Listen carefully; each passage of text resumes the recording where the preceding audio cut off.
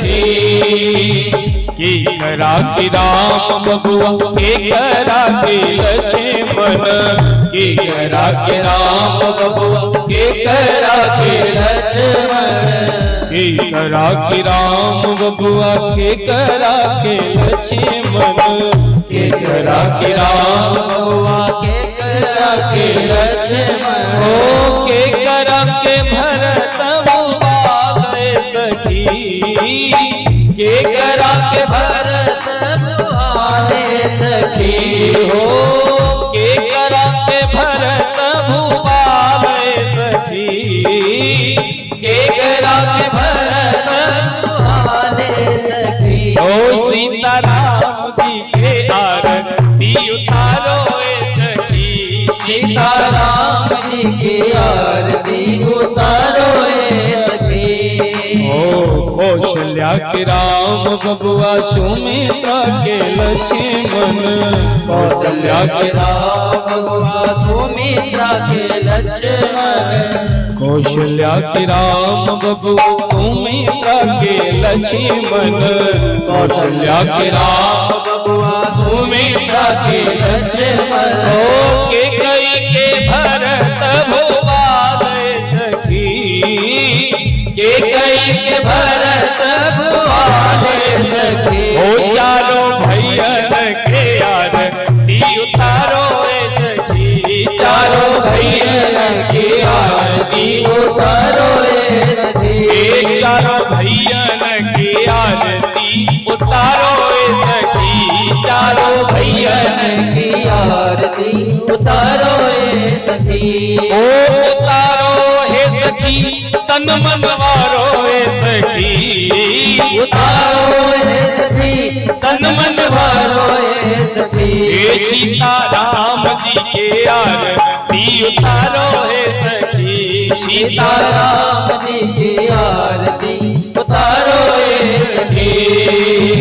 कवने रंग राम बबुआ कवने रंग लक्ष्मण, कवने रंग राम बबुआ कोने रंग लक्ष्मण, कवने रंग राम बबुआ कवने रंग लक्ष्मण, कवने रंग राम बबुआ कोने रंग लक्ष्मण। ओ कवने रंग भरत भुआ गए सखी, कवने रंग भरत भुआले सखी। ओ राजा राम जी के आरती उतारो ए सखी, राजा राम जी की आरती उतारो ए सखी। हे सीताराम जी के आरती उतारो हे सखी, सीताराम जी की आरती उतारो ए सखी। ओ श्याम रंग राम बबुआ गोरे रंग लक्ष्मण, श्याम रंग राम बबुआ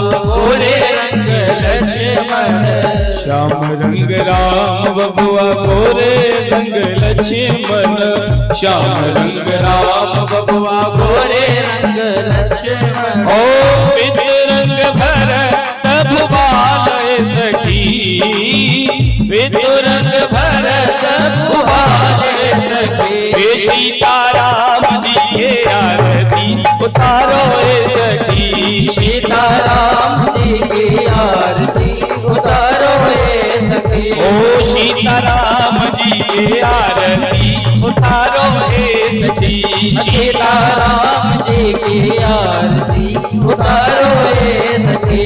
ओ उतारो हे सखी तन मन वालो हे सखी, उतारो ए सखी तन मन वालो ए सखी। ओ उतारो हे सखी तन मन वालो हे सखी, उतारो ए सखी तन मन वालो ए सखी। ओ चारों भैयन की आरती उतारो हे सखी, चारों भैयन की आरती उतारो ए सखी। ओ सीताराम जी के आरती उतारो हे सखी, सीताराम जी की आरती उतारो ए सखी। ओ सीताराम जी के आरती उतारो हे सखी, सीताराम जी की आरती उतारो कर्पूर गौरम करुणावतारम संसार सारम भुजगेन्द्रहारम सदा वसंतम हृदयारविंदे भवं भवानी सहितं नमामि त्वमेव माता पिता त्वमेव बन्धुः सखा त्वमेव वेद्या द्रविणं त्वमेव सर्वं मम देव त्वमेव सर्वं मम देव त्वमेव सर्वं मम देव। एक बार दोनों हाथ उठा के महामंत्र, उसके बाद आज की कथा में प्रवेश करेंगे। ओ हरे कृष्णा कृष्ण कृष्ण हरे हरे, हरे राम राम राम हरे हरे। हरे कृष्णा कृष्ण कृष्ण हरे हरे, हरे कृष्णा हरे राम राम हरे हरे। ओ हरे कृष्णा कृष्ण कृष्ण हरे हरे, हरे राम राम हरे हरे। हरे कृष्णा कृष्ण कृष्ण हरे हरे, हरे राम राम हरे हरे। कृष्णा कृष्ण कृष्ण हरे हरे, हरे राम राम राम हरे हरे।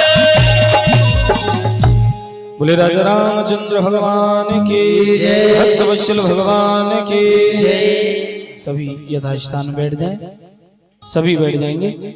आज की पावन में दिव्य कथा में आप हम सभी प्रवेश करेंगे और यह भगवान की आरती में ये अंजुला देवी ऑनलाइन 100 रुपये प्राप्त हुए। एक बार जोरदार तालियां बजाएं। अंजुला देवी जी 100 रुपये।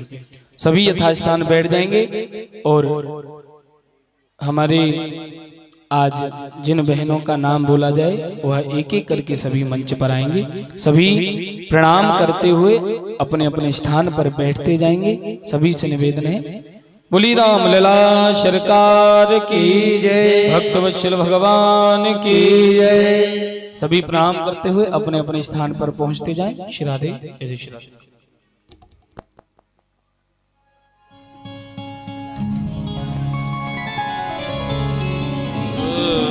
अब हम अपने कथा वाचिका का सम्मान करेंगे माला पहनाकर। हम जिनका भी नाम लें एक एक कर मंच पर जाना है और माला पहनाकर आना है। वहां भीड़ नहीं लगाना। सबसे पहले पूजा कुमारी, ऋतु कुमारी, उषा कुमारी नाम लें और आप लोग आइए। पूजा कुमारी, ऋतु कुमारी, उषा कुमारी, काजल कुमारी, प्राची कुमारी, पायल कुमारी, स्तुति कुमारी, आरती कुमारी, आरुषि कुमारी, निक्की कुमारी, हैप्पी कुमारी, वर्षा कुमारी,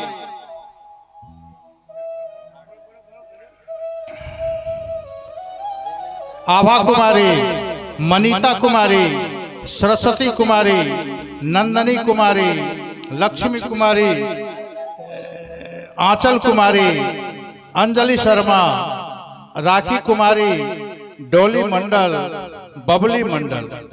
आप लोग सब कोई भीड़ वहां नहीं लगाना है, धीरे धीरे जाना है। रुक जाओ रुक जाओ रुक जाओ रुक जाओ, गड़बड़ी नहीं आने। एक इशारा पाने के बाद ऊपर जाना। आज और एक बात बता दें कि आज हम हनुमान चालीसा का वितरण करेंगे। बेटियां जो जा रही हैं वो संकल्प लेने जा रही हैं कि जब हम रोज हनुमान चालीसा का पाठ करेंगे, इसी संकल्प के साथ हम आप लोगों को आज भेज रहे हैं।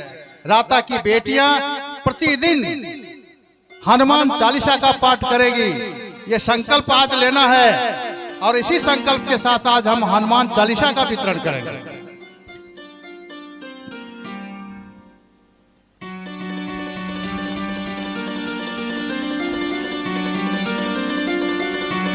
बहुत अच्छा लग रहा है।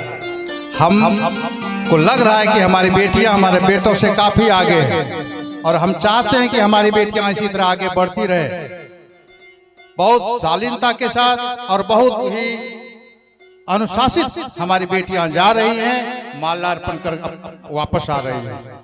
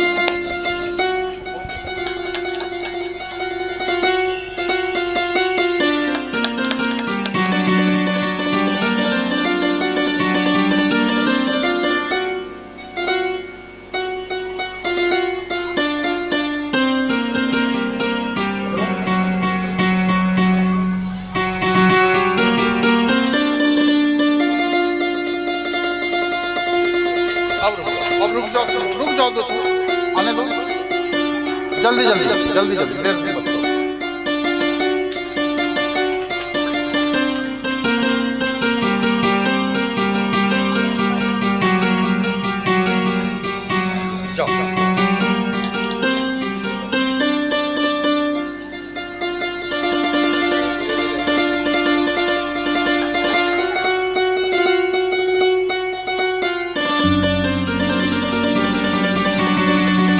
आज हम इतिहास बन रहे हैं, थे बिंदु अब हम आकाश बन रहे हैं।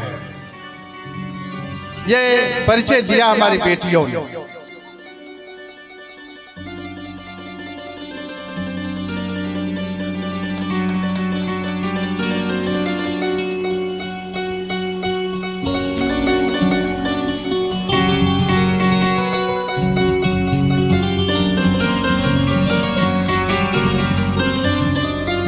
धन्यवाद।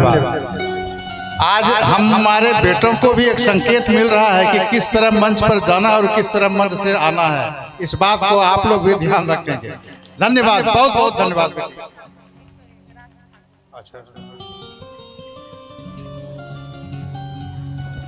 अब हम लोग कथा की ओर चलेंगे।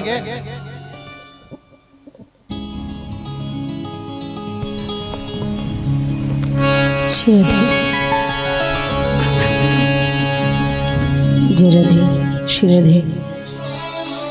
जय श्री राम। जय राधे, श्री राधे। जय श्री राम, श्री राधे, श्री राधे, राधे। जय श्री राम, श्री राधे, राधे। जय श्री राम, जय राधे। बोले रामचंद्र भगवान की जय हो। हनुमान जी महाराज की जय हो।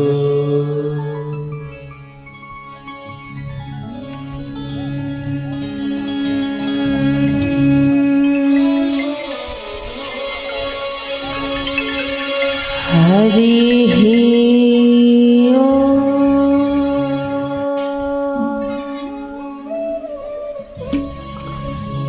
नमो भगवते वासुदेवाय नमः। स्वस्ति श्री गणेशाय नमः।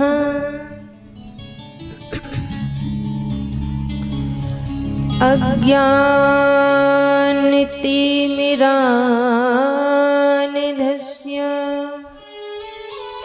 ज्ञानाञ्जनशलाकया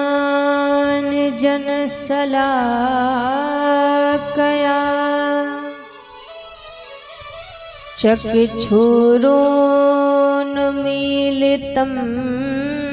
येन तस्मै श्री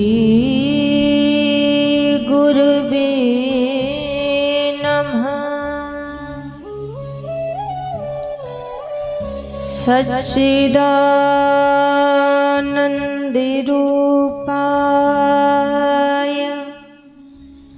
विश्वोत्पत्त्यादिहेतवे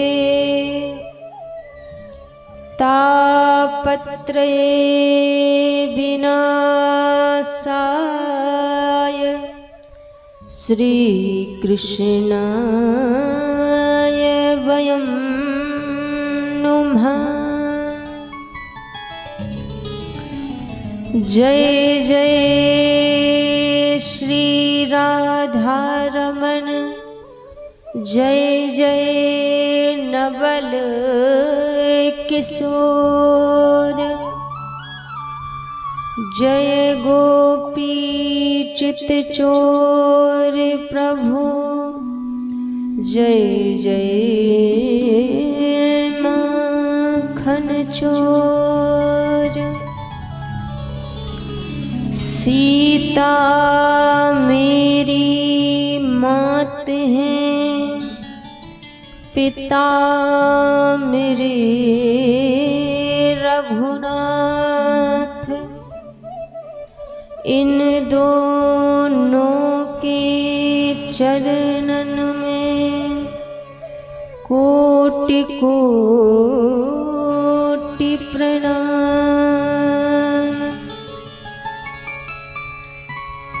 आए हनुमान जी विराजिए,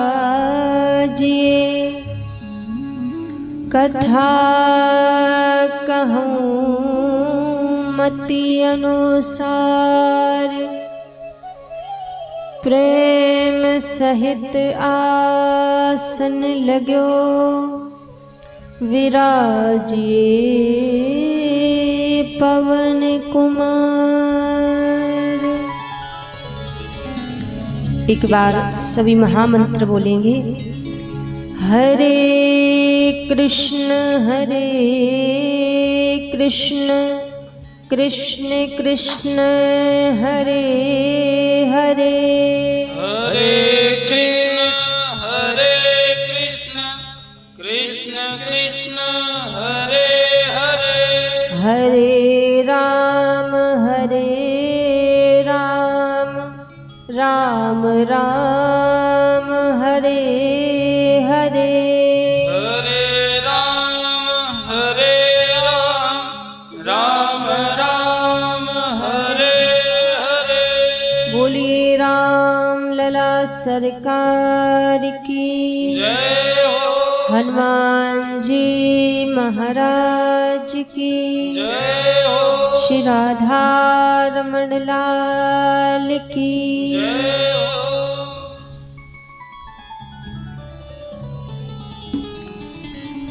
आइए सभी भक्तजन आज की परम पावन कथा में प्रवेश करने से पहले प्रभु को याद करते हुए, प्रभु को पुकारते हुए सभी आज की पावन मंगलमय कथा में प्रवेश करेंगे। सभी माताएं शांति पूर्वक बैठी रहें, जो आती जा रही हैं वो भी शांति से बैठती जाएं।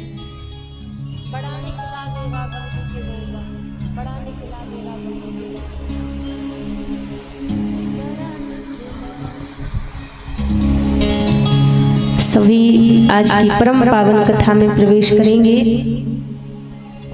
आज रामनवमी का शुभ दिन है, शुभ अवसर है।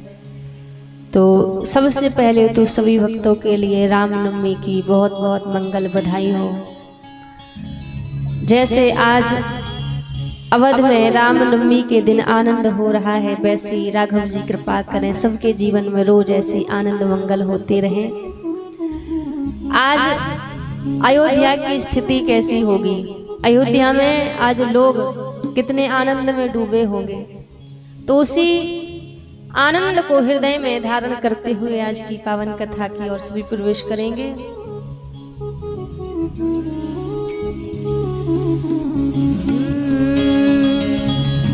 त्रिभुवन विदित, त्रिभुवन विदित अवध समनुआ, बड़ा निक लागे, बड़ा निक लागे राघव जी के गौबा, बड़ा निक लागे राघव जी के गौआ, बड़ा निक लागे राघव जी के गौवा, बड़ा निक लागे राघव जी के गौआ, बड़ा निक लागे राघव जी के गौवा, बड़ा निक लागे राघव जी के गौआ। त्रिभुवन विदिते, त्रिभुवन विदिते अवध समनुआ, बड़ा निक लागे राघव जी के गौवा, बड़ा निक लागे राघव जी के गौआ, बड़ा निक लागे राघव जी के गौवा। बड़ा निक लागे राघव जी के गौआ। जय हो, ताली जवा करते हुए सभी रामचंद्र भगवान की जय हो।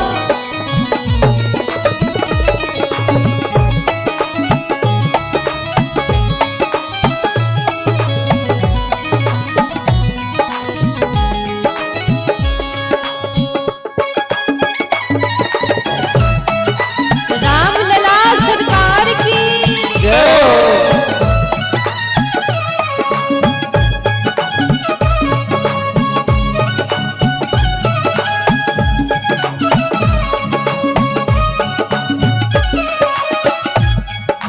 दशरथ जी पिता जहाँ कौशला जी मैया, दशरथ जी पिता जहाँ कौशला जी मैया, दशरथ जी पिता जहाँ कौशला जी मैया, दशरथ जी पिता जहाँ कौशला जी मैया, भरत रिपु शत्रुघ्न हलधर है भैया, भरत रिपु और हलधर है भैया, जहाँ ना कबहू चले, जहाँ ना कबहू चले कली का पदुबा, बड़ा निक लागे राघव जी के गौबा, बड़ा निक लागे राघव जी के गौआ, बड़ा निक लागे राघव जी के गौबा। हो बड़ा निक लागे राघव जी के गौआ।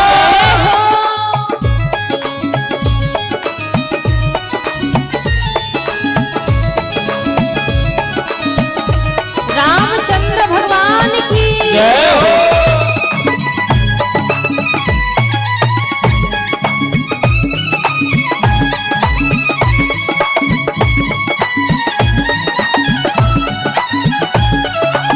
रामलला सरकार की जय हो।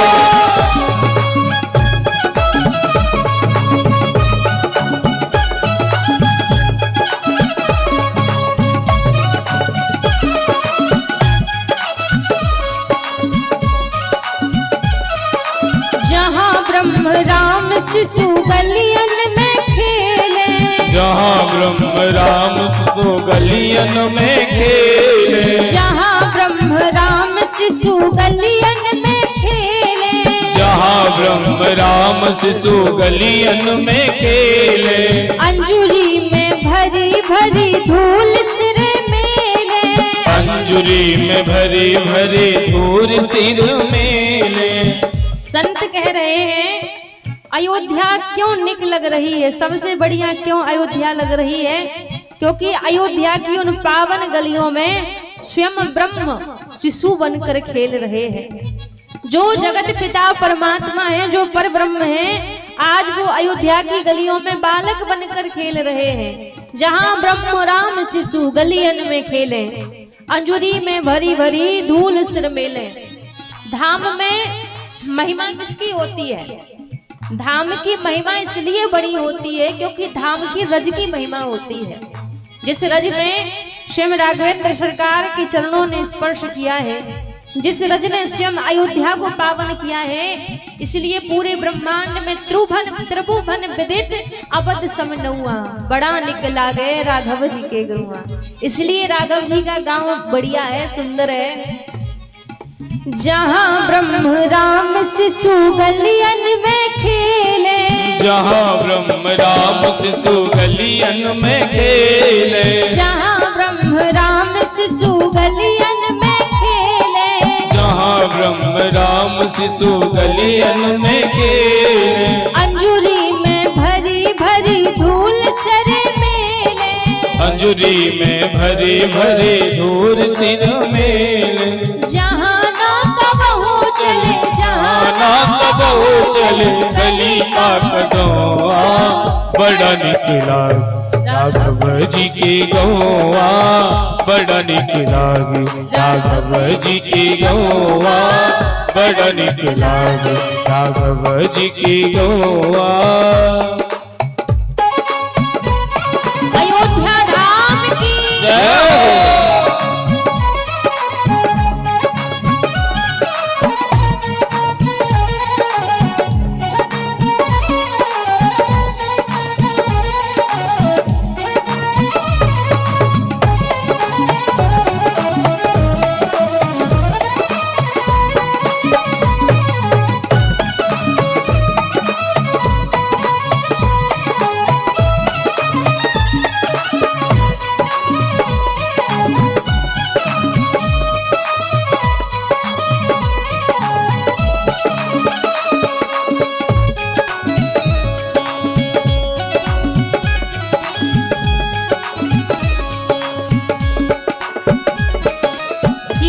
महारानी जहाँ रामचंद्र राजा, सीता महारानी जहाँ रामचंद्र राजा, सीता महारानी जहाँ रामचंद्र राजा, सीता महारानी जहाँ रामचंद्र राजा, हनुमान परिकर वैष्णो समाजा, ओ हनुमान परिकर वैष्णो समाजा, हनुमान परिकर वैष्णो समाजा, हनुमान परिकर वैष्णो समाजा। राम राम रटे जहाँ, राम राम रटे जहाँ कोयल और कौआ, बड़ा निक लागे राघव जी के गौआ, बड़ा निक लागे राघव जी के गौआ। ऐसे नहीं। अच्छा, किस किस को राघव जी का गांव निक लगता है, सुंदर लगता है, सबको लगता है ना, तो कहिए ना। आज तो अयोध्या की शोभा का कोई वर्णन ही नहीं कर सकता, जैसी अयोध्या की आज शोभा होगी। दोनों हाथ पर खड़े करके मिलकर सभी कहिए, बड़ा निक लागे राघव जी के गौवा, बड़ा निक लागे राघव जी के गौआ, बड़ा निक लागे राघव जी के गौवा, बड़ा निक लागे राघव जी के गौआ, बड़ा निक लागे राघव जी के गौवा, बड़ा निक लागे राघव जी के गौआ, बड़ा निक लागे राघव जी के गौवा, बड़ा निक लागे राघव जी के गौआ, बड़ा निक लागे राघव जी के गौवा, बड़ा निक लागे राघव जी के गौआ, बड़ा निक लागे राघव जी के गौवा, बड़ा निक लागे राघव जी के गौआ, बड़ा निक लागे राघव जी के गौवा। बड़ा निक लागे। बोली रामचंद्र भगवान की, जय हो, अयोध्या धाम की। जय हो।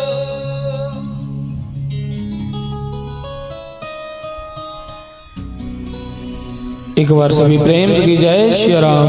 जय श्री राम। ये इंद्रावती पूर्व सरपंच पुरानी राता से 200 रुपये भगवान के चरणों में अर्पण किए, उनके वाली एक बार जोरदार ताली बजाएं। और राखी कुमारी 101 रुपये भगवान के चरणों में अर्पण किए, इनके लिए भी एक बार जोरदार ताली बजाएं। बोली रामचंद्र भगवान की जय। बोली रामलला सरकार की जय हो। आइए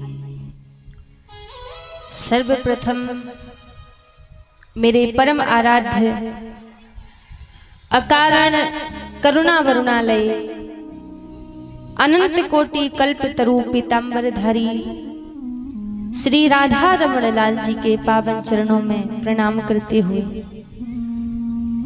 अनंत बलवंत संत श्री हनुमंत लाल जी महाराज के चरणों में प्रणाम करते हुए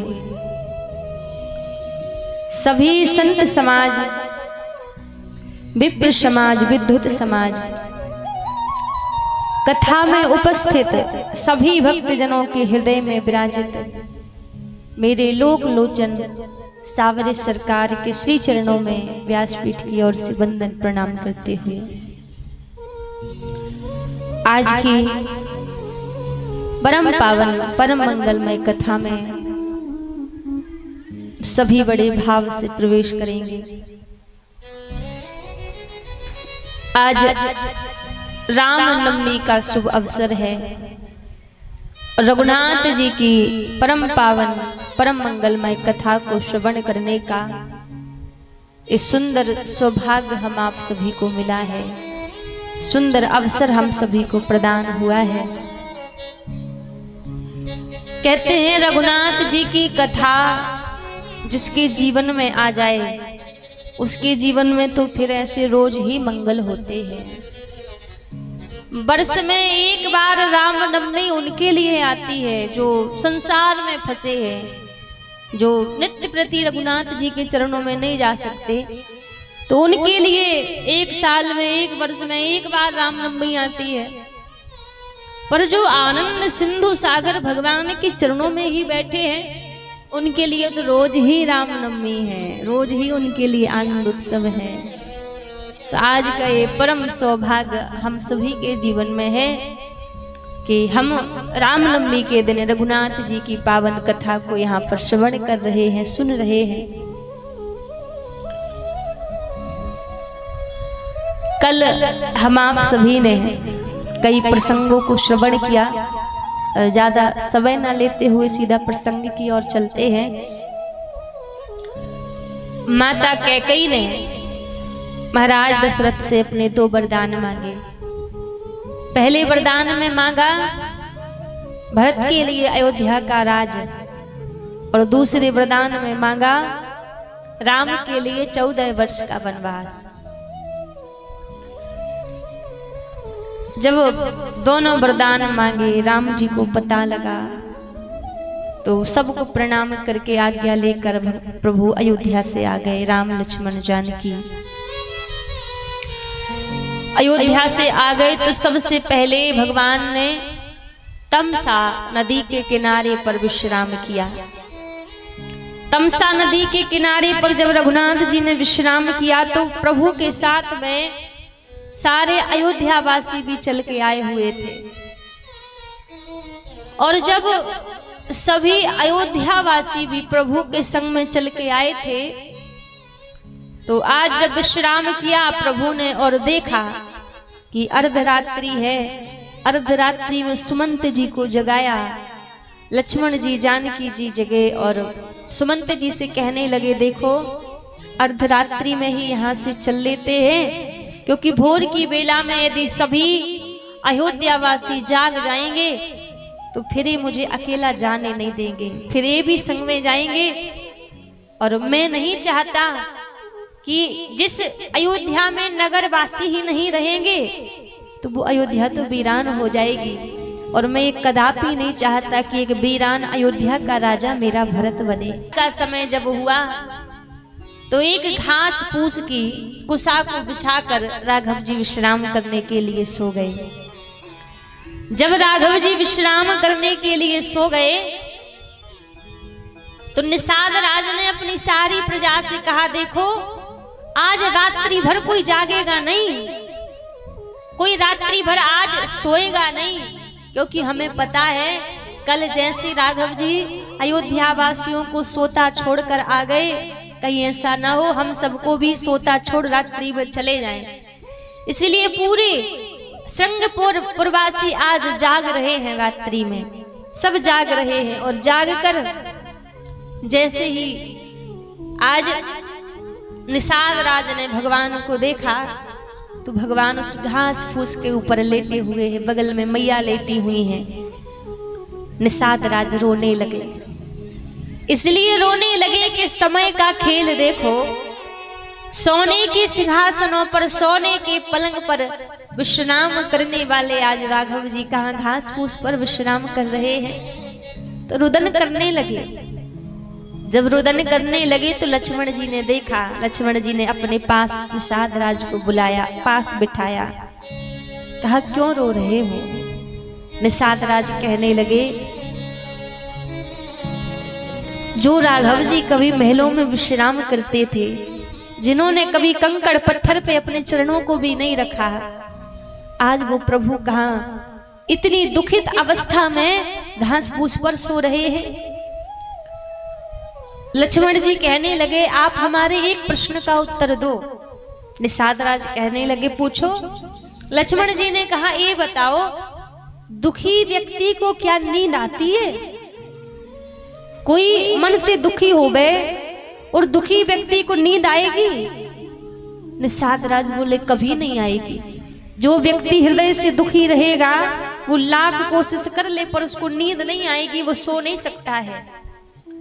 तो लक्ष्मण जी बोले, आपने प्रभु को देखा, आपने राघव जी को देखा, वो तो इतने आनंद से सो रहे हैं, उनको कोई चिंता ही नहीं है, उनको कोई फिक्र ही नहीं, इतने आराम से विश्राम कर रहे हैं। इसका मतलब जानते हो, राघव जी को बन जाने का कोई दुख नहीं है, वो तो आनंद में है।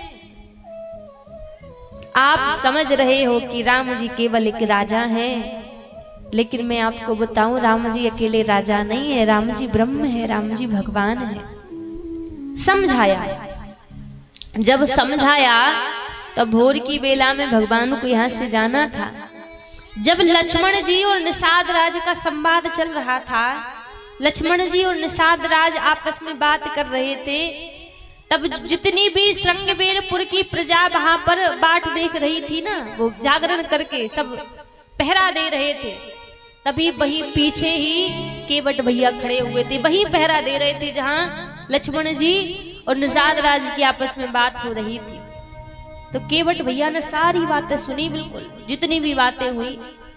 अब रात्रि के समय ही केवट भैया आए निषाद राज के पास में, और पास में आकर पूछने लगे, भगवान मेरे मन में एक इच्छा है, आपने एक बार मुझसे कहा था, आपका एक वचन मेरे ऊपर उधार है, आपने कहा था कि जब मन हो, जो मन हो सो मांग लेना।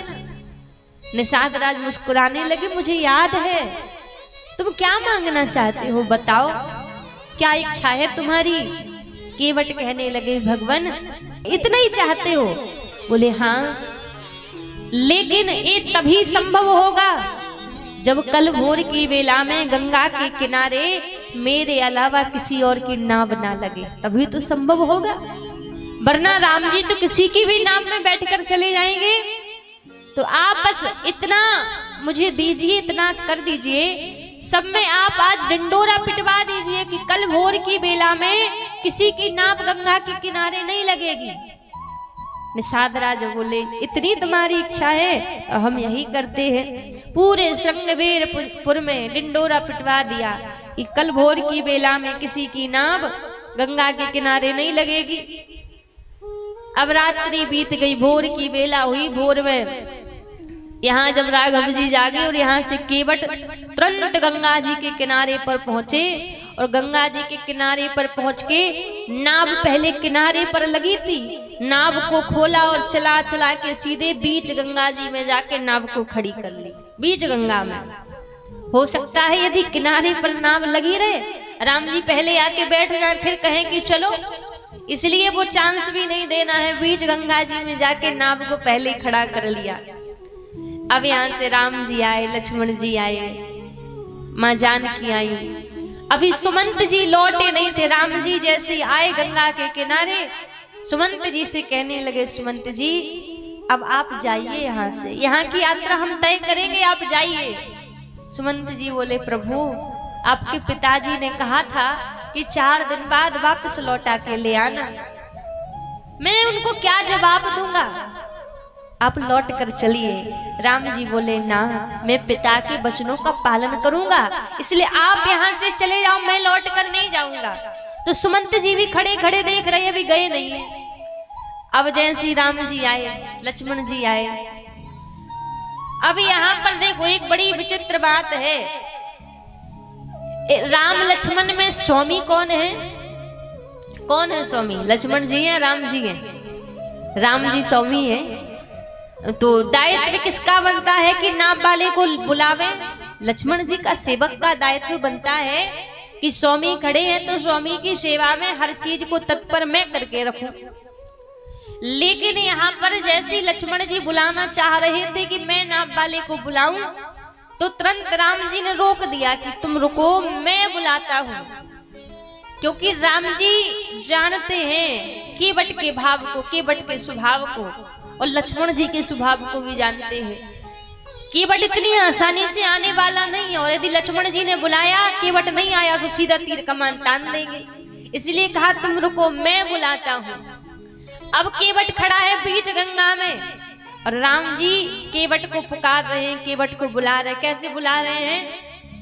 मांगी नाव ना केवट आना, मांगी नाव केवट आना, मांगी नाव ना केवट आना, मांगी नाव ना केवट आया। कहाँ तुम्हारे मरम में जाना, कहाँ तुम्हारे मरम में जाना, मांगी नाव ना केवट आना, मांगी नाव ना केवट आना, मांगी नाव ना केवट आना, मांगी नाव ना केवट आना। कहाँ तुम्हारे मरम में जाना, ओ कहे तुम्हारे मरम में जाना। राम जी केवट को बुलाते हैं, मांगी नाव, नाव को मांग रहे हैं रघुनाथ जी, भैया नाव लेकर आ जाओ, हमें गंगा पार उतार दो। राम जी ने तो नाव मांगी, लेकिन ना केवट आना, केवट आया नहीं। केवट ने मना कर दिया, आया तो नहीं, ऊपर से ये और कह रहा है कहीं तुम्हार मरम में जाना। या तो सीधा आ जाए तो कोई बात हो, आना तो है नहीं, आया तो है नहीं, ऊपर से ये और बोल रहा है कि हम तुम्हारे मरम को जानते हैं। अच्छा, यहाँ पर एक चीज और, केवट ने राम जी को देखा तो नहीं था, बस बातें सुनी थी लक्ष्मण जी की, और निषाद राज की, राम जी को देखा नहीं था। पर केवट कैसे समझ गया कि यही राम जी हैं, यही भगवान है?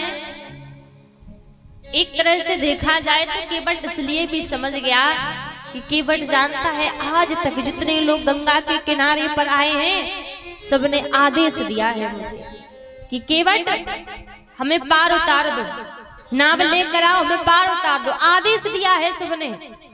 लेकिन जो इतनी विनम्रता से आदेश नहीं, याचना कर रहे हैं कि नाव को लेकर आओ, इतनी विनम्रता से याचना तो केवल राघव जी ही कर सकते हैं। इतनी विनम्र भाव से बुलाना तो केवल राघव जी के ही मन का है, और कोई नहीं बुला सकता। आज आप किसी रास्ते में जाओ तो रास्ते चलते गाड़ी वाहन वालों को कई लोग कितनी बुरी तरह से डांट देते हैं, चिल्ला देते हैं। तो यही केवट को लग रहा है कि आज तक इतने लोग आते हैं, मैं सबको पार उतारता हूँ, सब आज्ञा करते हैं, याचना कोई नहीं करता। लेकिन जब ये याचना कर रहे हैं तो ये राम जी हैं, ये रघुनाथ जी हैं, तो इसलिए केवट समझ गया कि यही भगवान है। तो राम जी कह रहे हैं भैया केवट नाव ले आओ, हमें उस पार जाना है। पर केवट ने आने से मना कर दिया और कह रहे कहीं तुम्हारे मरम में जाना। अब एक चीज बताओ, कोई व्यक्ति वैसे ही आपको पता नहीं है, बात बात में आपसे कह दे कि भैया हमें तुम्हारे बारे में सब पता है, आधे व्यक्ति तो उतने में घबरा जाएंगे कि पता नहीं क्या क्या इनको पता है। आप किसी पर क्रोध कर दो कोई बात को लेकर, और वो सामने से आपसे कह दे कि आप क्रोध कर रहे हो, मैं सब जानता हूं तुम्हारे बारे में, जाके तुम्हारे घर में बता दूंगा। आप उतने में हवा ढीली हो जाएगी, महाराज पता नहीं क्या जानता और क्या जाके घर में बताएगा। अब पहली भेंट है केवट की और रघुनाथ जी की, पहले कभी दोबारा मिले नहीं। प्रथम भेंट में कह रहा है मैं तुम्हारे बारे में सब जानता हूँ, और लक्ष्मण जी बगल में खड़े हैं। बोले भैया मैं तो 24 घंटे तुम्हारे साथ में रहता हूँ, तुम्हारी सेवा में रहता हूँ, मैं तो आपके किसी मरहम को नहीं जानता। और ये कुछ पल पहले, कुछ क्षणों पहले जो केवट अभी हमसे मिला है, ये कह रहा है मैं तुम्हारे मरहम को जानता हूँ। जैसे ही कहा तो राम जी कहने लगे देखो शुरुआत तो मेरी घर से ही बिगड़ गई थी। शुरुआत कैसे घर से बिगड़ गई थी? मुझे पता था कि शुरुआत घर से बिगड़ी है तो अब रास्ते में कोई मेरी बात मानने वाला नहीं है। लक्ष्मण जी पूछने लगे भगवान कैसे घर से शुरुआत बिगड़ी थी? राम जी ने कहा ये बताओ पिताजी ने वन का वास किसे दिया था? मेरे लिए दिया था, तुम्हें तो नहीं दिया था। मैंने तुम्हें रोका था कि तुम मत आओ, तुम अयोध्या में रुक जाओ, तुमने मेरी बात मानी? नहीं मानी। जानकी को मैंने रोका था कि तुम भी मेरे साथ वन में मत जाओ, तुम भी अयोध्या में रुक जाओ, जानकी ने भी मेरी बात नहीं मानी। और उधर देखो वो खड़े हैं सुमंत जी, अभी उनसे मैं कह रहा हूँ कि जाओ वापस अयोध्या लौट जाओ, वो भी नहीं जा रहे हैं। तो मैं तो घर से ही समझ गया था कि जब घर से ही बोनी बिगड़ चुकी है तो रास्ते में भी ऐसी होना है। जब घर वालों ने बात नहीं मानी तो बाहर वाले कहां से बात मान लेंगे? मुझे लगता है इसलिए नहीं आ रहा है केवट। रघुनाथ जी फिर निवेदन करते हैं भैया देरी मत करो, अति शीघ्र आ जाओ और मुझे गंगा पार उतार दो, मुझे देरी हो रही है, मुझे गंगा पार कर दो।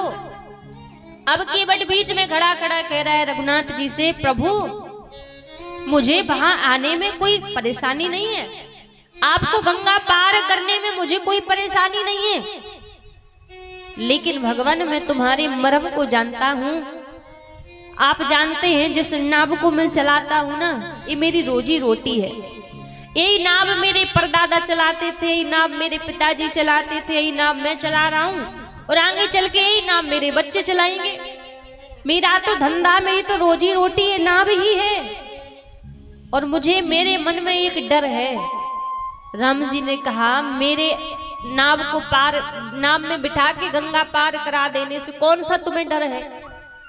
तो केवट कहने लगा मुझे डर ये है, मैंने तुम्हारा मरहम जानता हूं। मैंने सुना है कि जब आप एक बार विश्वामित्र जी के संग में मिथिलापुरी जा रहे थे और आपके चरणों की रज एक पत्थर के ऊपर स्पर्श हुई थी तो वो पत्थर तो नारी बन गई थी, नारी बनकर आकाश में चली गई थी। और मुझे यही डर है, मेरी नाव ही मेरी रोजी रोटी है, यदि इसमें आपने चरण रखे और मेरी नाव नारी बनकर ऊपर चली गई तो मैं क्या करूंगा? मैं तो वैसे ही गरीब व्यक्ति हूं भगवान, इसी से अपना घर परिवार पालता हूं और यही हाथ से छिन गई तो क्या करूंगा फिर? इतने में लक्ष्मण जी बोल पड़े अच्छा एक ही बार का सुना है तुमने कि एक ही पत्थर तो नारी बनी थी, उसके बाद भी तो कितनी लंबी यात्रा राम जी ने तय की, कितने कंकड़ पत्थर उनके चरणों के नीचे आए, वो तो नारी नहीं बने। तो ये क्या पक्की बात है कि तुम्हारी नाव नारी बन जाएगी? केवट कहने लगा छोटे सरकार हम गंगा के किनारे जरूर रहते हैं पर इतना तो हम जानते हैं, इसलिए ये बात पक्की है कि मेरी नाव नारी बन जाएगी। आपने अभी कहा ना हजारों कंकड़ पत्थर रास्ते में मिले थे राम जी को, वो सब तो नारी नहीं बने। वो इसलिए नारी नहीं बने कि राम जी ने उनको देखा ही नहीं था। पूरे रास्ते में एक ही शिला की ओर इशारा किया था, पूछा था गुरुदेव ये पत्थर क्या है, ये शिला क्या है, इशारा करके पूछा था ना कि क्या है। मैं इतना तो जानता हूँ जब उस पत्थर पर इशारा राम जी ने किया था वो नारी बन गई थी। तो यहाँ भी तो इतनी नाव खड़ी हुई है, इतनी नाव में से राम जी मेरी नाव की ओर इशारा क्यों कर रहे हैं, क्यों हाथ देकर कह रहे हैं कि भैया आ जाओ? इसका मतलब खतरा भी टला नहीं है, खतरा यहाँ पर भी है। इतनी नाव खड़ी हुई है किनारे पर, किसी और नाव की ओर इशारा कर सकते हैं राम जी, पर मेरी नाव की ओर ही क्यों इशारा कर रहे हैं? क्योंकि अभी खतरा है, इसलिए मुझे डर है कि मेरी नाव कहीं नारी ना बन जाए, इसलिए मैं नाव को लेकर नहीं आऊंगा। रघुनाथ जी बोले भैया मुझे गंगा पार करना है और बड़ा विलंब हो रहा है, कोई उपाय बता दो जिससे तुम्हारा डर भी मिट जाए और आप मुझे गंगा पार भी करा दो। केवट कहने लगा देखो उपाय तो एक ही है, मैं तो आऊंगा नहीं, यदि ज्यादा आपको विलंब हो रहा है तो यहाँ से थोड़ी दूर पर आप जाइए, वहां से गंगा मैया का जल घुटवन घुटवन है, वहां से पार कर लीजिए, खुद ही पैदल चल के पार कर लो। रघुनाथ जी जानते कि यदि मैंने गंगा जी को पार किया तो गंगा जब स्वर्ग लोक से आई थी तो उन्होंने वचन दिया था कि जब आप अपने चरणार बिंदों से मुझे पार कर लोगे या चरण स्पर्श करा दोगे तो दोबारा आपके चरणों में समाहित हो जाऊंगी मैं, तो गंगा अभी चरणों में समाहित हो जाएगी, तो इसलिए गंगा को पार भी नहीं कर सकते। तो रघुनाथ जी कुछ नहीं बोले। अब जैसे कुछ नहीं बोले तो केवट कहने लगा अच्छा अच्छा हम समझ गए, इसलिए पैदल पार नहीं कर सकते क्योंकि आपके साथ में जानकी जी है, इसीलिए आप जा नहीं सकते। अब हंसी ठिठोली करके केवट कह रहा है देखो मैं आपके एक मर्म को और जानता हूँ। कौन से मर्म को जानता हूँ? कि 3 पैर में 3 लोक जब नाप लिए भगवान, सो नाभ बिना व्याकुल खड़े बेई कृपा निधान। मैं आपके इस रहस्य को भी जानता हूँ, जब आप एक बामन का बटुक का रूप बना के राजा बलि के द्वार पे गए थे तो 3 पग में आपने पूरे ब्रह्मांड को, पूरी पृथ्वी को नाप लिया था, 3 पग में त्रिलोकी को नाप लिया था, और ये छोटी सी गंगा आपसे पार नहीं की जा रही है, यहाँ नाव की आशा कर रहे हो, नाव बिना व्याकुल खड़े बेई कृपा निधान। आप वही भगवान तो हो जो नाव के बिन व्याकुल खड़े हो यहाँ पर। अब जैसे कुछ बोले सो यहाँ के लक्ष्मण भैया को क्रोध आ जाए कि भैया इसको बोलो, ये कुछ ज्यादा नहीं बोल रहा है। अब जैसे कहा कि कुछ ज्यादा नहीं बोल रहा है, तुम नाव लेकर आओ, नाव लेकर नहीं आओगे तो मैं तीर चला दूंगा। केवट फिर बोल पड़ा देखो छोटे सरकार, हम आपसे हम बात नहीं कर रहे, हम थोड़ा प्रभु से बात कर रहे, अभी सुनो और जानता हूं मैं इनके बारे में, अभी इतना काफी नहीं, अभी तो और जानता हूं। अब क्या जानते हो? कहा महाराज अभी मैं और जानता हूं कि आपके घर में पिताजी तो आपके जरूर एक हैं, लेकिन माता आपकी 3 हैं। जो दशरथ कैकेयी ब्याह न लाते, कहो राम कैसे बन जाते। यदि दशरथ महाराज कैकेयी को ब्याह कर नहीं लाते तो कैसे राम जी वनवास जाते। तो आपकी मैया भी अलग अलग है।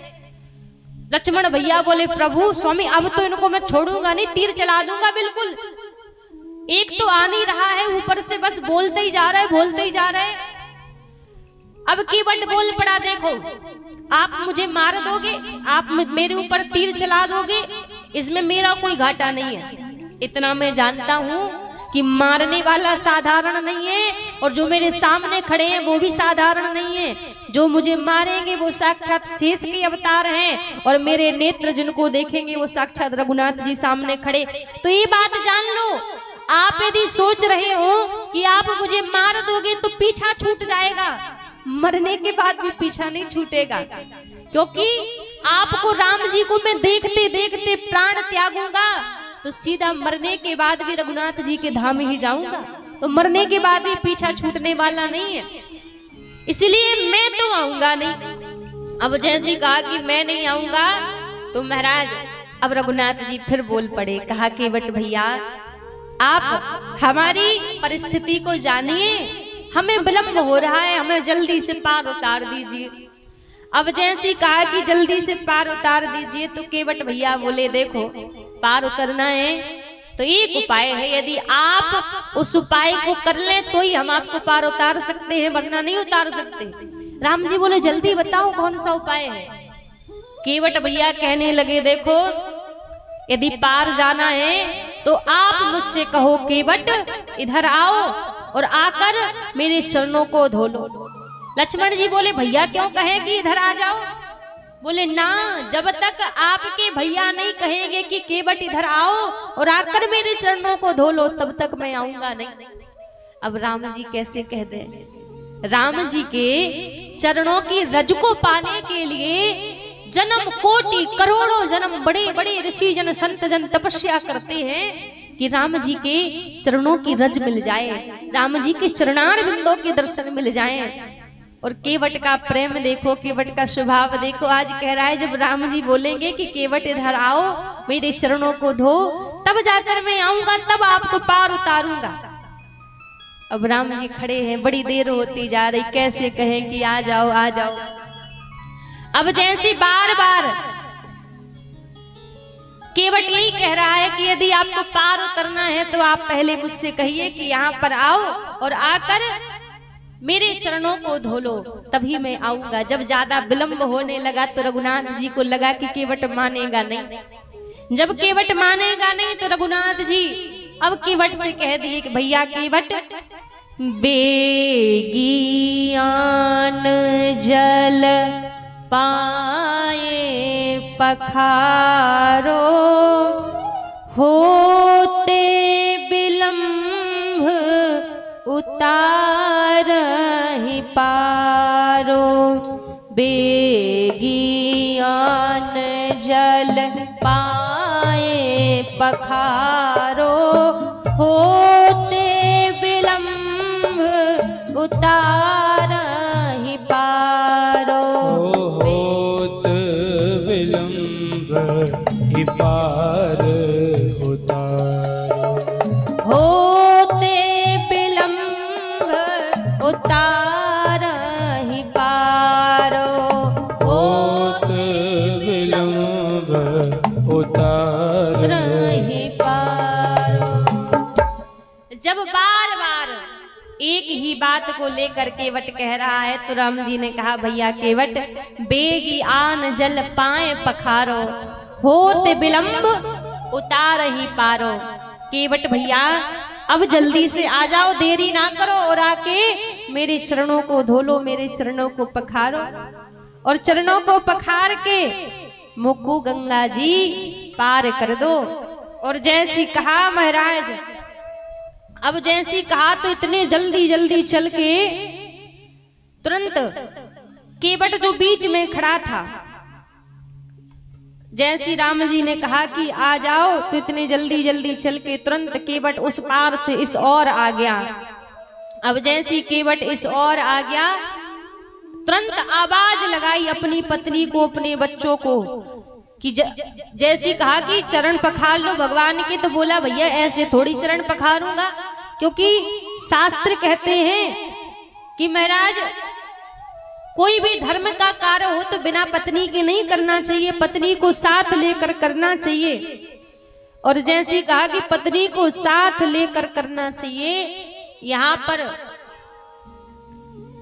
अब राम जी के यदि चरणों को केवट धो रहा है, चरणों को पखार रहा है, तो इससे बड़ा कोई दूसरा धर्म का कार्य हो सकता है? नहीं हो सकता। तो जैसे इस ओर आए, तुरंत अपनी पत्नी को आवाज लगाई और बोले देखो घर से जल लेकर आना, गंगा जी से उधारी नहीं लेनी है, जल घर से ही लेकर आना, घर के जल से राघव जी के चरणों को पखारेंगे। और जैसी पत्नी बच्चे सब दौड़ कर आए और एक कठौता लेकर आए, जिसमें राघव जी के चरणों को पधरा दिए। और चरणों को पधरा कर अब केवट जैसी राघव जी के चरणों को पखारना धोना केवट ने प्रारंभ कर दिया। बोली राजा रामचंद्र भगवान की। हो धुला लो पाँव राघव जी, धुला लो पाँव राघव जी, अगर जो पार जाना है, धुला लो पाँव राघव जी, अगर जो पार जाना है। ओ धुला लो पाँव राघव जी, धुला लो पाँव राघव जी, अगर जो पार जाना है, धुला लो पाँव राघव जी, अगर जो पार जाना है। धुला लो पाँव राघव जी, अगर जो पार जाना है। धुला लो पाँव राघव जी, अगर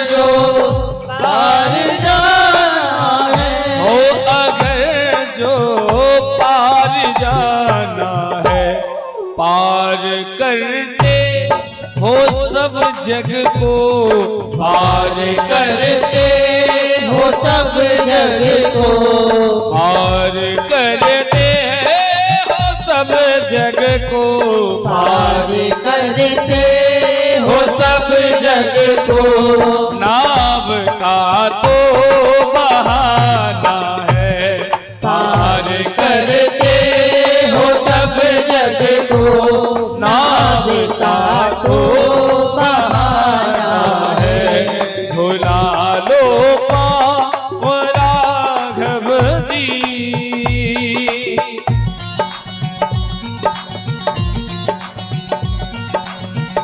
रामचंद्र भगवान की करुणासिंधु भगवान की जय हो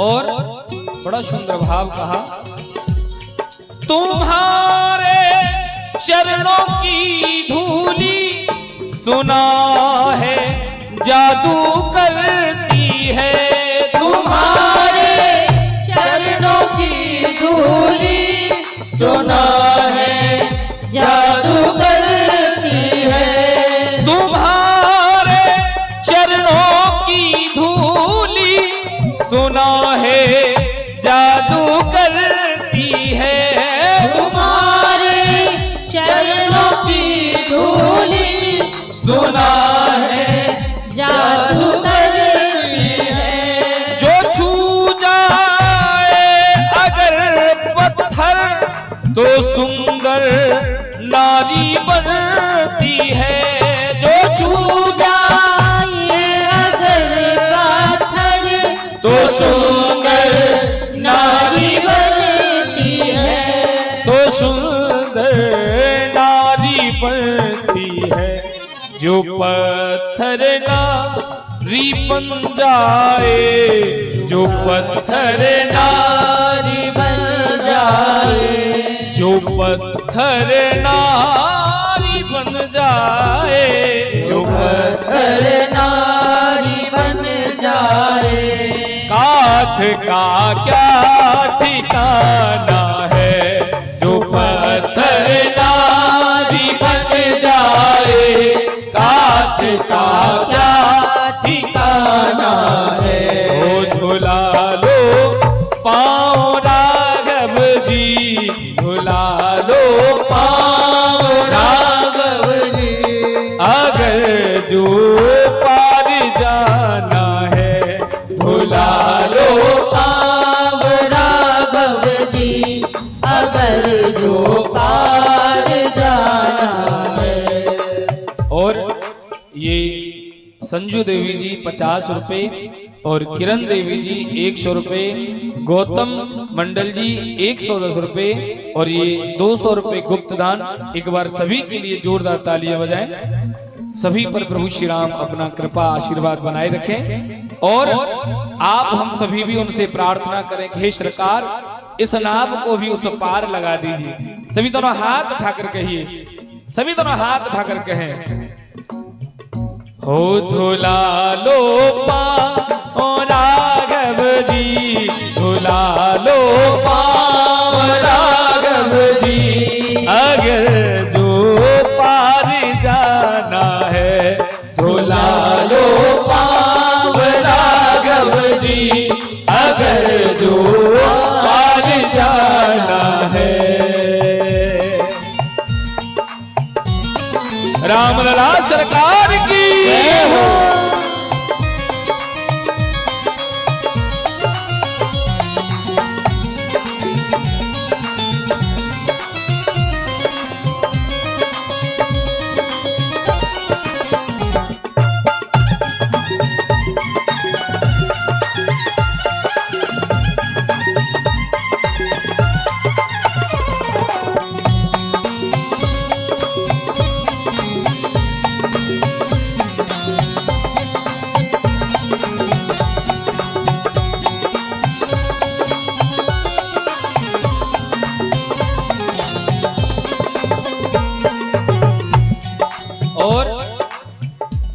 आगे केवट जी कहते हैं प्रभु हमारी नाव ही परिवार का अंतिम सहारा है, हमारी नाम ही परिवार का अंतिम सहारा है, हमारी नाव ही परिवार का अंतिम सहारा है, हमारी नाम ही परिवार का अंतिम सहारा है।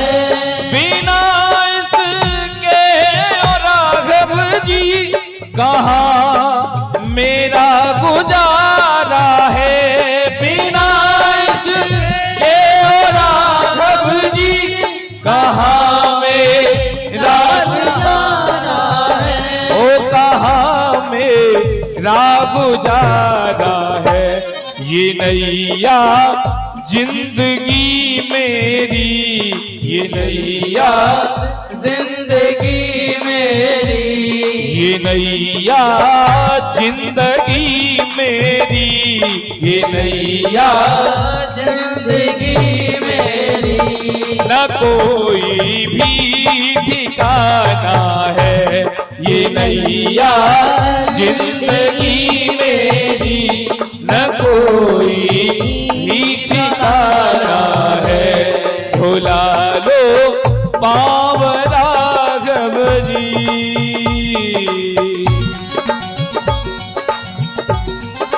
रामलला सरकार की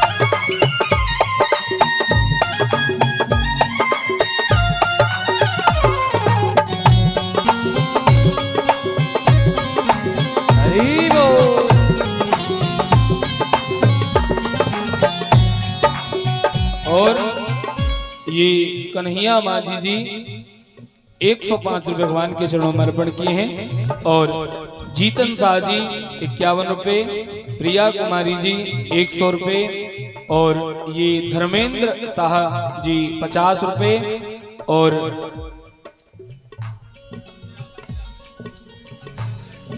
भूदेव शाह जी ये 100 रुपए भगवान के चरणों में अर्पण किए हैं। हर दयाल यादव जी भी 100 रुपए भगवान के चरणों में अर्पण किए। एक बार सभी के लिए जोरदार ताली बजाएं। बोली रामलला सरकार की।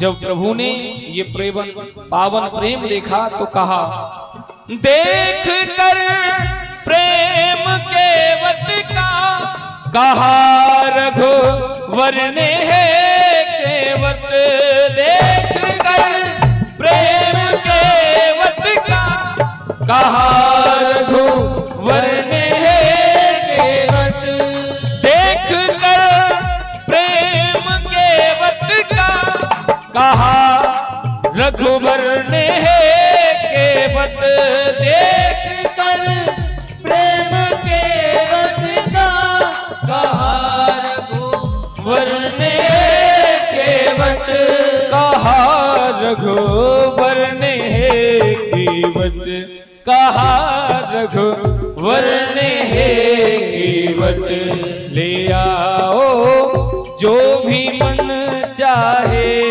ले आओ जो भी मन चाहे, ठिकाना और ना कोई, ले आओ जो भी मन चाहे, ठिकाना और ना कोई, धुला लो पाव राघव जी, धुला लो पाव राघव जी, धुला लो पाव राघव जी, धुला लो पाव राघव जी, अगर जो पार जाना है, धुला लो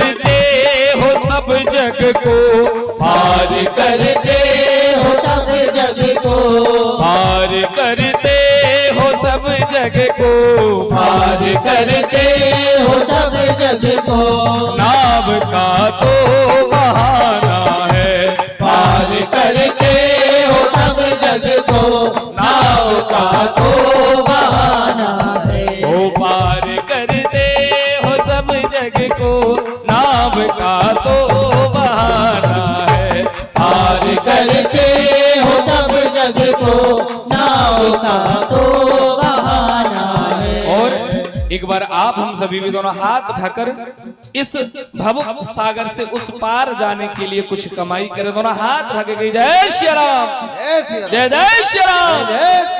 हम बोलो श्री राम जय राम जय जय राम, बोलो श्री राम जय राम जय जय राम, हे बोलो श्री राम जय राम जय जय राम, बोलो श्री राम जय राम जय जय राम, हे बोलो श्री राम जय राम जय जय राम, बोलो श्री राम जय राम जय जय राम, बोलो श्री राम जय राम जय जय राम, बोलो श्री राम जय राम जय जय राम, हे बोलो श्री राम जय राम जय जय राम, बोलो श्री राम जय राम जय जय राम, बोलो श्री राम जय राम जय जय राम, बोलो श्री राम जय राम जय जय राम, हे बोलो श्री राम जय राम जय जय राम, बोलो श्री राम जय राम जय जय राम, हे बोलो श्री राम जय राम जय जय राम, बोलो श्री राम जय राम जय जय राम, जय जय श्री राम।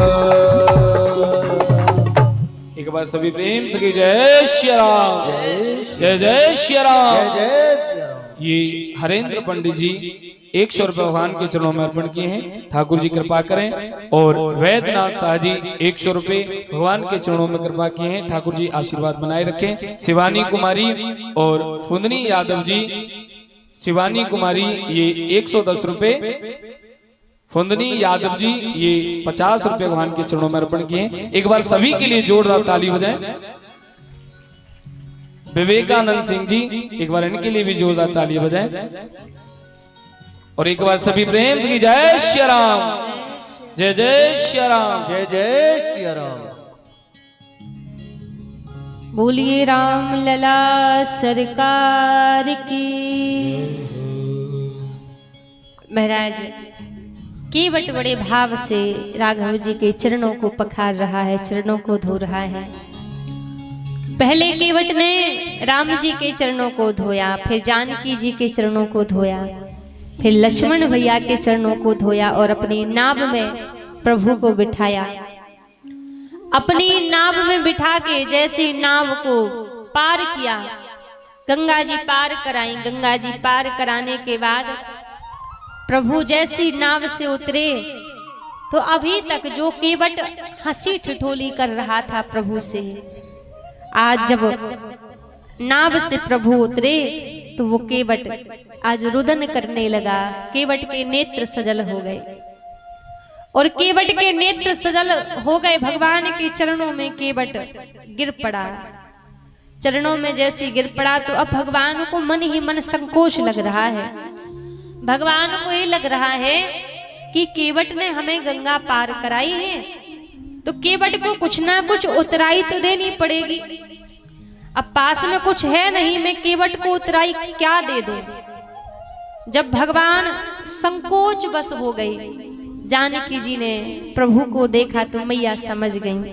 और जैसी मैया समझ गई, मैया ने जो मुद्रिका हाथ में पहन रखी थी उसको उतारा और राम जी को दे दिया। कहा स्वामी आप ये मुद्रिका केवट को उतराई में दे दीजिए। जैसे वो मुद्रिका राम जी ने ली और केवट को देने लगे, जब केवट को मुद्रिका देने लगे तो महाराज अब तो केवट बिलक बिलक कर रोने लगा। कहा प्रभु आप मुझे क्यों पाप का भागी बना रहे हैं मुद्रिका देकर। मैं जानता हूं मैं धनवान नहीं हूं, मैं निर्धन हूं, मैं आपको कुछ दे नहीं सकता। भगवान एक बार महाराज जनक ने आपके चरणों को धोया था, चरणों को पखारा था। उनके पास में तो जानकी जी थी, उन्होंने जानकी जी आपको दे दी। और आज मैंने आपके चरणों को पखारा है, मेरे पास तो कुछ देने के लिए नहीं है। भगवान जब मैं कुछ दे नहीं सकता तो कम से कम मैं अपनी बेटी के हाथ की मुद्रिका कैसे ले सकता हूँ। जब आपके चरणों को मैंने धोया है तो जानकी जो तो मेरी बेटी हो गई, तो भगवान मैं ले नहीं सकता। राम जी बोले, अरे आपने हमें गंगा पार किया है, आपको उतराई तो लेनी पड़ेगी। यदि उतराई नहीं लोगे तो मैं कर्जदार हो जाऊंगा तुम्हारा, कुछ ना कुछ तो तुम्हें लेना पड़ेगा। जब कहा कि कर्जदार हो जाऊंगा तो केवट कहने लगा, प्रभु आप स्वयं को ऋणी समझ रहे हैं ना कि उतराई नहीं लूंगा तो ऋण चढ़ जाएगा। भगवान मैं जानता हूं हमारी और तुम्हारी एक ही जाति है। लक्ष्मण जी बोले, क्या कह रहे हैं केवट, एक ही जाति? तुम केवट, हम क्षत्रिय, कहां से एक जाति हो गई? केवट बोला, ये तो भगवान जानते हैं, मैं गंगा तट का माझी हूँ, तुम भवसागर के माझी हो। अपने को ऋणी समझते हो तो ऋण तुम वही चुका देना। भगवान यदि आप ऋण समझ रहे हो कि मेरा ऋण आपके ऊपर चढ़ गया, तो आज आप जब मेरे घाट आए तो मैंने आपको पार उतार दिया, और जब मैं आपके घाट आऊं तो आप कृपा करके मुझे पार उतार देना। और भगवान बस इतनी कृपा करना, जब आप 14 वर्ष बाद जब लौट कर आओ तो आप इस केवट को भूलना मत। प्रभु आप मेरी नाव में बैठकर ही गंगा को पार करना। भगवान मन ही मन मुस्कुरा रहे हैं कि अभी से 14 वर्ष बाद की रजिस्ट्री करा रहा है केवट, कि 14 वर्ष बाद भी लौट कर आओ तो मेरी नाव में बैठकर ही प्रभु गंगा को पार करना। बारंबार केवट ने भगवान को प्रणाम किया। यहाँ से प्रभु आगे चले, प्रभु यहाँ से आगे चले। अभी तक सुमंत जी खड़े थे, जब देखा कि भगवान ने गंगा पार कर ली, सुमंत जी आज यहाँ से लौटकर अयोध्या वापस चले गए। जब सुमंत जी यहाँ से लौटकर अयोध्या वापस चले गए, उदास मन है सुमंत जी का कि मैं महाराज दशरथ को क्या जवाब दूंगा जाके। अभी तक महाराज दशरथ धैर्य बांध के बैठे हैं, शायद सुमंत जी के संग मेरा राम, मेरा लक्ष्मण, मेरी जानकी लौट कर आ जाएंगी। लेकिन आज जैसे सुमंत जी गए और जैसे महाराज दशरथ के पास पहुंचे, महाराज दशरथ पूछने लगे, कहाँ सुमंत कैसे दो बारे, कहाँ सुमंत कैसे दो बारे, मेरा राम कहाँ है, मेरा लक्ष्मण कहाँ है, मेरी जानकी कहाँ है। और जैसे पूछा कि मेरा राम लक्ष्मण मेरी जानकी कहाँ है, महाराज मौन खड़े हैं सुमंत जी। महाराज कुछ कह नहीं रहे हैं, कोई जवाब नहीं दिया, मौन खड़े हैं। महाराज दशरथ समझ गए, मेरा राम लौट कर नहीं आया, मेरा लक्ष्मण लौट कर नहीं आया, मेरी जानकी लौट कर नहीं आई। और जब जवाब नहीं दिया तो अब मानो दशरथ जी को लग रहा है कि जब जीवन में राम नहीं है तो फिर मेरा जीवन किस काम का है। आज दोनों नेत्र बंद कर लिए महाराज दशरथ ने, और जब दोनों नेत्र बंद कर लिए तो आज महाराज दशरथ को वो अंधे माता पिता का दिया हुआ श्राप सामने मंडराने लगा। जो श्रवण कुमार के माता पिता ने महाराज दशरथ को श्राप दिया था, आज जैसे नेत्र बंद किए तो महाराज दशरथ के नेत्रों के सामने आज वही दृश्य मंडरा रहा है। अब लग रहा है कि जब जीवन में राम नहीं है तो ये जीवन किस काम का। और वास्तव में भैया जीवन की सच्चाई ही यही है, यदि जीवन में रघुनाथ जी नहीं है, जीवन में राम नहीं है, उस जीवन का कोई उद्देश्य नहीं है, कोई मूल्य नहीं है उस जीवन का, फिर तो वो जीवन बेकार है, मिथ्या है, यदि प्रभु जीवन में नहीं है। और आज दोनों नेत्र बंद किए महाराज दशरथ ने पुकार रहे हैं, हा रघुनंदन प्राण प्रीते,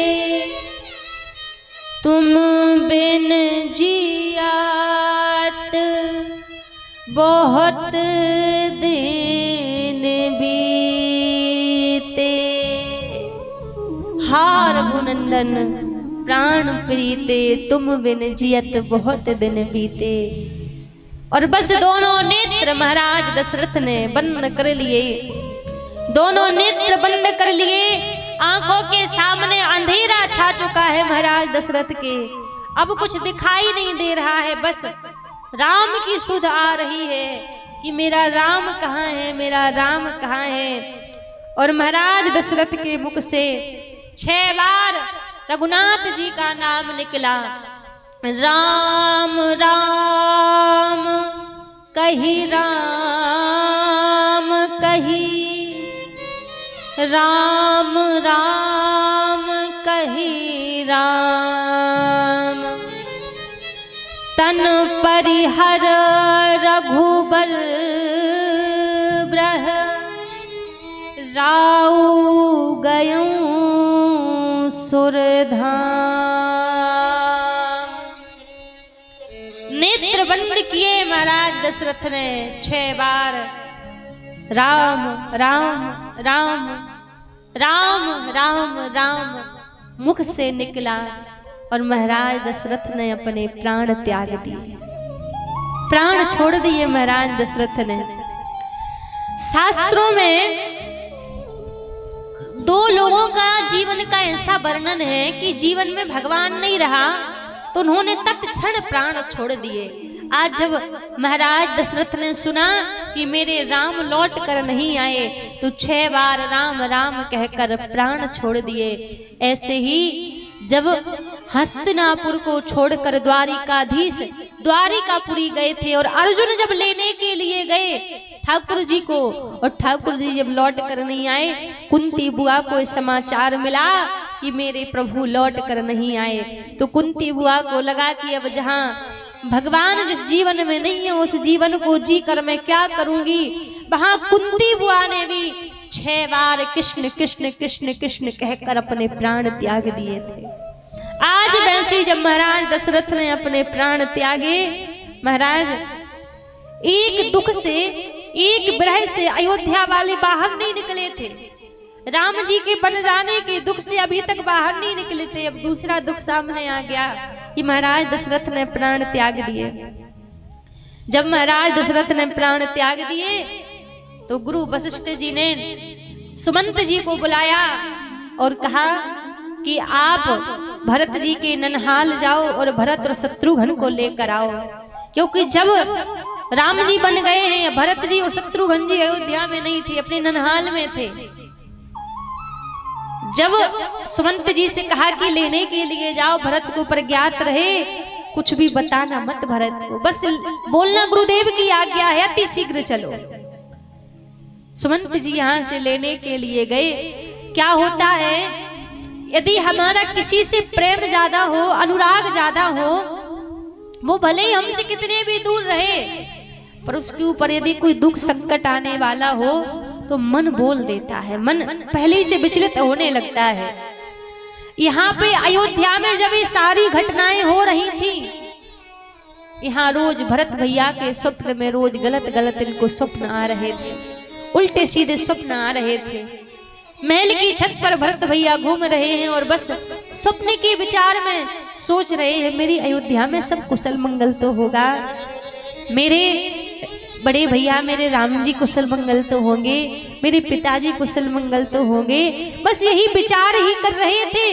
इतने में बाहर की ओर नजर पड़ी तो सुमंत जी चले आ रहे हैं। सुमंत जी को जैसे देखा छत से नीचे की ओर भागे और सुमंत जी ने तुरंत कहा, गुरुदेव की आज्ञा है, अति शीघ्र आप अयोध्या चलो। भरत भैया कहने लगे, बताओ तो सही क्या हुआ है। बताने का आदेश नहीं है, आप बस अति शीघ्र चलिए। जिन वस्त्रों में, जिस अवस्था में भरत भैया खड़े थे, आज भरत और शत्रुघ्न उसी अवस्था में चल दिए सुमंत जी के संग। जब उसी अवस्था में आज सुमंत जी के संग भरत भैया चल दिए महाराज, यहाँ पर जैसे ही अयोध्या में भरत जी पहुंचे, और अयोध्या में जब भरत जी पहुंचे तो भरत जी ने क्या देखा कि जहां गली गली में आनंद होता रहता था, कुशलता से खूब आनंद हर जगह पूरे में होता था, आज जब वहां से उस अयोध्या की गलियों में से जैसे ही जा रहे हैं भरत भैया, और अयोध्या की गलियों में जैसे देख रहे पूरे में सन्नाटा छाया हुआ है। आज भैया कोयल मैना सब विपरीत वाणी निकाल रहे हैं मुख से। जहां मधुर वचन निकलते थे, जहां मधुर वाणी निकलती थी, आज वो कर्कश वाणी बोल रहे हैं। अब मानो भरत भैया का शरीर कांप रहा है, हाथ पांव थर थर कांप रहे हैं। और जैसे महल में पहुंचे तुरंत दौड़कर भरत भैया सीधे मां कैकेयी के कक्ष की ओर जाने लगे। क्यों? क्योंकि भरत भैया जानते हैं मेरे राम भैया भी मुझे कैकेयी की मां के कक्ष में मिलेंगे, मेरे पिताजी भी मुझे कैकेयी मां के कक्ष में मिलेंगे।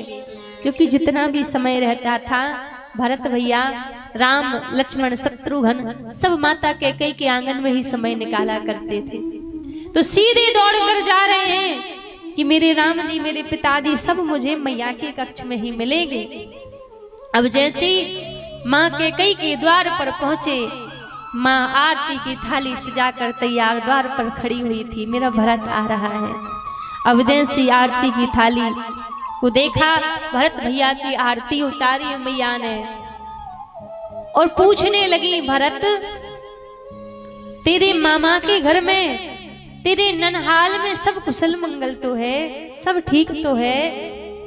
भरत भैया कहने लगे, माँ वहां तो सब ठीक है, वहां तो सब कुशल है, माँ ये बताओ मेरे घर में तो सब ठीक है, यहाँ मेरे घर में तो सब कुशल मंगल है।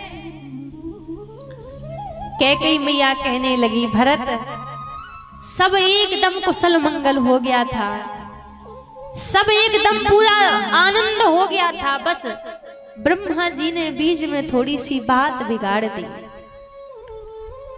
ब्रह्मा जी ने कौन सी बात बिगाड़ दी? मैया कहने लगी, तात बात में सकल सवारी, भई मंथरा सहाय बिचारी। सब मैंने तुम्हारे आने से पहले व्यवस्थित कर दिया था, सब बढ़िया कर दिया था, बस ब्रह्मा जी ने थोड़ी बात बिगाड़ दी, तुम्हारे पिताजी नहीं रहे। जैसे सुना कि पिताजी नहीं रहे, रुदन करने लगे भरत भैया, विलाप करने लगे, जैसे मछली फड़फड़ाने लगती है जल से बाहर निकाल देने पर, वैसे भरत भैया पिताजी का विरह सुनकर रुदन करने लगे। माँ मेरे पिताजी को क्या हुआ था? मेरे पिताजी कैसे मुझे छोड़कर चले गए? और जाने से पहले मेरे पिताजी ने अपने भरत को याद नहीं किया, अपने भरत से मिलने की इच्छा उत्पन्न नहीं की, कैसे पिताजी मुझे छोड़कर चले गए? माँ मुझे कारण बताओ, किस कारण से पिताजी इतने जल्दी छोड़कर चले गए? अब जैसे कारण पूछ लिया महाराज,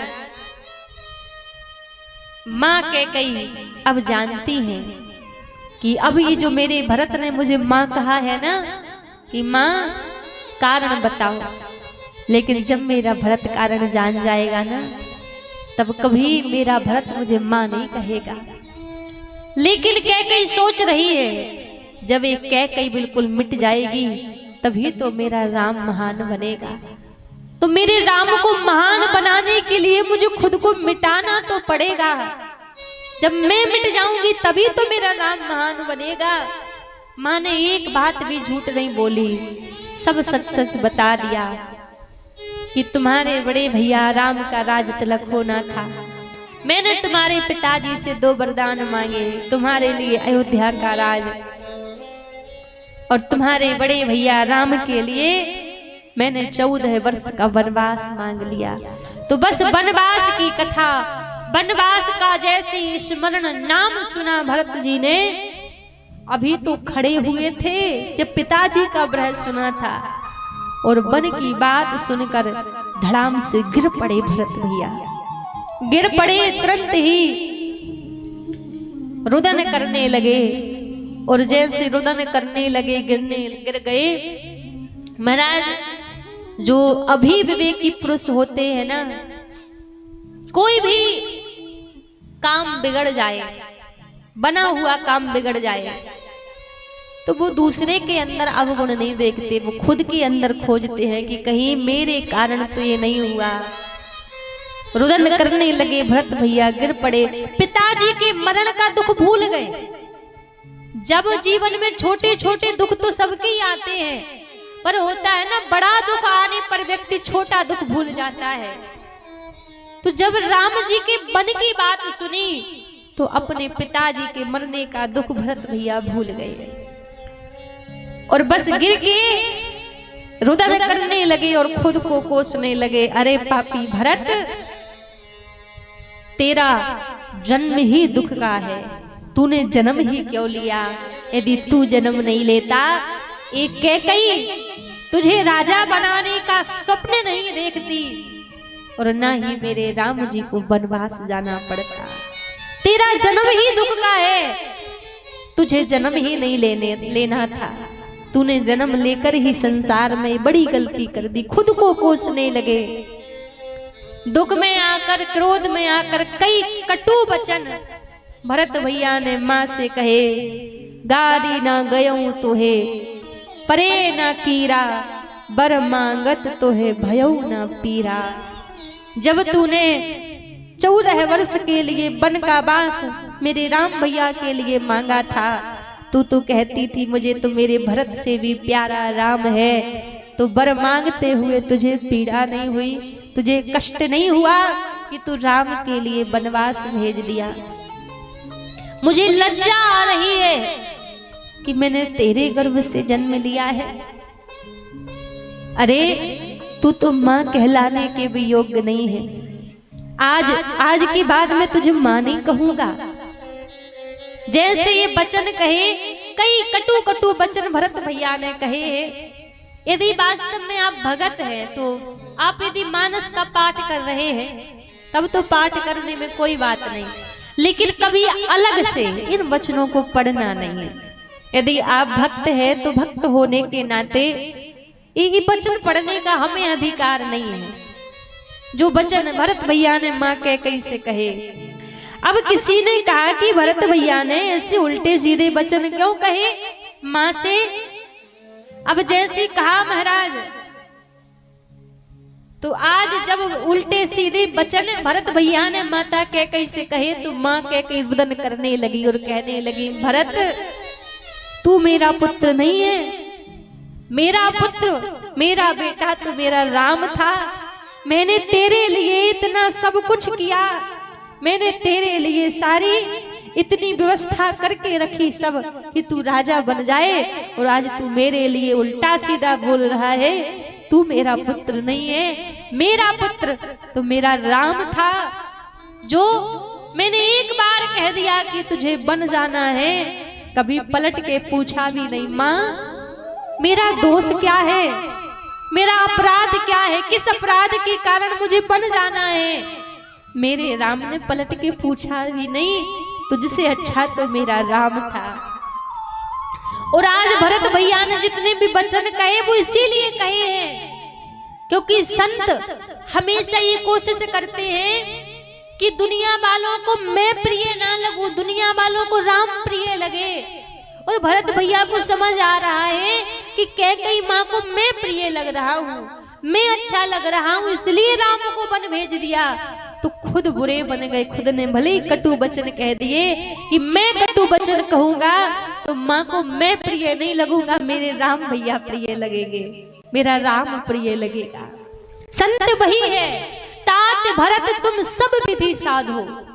भरत भैया किसी एक तरफ से नहीं, 2-3 तरफ से नहीं, हर जगह से भरत भैया साधु हैं। कैसे उनके आचरण को देख लो, कैसे भी उनके जीवन को देख लो, सब तरह से भरत भैया साधु हैं। अब महाराज यहां से रोते रोते भरत भैया सीधे मैया के पास जाने लगे, मैया कौशल्या के पास में।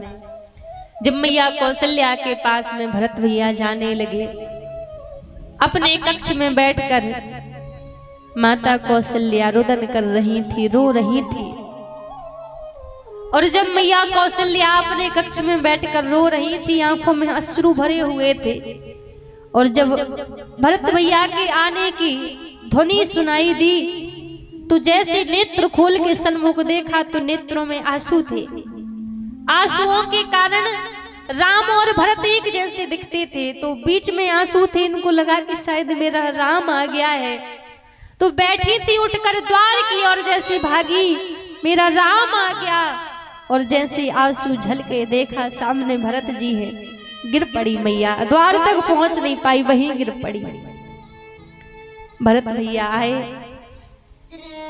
आकर माँ की निकट बैठ गए, माँ की गोदी में सर रख लिया भरत भैया ने। और माँ की गोदी में सर रख के माँ की मांग की ओर भरत भैया देख रहे हैं, मुखमंडल की ओर देख रहे हैं। माँ की मांग को भरत भैया निहार रहे हैं। मांग को देख देख कर कहते लगे, इस संसार में सबसे अभागा कोई सुत है तो वो मैं हूं। मेरे कारण मेरे माँ की मांग का सिंदूर उजड़ गया। मुझसे अभागा कोई पुत्र नहीं हो सकता। मेरे कारण मेरी माँ के मांग का सिंदूर उजड़ गया, इसलिए मुझसे अभागा इस संसार में क्या कोई दूसरा हो सकता है? कोई नहीं हो सकता। देख रहे हैं माँ की ओर, और बस कुछ बोलना नहीं आ रहा अभी भरत भैया को। बस माँ के मुखमंडल को देख रहे कि मैं बोलूं तो क्या बोलूं, माँ से कहूं तो मैं क्या कहूं। रुदन करके कहने लगे, माँ मेरे पिताजी कहाँ हैं? माँ मेरे राम भैया कहाँ है?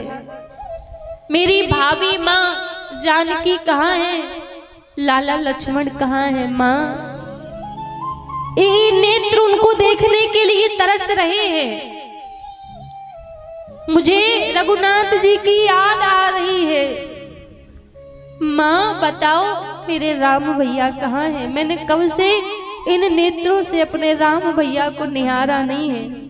मैंने अपने राम भैया के चरणों को नहीं देखा, तो माँ ये बताओ मेरे राम भैया कहाँ गए? माँ मौन है। भरत भैया बार बार कह रहे हैं मुझे उनको देखना है। जब भरत भैया वन की ओर गए, राम भैया वन की ओर गए, तो माँ आपने उनको रोका क्यों नहीं? आपने उनसे कहा क्यों नहीं कि पहले तेरे भरत को आ जाने दे, उसके बाद जाना, उसके बाद कोई निर्णय लेना, पहले अपने भरत को आ जाने थे। माँ आपने रोका क्यों नहीं? अब मैं कैसे अपने भैया को निहारूं? मेरे नेत्र उनको देखने के लिए तरस रहे हैं। आंखों को इंतजार है सरकार आपका, क्योंकि इस हृदय में अब धैर्य नहीं है। एक पल भी मेरे हृदय में अब धैर्य नहीं है। मुझे राम जी को देखना है, मुझे प्रभु को देखना है। मैं अपने भैया को निहारूंगा नहीं तो माँ शायद मेरे घट से प्राण निकल जाएंगे। मुझे मेरे राम भैया को देखना है। लेकिन माँ मौन है, माँ कोई जवाब नहीं दे रही है। जब यहाँ पर कौशल्या जी कोई जवाब नहीं दे रही हैं, तो अब पता है भरत भैया को क्या लग रहा है कि कौशल्या जी इसलिए कोई जवाब नहीं दे रही है। शायद माँ को लग रहा है कि भरत के कारण, भरत भी इस साजिश में शायद मिला हुआ था, भरत के कारण राम बन गए, इसलिए माँ कुछ बोल नहीं रही है। अब जैसे देखा कि माँ कुछ बोल नहीं रही थी, भरत भैया माँ से कहने लगे, माँ एक गाय को मारने से जितना पाप लगता है उतना पाप इस भरत को लग जाए। यदि ये भरत थोड़ा सा भी भरत को पता हो कि मेरे कारण मेरे राम जी बन गए हैं, माँ गर्भ में भ्रूण हत्या का जो पाप लगता है वो पाप मुझे लग जाए, यदि मुझे थोड़ा सा भी इस बात का आभास था कि मेरे कारण मेरे रघुनाथ जी बन गए हैं, माँ ब्रह्म हत्या का जो पाप लगता है वो पाप मुझे लग जाए। यदि मेरा दोष हो, मेरे कारण राम जी बन गए हो, गुरु हत्या का जो पाप लगता है वो पाप मुझे लग जाए। यदि मेरे कारण मेरे राम भैया बन गए हो, माता पिता की हत्या का जो पाप लगता है वो पाप मैं लेने के लिए तैयार हूँ।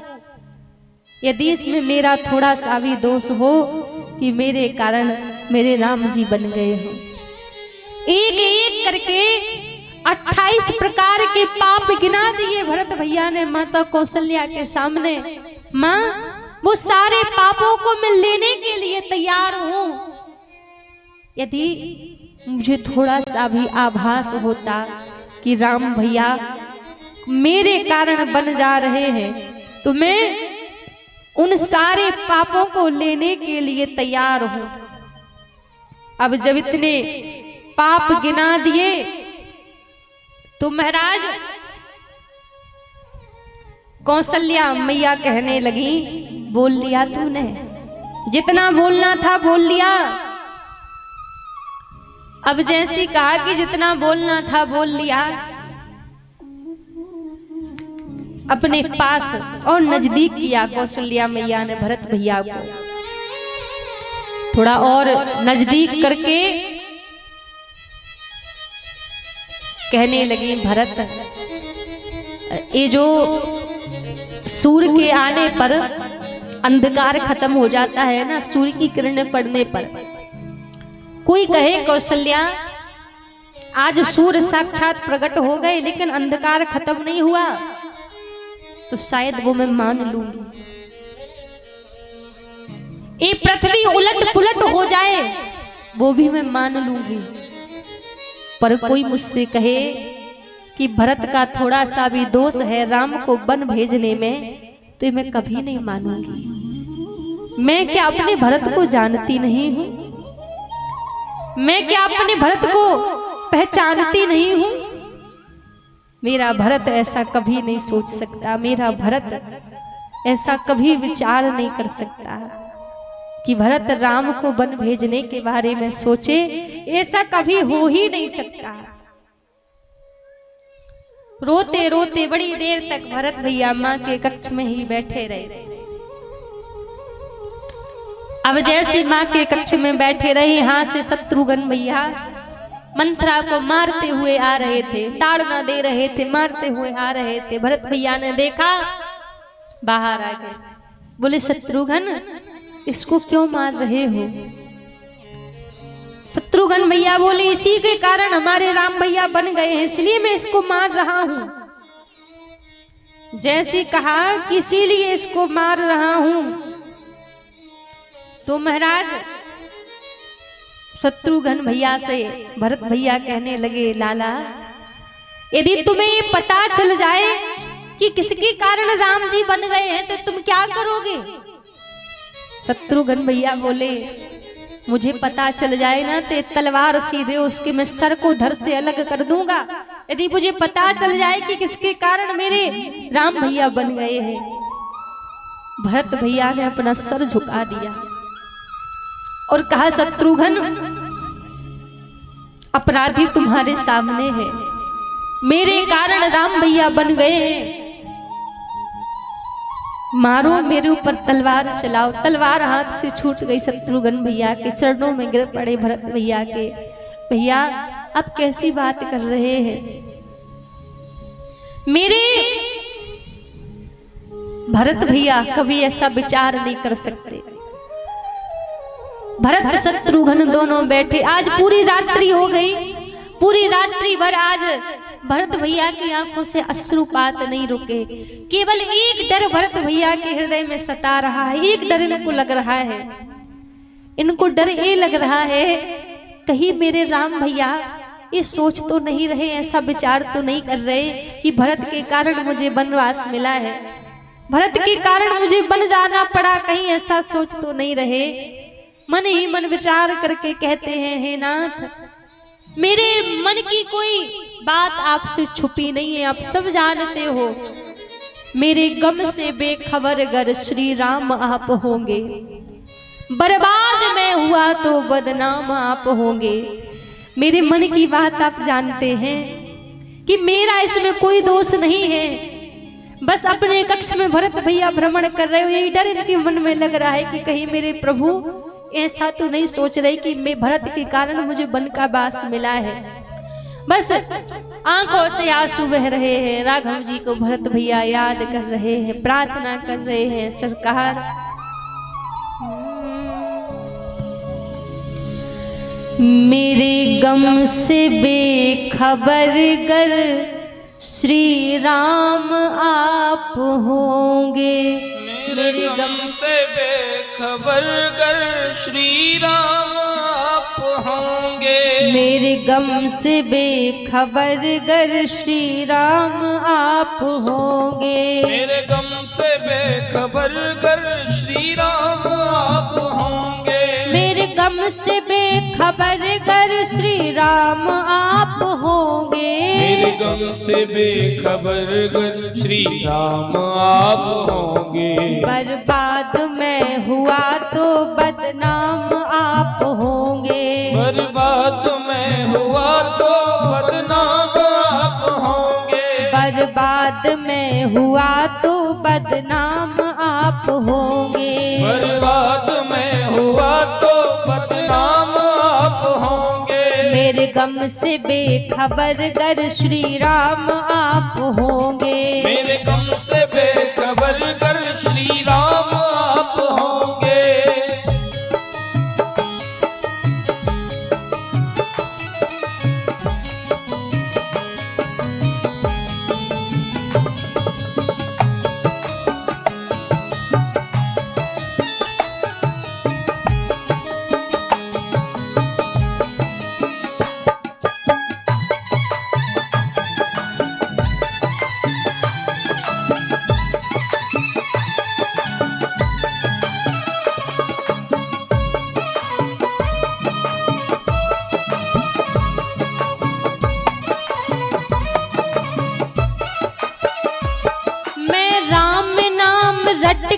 फिर भी सहूंगा दुख तो।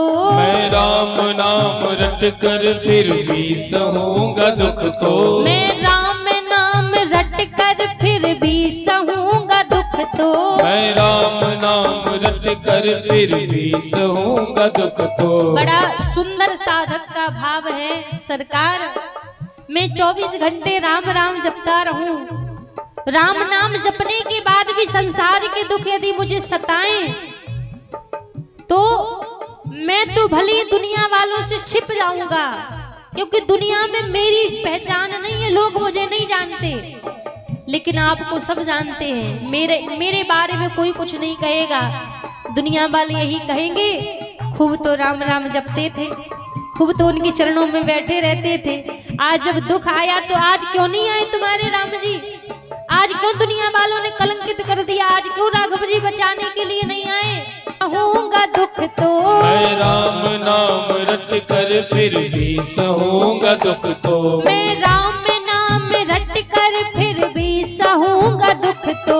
मैं राम नाम रट कर फिर भी सहूंगा दुख तो। बदनामियों से कैसे गुमनाम आप होंगे? बदनामियों से कैसे गुमनाम आप होंगे? मेरे गम से बेखबर गर श्री राम आप होंगे। मेरे गम से बेखबर गर श्री राम आप होंगे।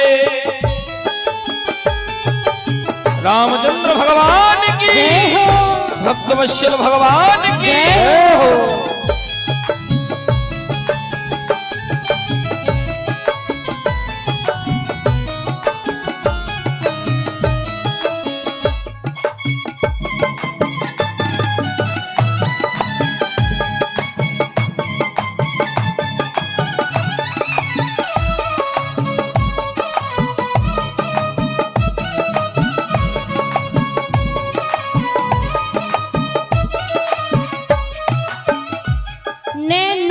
प्रेम जल की बरसात भी तो होगी। नैनों से से प्रेम जल की बरसात भी तो होगी, नैनों से प्रेम जल की बरसात भी तो होगी, नैनों से प्रेम जल की बरसात भी तो होगी। घन बन के जब हृदय में घनश्याम आप होंगे, घन बन के जब हृदय में घनश्याम आप होंगे, घन बन के जब हृदय में घनश्याम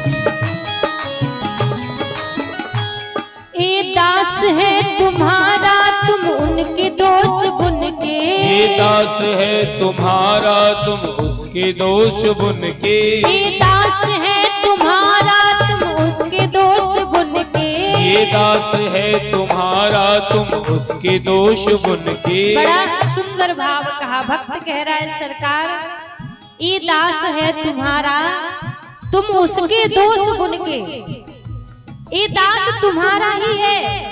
अब आप भले ही उसके दोष उसकी गलतियों को चुन चुन के गिन गिन के इकट्ठा करके रखो, अब आप भले ही मेरे अपराधों को चुन चुन के रखो, पर इतना जान लेना मेरा आगाज भी आप है, मेरी मंजिल भी आप है और मेरा रास्ता भी आप है। यदि दुख भी दोगे तो भी आपका नाम लेकर ही सहूंगा, और चरणों में रख लोगे तो भी आपके चरणों में ही रहना है, क्योंकि ये दास तो आपका ही है।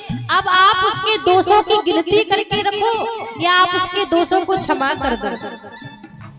ये दास है तुम्हारा तुम उसके दोष बुन के, ये दास है तुम्हारा तुम उसके दोष बुन के, ये दास है तुम्हारा तुम उसके दोष बुन के, ये दास है तुम्हारा तुम उसके दोष बुन के। आगाज आप होंगे अंजाम आप होंगे, आगाज आप होंगे अंजाम आप होंगे, मेरे गम से बेखबर कर श्री राम आप होंगे, मेरे गम से बेखबर कर श्री राम आप होंगे, मेरे गम से बेखबर कर श्री राम आप होंगे, मेरे गम से बेखबर कर श्री राम आप होंगे। बर्बाद में हुआ तो बदनाम आप होंगे, बर्बाद में हुआ तो बदनाम आप होंगे, बर्बाद में हुआ तो बदनाम आप होंगे, बर्बाद में हुआ तो बदनाम आप होंगे। एक बार सभी कहिए ठाकुर जी से कि प्रभु आप मेरे मन की कष्ट को पीड़ा को आप ही केवल जानने वाले हैं, इसलिए बेखबर होकर मत बैठो, जानने के बाद अनजान ना बनो। तो हाथ पर खड़े करके सभी कहिए मेरे गम से बेखबर गर श्री राम आप होंगे, मेरे गम से बेखबर कर श्री राम आप होंगे, मेरे गम से बेखबर गर श्री राम आप होंगे, मेरे गम से बेखबर कर श्री राम आप होंगे, बर्बाद में हुआ तो बदनाम आप होंगे, बर्बाद में हुआ तो बदनाम आप होंगे, बर्बाद में हुआ तो बदनाम आप होंगे, बर्बाद में हुआ तो बदनाम आप होंगे, बर्बाद में हुआ तो बदनाम आप होंगे, मेरे गम से बेखबर कर श्री राम आप होंगे, मेरे गम से बेखबर कर श्री श्री राम। राम आप होंगे। बोली राजा रामचंद्र भगवान की। ये रामदेव सिंह जी 110 रुपए भगवान के चरणों में अर्पण कर रहे हैं, और बहादुर माझी जी 50 रुपए, ओम प्रकाश ठाकुर जी 100 रुपए, हरिओम एंटरप्राइजेस की तरफ से 500 रुपए, गंगाधर जी की तरफ से 101 रुपए, और ये 100 रुपए अभिषेक कुमार जी की तरफ से, 100 रुपए पंचानंद सिंह जी की तरफ से। एक बार सभी के लिए जोरदार तालियां बजाएं। बोली राजा रामचंद्र भगवान की जय। आज भरत भैया के हृदय का भी यही भाव है। सरकार, डर अंदर है कि पता नहीं प्रभु मेरे बारे में क्या सोच रहे होंगे। मेरे गम से बेखबर कर श्री राम आप होंगे। मेरे मन की पीड़ा रघुनाथ जी आप जानते हैं कि मेरा इसमें कोई दोष नहीं है। रात तो बीत गई, भोर की बेला हुई। वशिष्ठ जी महाराज भरत शत्रुघ्न को सरयू मैया के किनारे पर ले गए। आज चंदन की लकड़ियां मंगवा के महाराज दशरथ का अंतिम संस्कार भरत भैया ने किया। जिस प्रकार से एक पुत्र का दायित्व होता है पिता का, अंतिम संस्कार के समय जितने कर्तव्यों को करने का, भरत भैया ने सब कुछ किया। अब जब सब किया, पूरे प्रजाजन गुरुजन सभी इकट्ठे होकर दरबार में बैठे थे। भरत भैया को बुलाया और भरत भैया को बुला के गुरुदेव कहने लगे, भरत अब इस बात का दुख हृदय में लेकर रखने से कोई फायदा नहीं है कि आपके पिताजी छोड़कर चले गए। गुरुदेव कहने लगे, भरत सुनहु भरत भावी प्रबल, बिलखी कहे मुनिनाथ, हानि लाभ जीवन मरण, जसु अप जसु विधि हाथ। ये सब हमारे हाथ में नहीं है। जन्म मरण, कब किसका जन्म होना है ये हमारे हाथ में नहीं है। कब किसका मरण होना है ये भी हमारे हाथ में नहीं है। किस वस्तु से कितना लाभ जीवन में होना है, किस वस्तु से कितनी हानि हमें मिलनी है, ये सब हमारे हाथ में नहीं है, तो विधाता के हाथ में है। तो इस बात से इसका कष्ट करने की कोई आवश्यकता नहीं है। आगे की प्रक्रिया को करो। तुम्हारे पिताजी के वचन थे कि मेरा भरत इस अयोध्या का राजा बने, तो अपने पिता की आज्ञा का पालन करो। भरत जी कहने लगे, गुरुदेव पिताजी के वचन तो ऐसे थे कि मेरे राम भैया अयोध्या के राजा बने। तो यदि पिताजी की आज्ञा का पालन करना है तो काज ऐसा करो कि राम भैया राजा बने। क्योंकि पिताजी के हृदय का भाव तो यही था कि राम राजा बने। मेरे लिए राज तो मांगा गया था, पिताजी ने दिया नहीं था, मांगा गया था। तो अयोध्या के सिंहासन पर मेरे राम भैया का ही अधिकार है।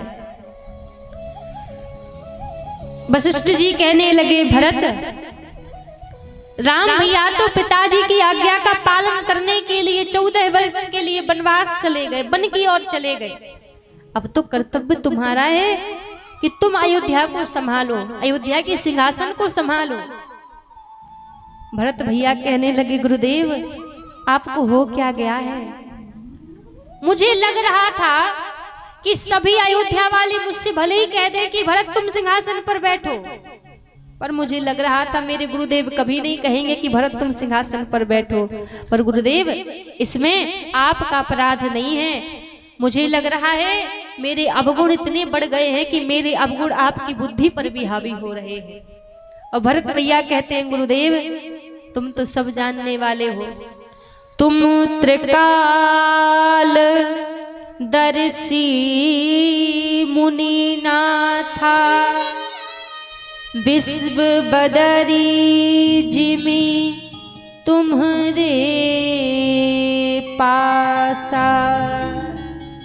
भरत भैया कहने लगे, गुरुदेव आप तो त्रिकालदर्शी हैं, तुम त्रिकालदर्शी मुनि नाथा, तीनों कालों की जानने वाले हैं, तीनों लोकों की जानने वाले हैं। विश्व में कब क्या होना है, ये सब आपको पहले से ज्ञात होता है।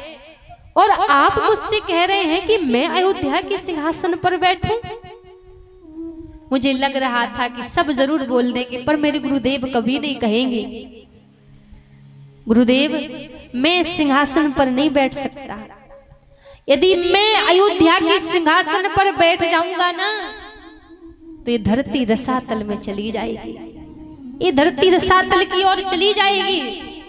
सभा में और लोग बैठे थे, सब कहने लगे भरत जी से, भरत जी, इस संसार में ऐसे बड़े बड़े दुष्टी राजा हुए हैं, ऐसे बड़े बड़े पापी राजा हुए हैं, जब उन्होंने राज्य किया, जब वो सिंहासन पर बैठे, तब तो ये धरती रसातल में नहीं गई, तब तो धरती कभी रसातल को गई नहीं। तुम्हारे बैठने से कैसे धरती रसातल में चली जाएगी? भरत भैया ने बड़ा सुंदर जवाब दिया। कहा, महाराज, वो और राजा थे, इसलिए वो सिंहासन पर बैठे तो धरती रसातल में चली गई, पर ये भरत राम का भाई है। यदि और राजाओं की तरह कर्तव्य राम का भाई करने लग जाए तो इतना बड़ा कष्ट धरती सहन नहीं कर पाएगी, इसलिए धरती सहज में ही रसातल में चली जाएगी यदि मैं सिंहासन पर बैठ गया। क्योंकि इस सिंहासन पर मेरे बड़े भैया राम का ही अधिकार है। गुरुदेव ने कहा, फिर ऐसा करो, 14 वर्ष तुम राज कर लो, 14 वर्ष के लिए सिंहासन पर बैठ जाओ। 14 वर्ष बाद जब राम आएंगे तो राम को राज तिलक कर देना, राम को राज्याभिषेक करा देना। भरत भैया बोले, एक बार लेने के बाद लेना सरल है, देना कठिन हो जाता है, इसलिए मैं सिंहासन पर नहीं बैठूंगा। यहाँ पर बड़ी सुंदर एक सीख मिलती है महाराज जीवन में। कभी भी भाई को भाई का अधिकार नहीं मारना चाहिए। जो भाई भाई का अधिकार मारता है, अधिकार उसके हिस्से का खा लेता है, उसको कभी नरक में भी जगह नहीं मिलती, नरक में भी ठौर नहीं मिलती। अपनी मेहनत का कमाओ, भले ही 2 रोटी कम बैठकर खाओ, अपने भाग्य का खाओ, पर कभी किसी के अधिकार को मार कर दबा कर मत खाओ। जिसने अपने सगे भाई के अधिकार को खा लिया, अधिकार को दबा लिया, कुछ समय के लिए वो संपत्ति सुख दे सकती है, हमेशा के लिए वो संपत्ति आपको सुख नहीं दे सकती। आप जानते हैं भाई का कितना बड़ा कर्तव्य जीवन में होता है। कहते हैं बाप मरे छत जाए, भाई मरे बल घटे, बाप मरे छत जाए।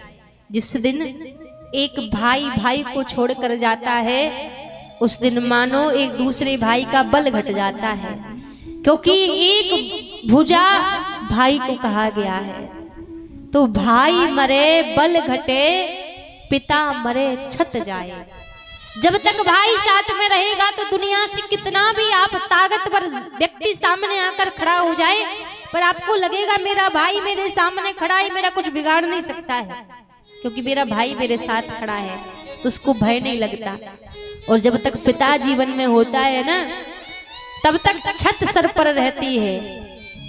पिता जब तक पास में होगा, किसी की हिम्मत नहीं है कि आपसे 2 उल्टे सीधे वचन बोल जाए, किसी की ताकत नहीं है कि आपको गलत बोल कर चला जाए, क्योंकि जब तक पिता जीवन में रहता है, जीवन में कितने बड़े दुख आ जाएं, कितने बड़े संकट आ जाएं, पिता आपकी ओर आने नहीं देता, अपने ऊपर ले लेता है, सारे दुख संकटों को अपने ऊपर ले लेता है। तो दुख का तो आभास ही नहीं होता, क्योंकि पिता रूपी छत्र छाया छत जब तक हमारे ऊपर रहती है, पर जब पिता चला जाए ना, तो सारा दुख सीधा जीवन में हमारे पास ही आता है। इसीलिए कहा भाई मरे बल घटे, पिता मरे छत जाए, और जादन तेरी माँ जावेगी जग सुनो है जाए। और जिस दिन माँ चली जाती है छोड़ के, उस दिन तो मानो पूरा संसार, पूरा जगत ही सुना हो जाता है। इसलिए भाई भाई का बल होता है, तो अपनी मेहनत का, अपने अधिकार का, अपने हिस्से का कमा के खाओ, प्रसन्न रहो, पर कभी अपने भाई के हिस्से का हक मत खाओ। आज का जमाना कैसा चल रहा है, बीघा बीघा जमीन के प्रति भाई भाई को मार देता है। थोड़ी जगह यदि दूसरे भाई के हिस्से में ज्यादा चली गई, हथियार उठ जाते हैं कि हमारी जगह हमें मिलनी चाहिए। जरा सीखो, भरत भैया के जीवन से सीखो। सब जबरदस्ती कह रहे हैं कि भरत तुम इस सिंहासन पर बैठो, पर भरत जी कह रहे हैं नहीं, इस पर मेरा अधिकार नहीं है, इस पर मेरे राम भैया का अधिकार है। तभी कहते हैं एक एक चीज मानस सिखाती है। आप सीखो तो सही, आप उसको जीवन में धारण करो तो सही। अब कहते हैं इसमें धारण करने के लिए क्या है, क्या नहीं है मानस में जीवन में धारण करने के लिए। ये मत प्रश्न करो कि क्या है, या ये सोचो कि क्या नहीं है। भाई का भाई के लिए क्या कर्तव्य है, पुत्र का पिता के लिए क्या कर्तव्य है, नारी का पति के लिए क्या धर्म है, ये सब चीज मानस हमें सिखाती है। तो आज भरत भैया कह रहे हैं कि मैं सिंहासन पर नहीं बैठूंगा, मैं यदि सिंहासन पर बैठा तो ये सिंहासन, ये धरती रसातल में चली जाएगी। क्योंकि धरती को और लोगों से तो उम्मीद है कि दुनिया के लोग तो उल्टा सीधा कर्म कर सकते हैं, पर राम के भाई भरत से ऐसी उम्मीद नहीं है। और यदि मैं सिंहासन पर बैठ गया तो पक्की बात है, इतने बड़े कष्ट को, इतने बड़े दुख को ये धरती सहन नहीं कर पाएगी, तो चली जाएगी रसातल में। अब जब ये वचन कहे तो वशिष्ठ जी कहने लगे, भरत तुम सच कह रहे हो, तुम सत्य कह रहे हो। फिर ये बताओ कौन सा यत्न करना चाहिए, क्या करना चाहिए। जब कहा कि कौन सा यत्न करना चाहिए, तो भरत भैया कहने लगे, गुरुदेव एक ही भाव यही मन माही, प्रातः काल चलहूं प्रभु पाही। मैंने आपसे कहा कि सिंहासन पर भैया का अधिकार है, तो अब तो हृदय में एक ही भाव है, एक ही आस है कि प्रातः काल होते ही हम सब वन की ओर चलेंगे और राम भैया को मना के लौटा कर उनको वापस लेकर आएंगे। हम सब उनको लेने के लिए जाएंगे। अब तो जो अयोध्या वाले अभी तक मुख बनाकर बैठे थे भरत भैया से, अब तो चारों तरफ भरत भैया की जय जयकार होने लगी कि भरत जैसा कोई भाई नहीं हो सकता, भरत जैसा कोई संत जीवन में नहीं हो सकता। इतना दिव्य भरत जी का जीवन है। सब जय जयकार करने लगे। सारे अयोध्या वासी आ गए भरत भैया के निकट। महल के द्वार पर सब कहने लगे, हम भी जाएंगे वन में राम जी को लेने, हम भी जाएंगे राम जी को लेने, हम भी जाएंगे।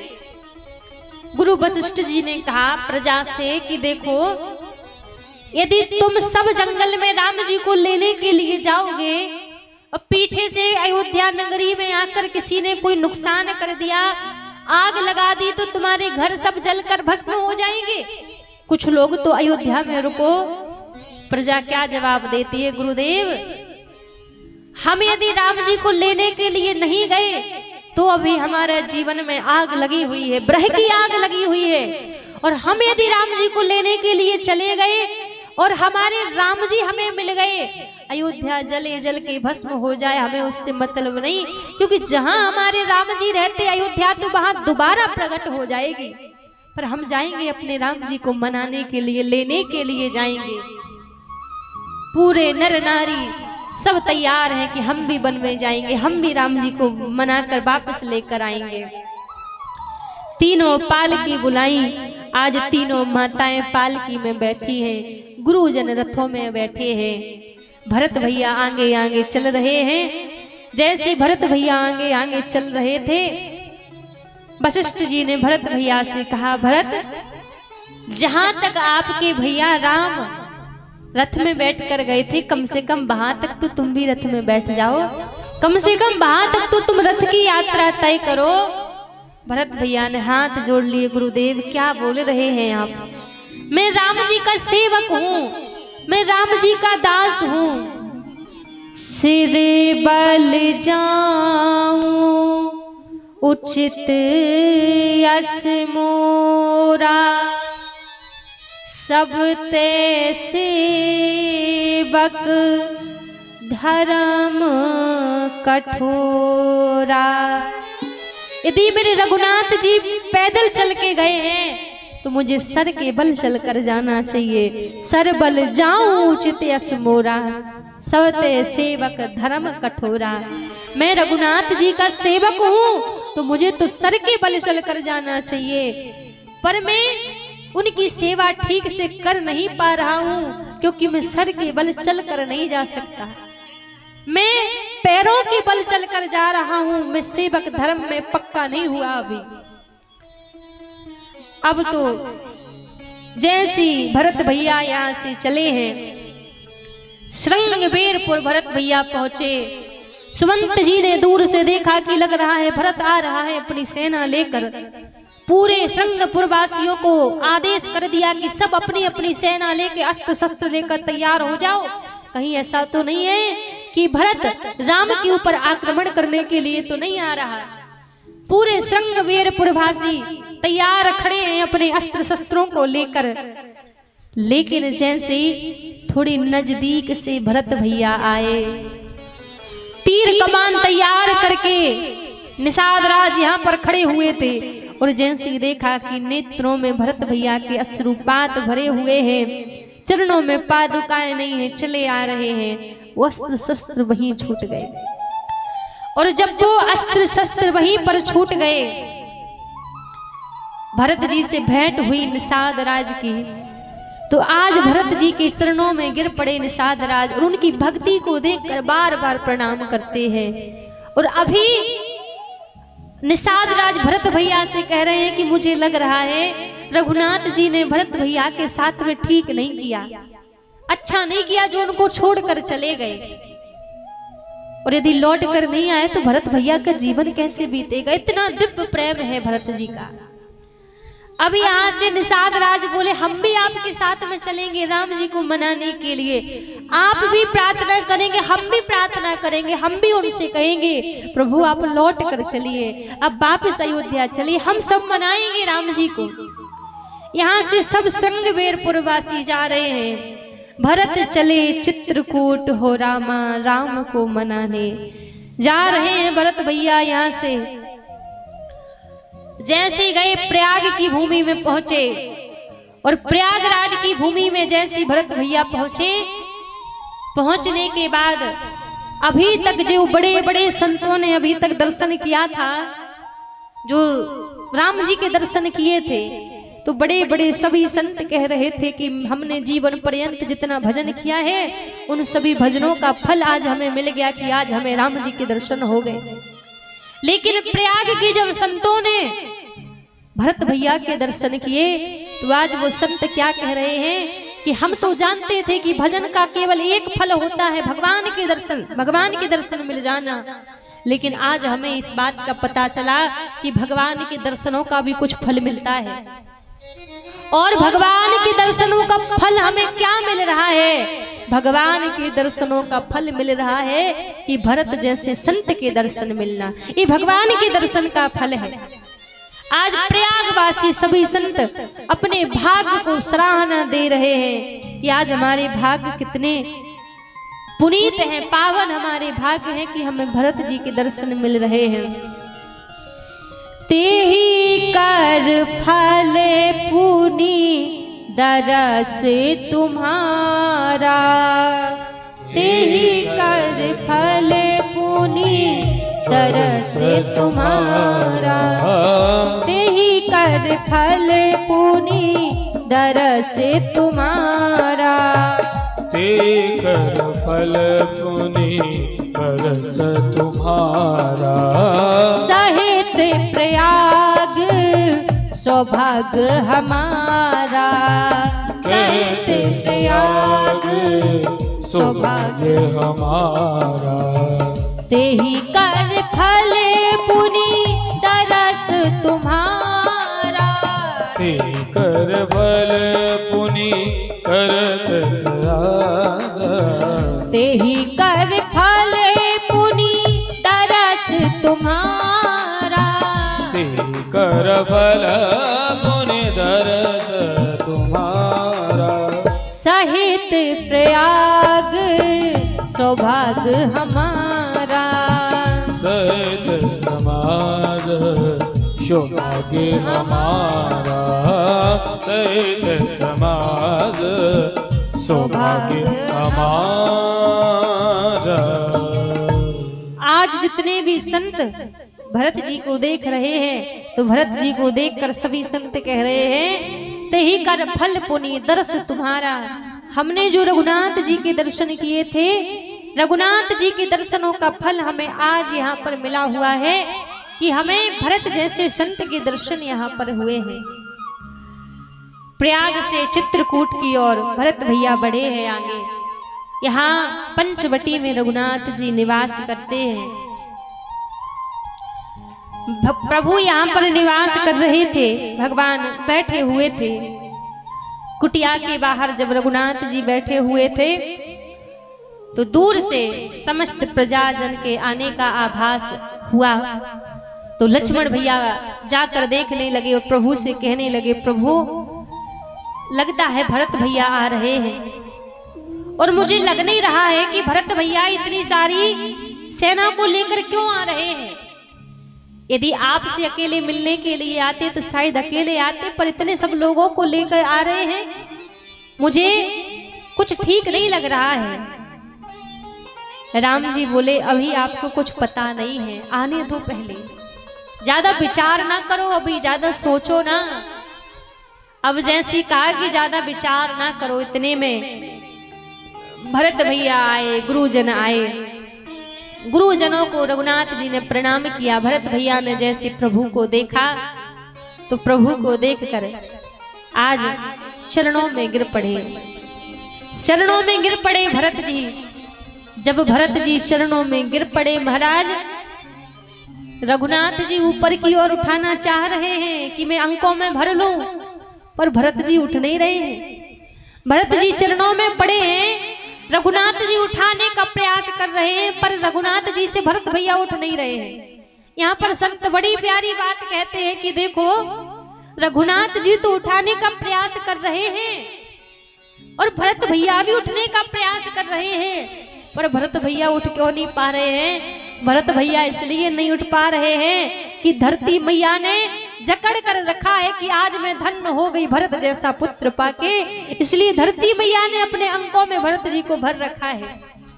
तो रघुनाथ जी तो उठाने का प्रयास कर रहे हैं, पर धरती मैया भरत जैसे पुत्र को पाकर धन्य हो गई, इसलिए छोड़ना नहीं चाह रही है कि आज ऐसा पुत्र मुझे मिला है, भरत जैसा पुत्र, जिसको पाकर मैं तो धन्य हो गई, अहो भाग्य हो गए मेरे। इसलिए धरती मैया नहीं छोड़ रही है भरत जी को। अब दूसरी बात ये भी कहते हैं संत कि भरत जी इसलिए उठ नहीं रहे हैं कि मुझे लग रहा है कि मैं रघुनाथ जी को कैसे अपना मुख दिखाऊंगा, मैं रघुनाथ जी को मुख दिखाने योग्य नहीं हूं, इसलिए भरत भैया उठना नहीं चाह रहे हैं, बस चरणों को देख रहे हैं। ये नहीं चाहते कि रघुनाथ जी मेरा मुख देखें, इसलिए चरण नहीं छोड़ रहे हैं रघुनाथ जी के। रघुनाथ जी बोले, भरत देख, तुम चाह रहे हो कि मैं तुम्हारा मुख ना देखूं, पर मैं सच कहूं, जब तक मैं तुम्हें अपने हृदय से नहीं लगा लूंगा, अंकों में नहीं भर लूंगा, तो भरत मुझे धैर्य नहीं मिलेगा, क्योंकि तुम्हें अंकों में भरने के लिए मेरे हृदय में जो ब्रह रूपी ज्वाला जल रही है उसको कैसे शांत करूंगा।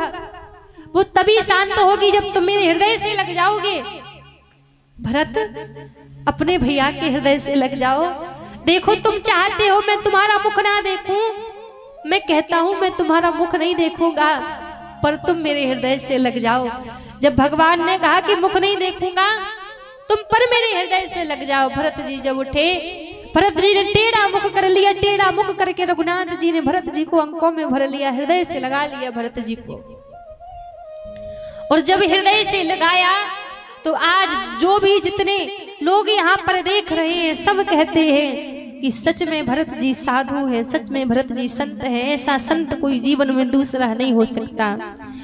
तात भरत तुम सब विधि साधो, तात भरत तुम सब विधि साधो, तात भरत तुम सब विधि साधो, तात भरत तुम सब विधि साधो, राम चरण अनुराग अगाधो, राम चरण अनुराग अगाधो, तात भरत तुम सब विधि साधो, तात भरत तुम सब विधि साधो, राम चरण अनुराग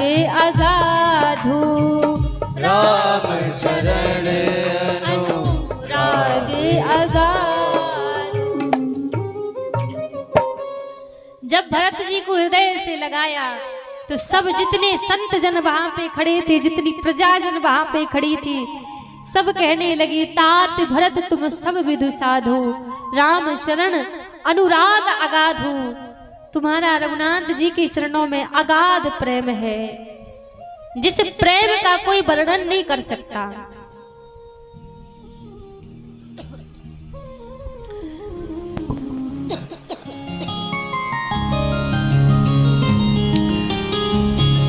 भरत जी को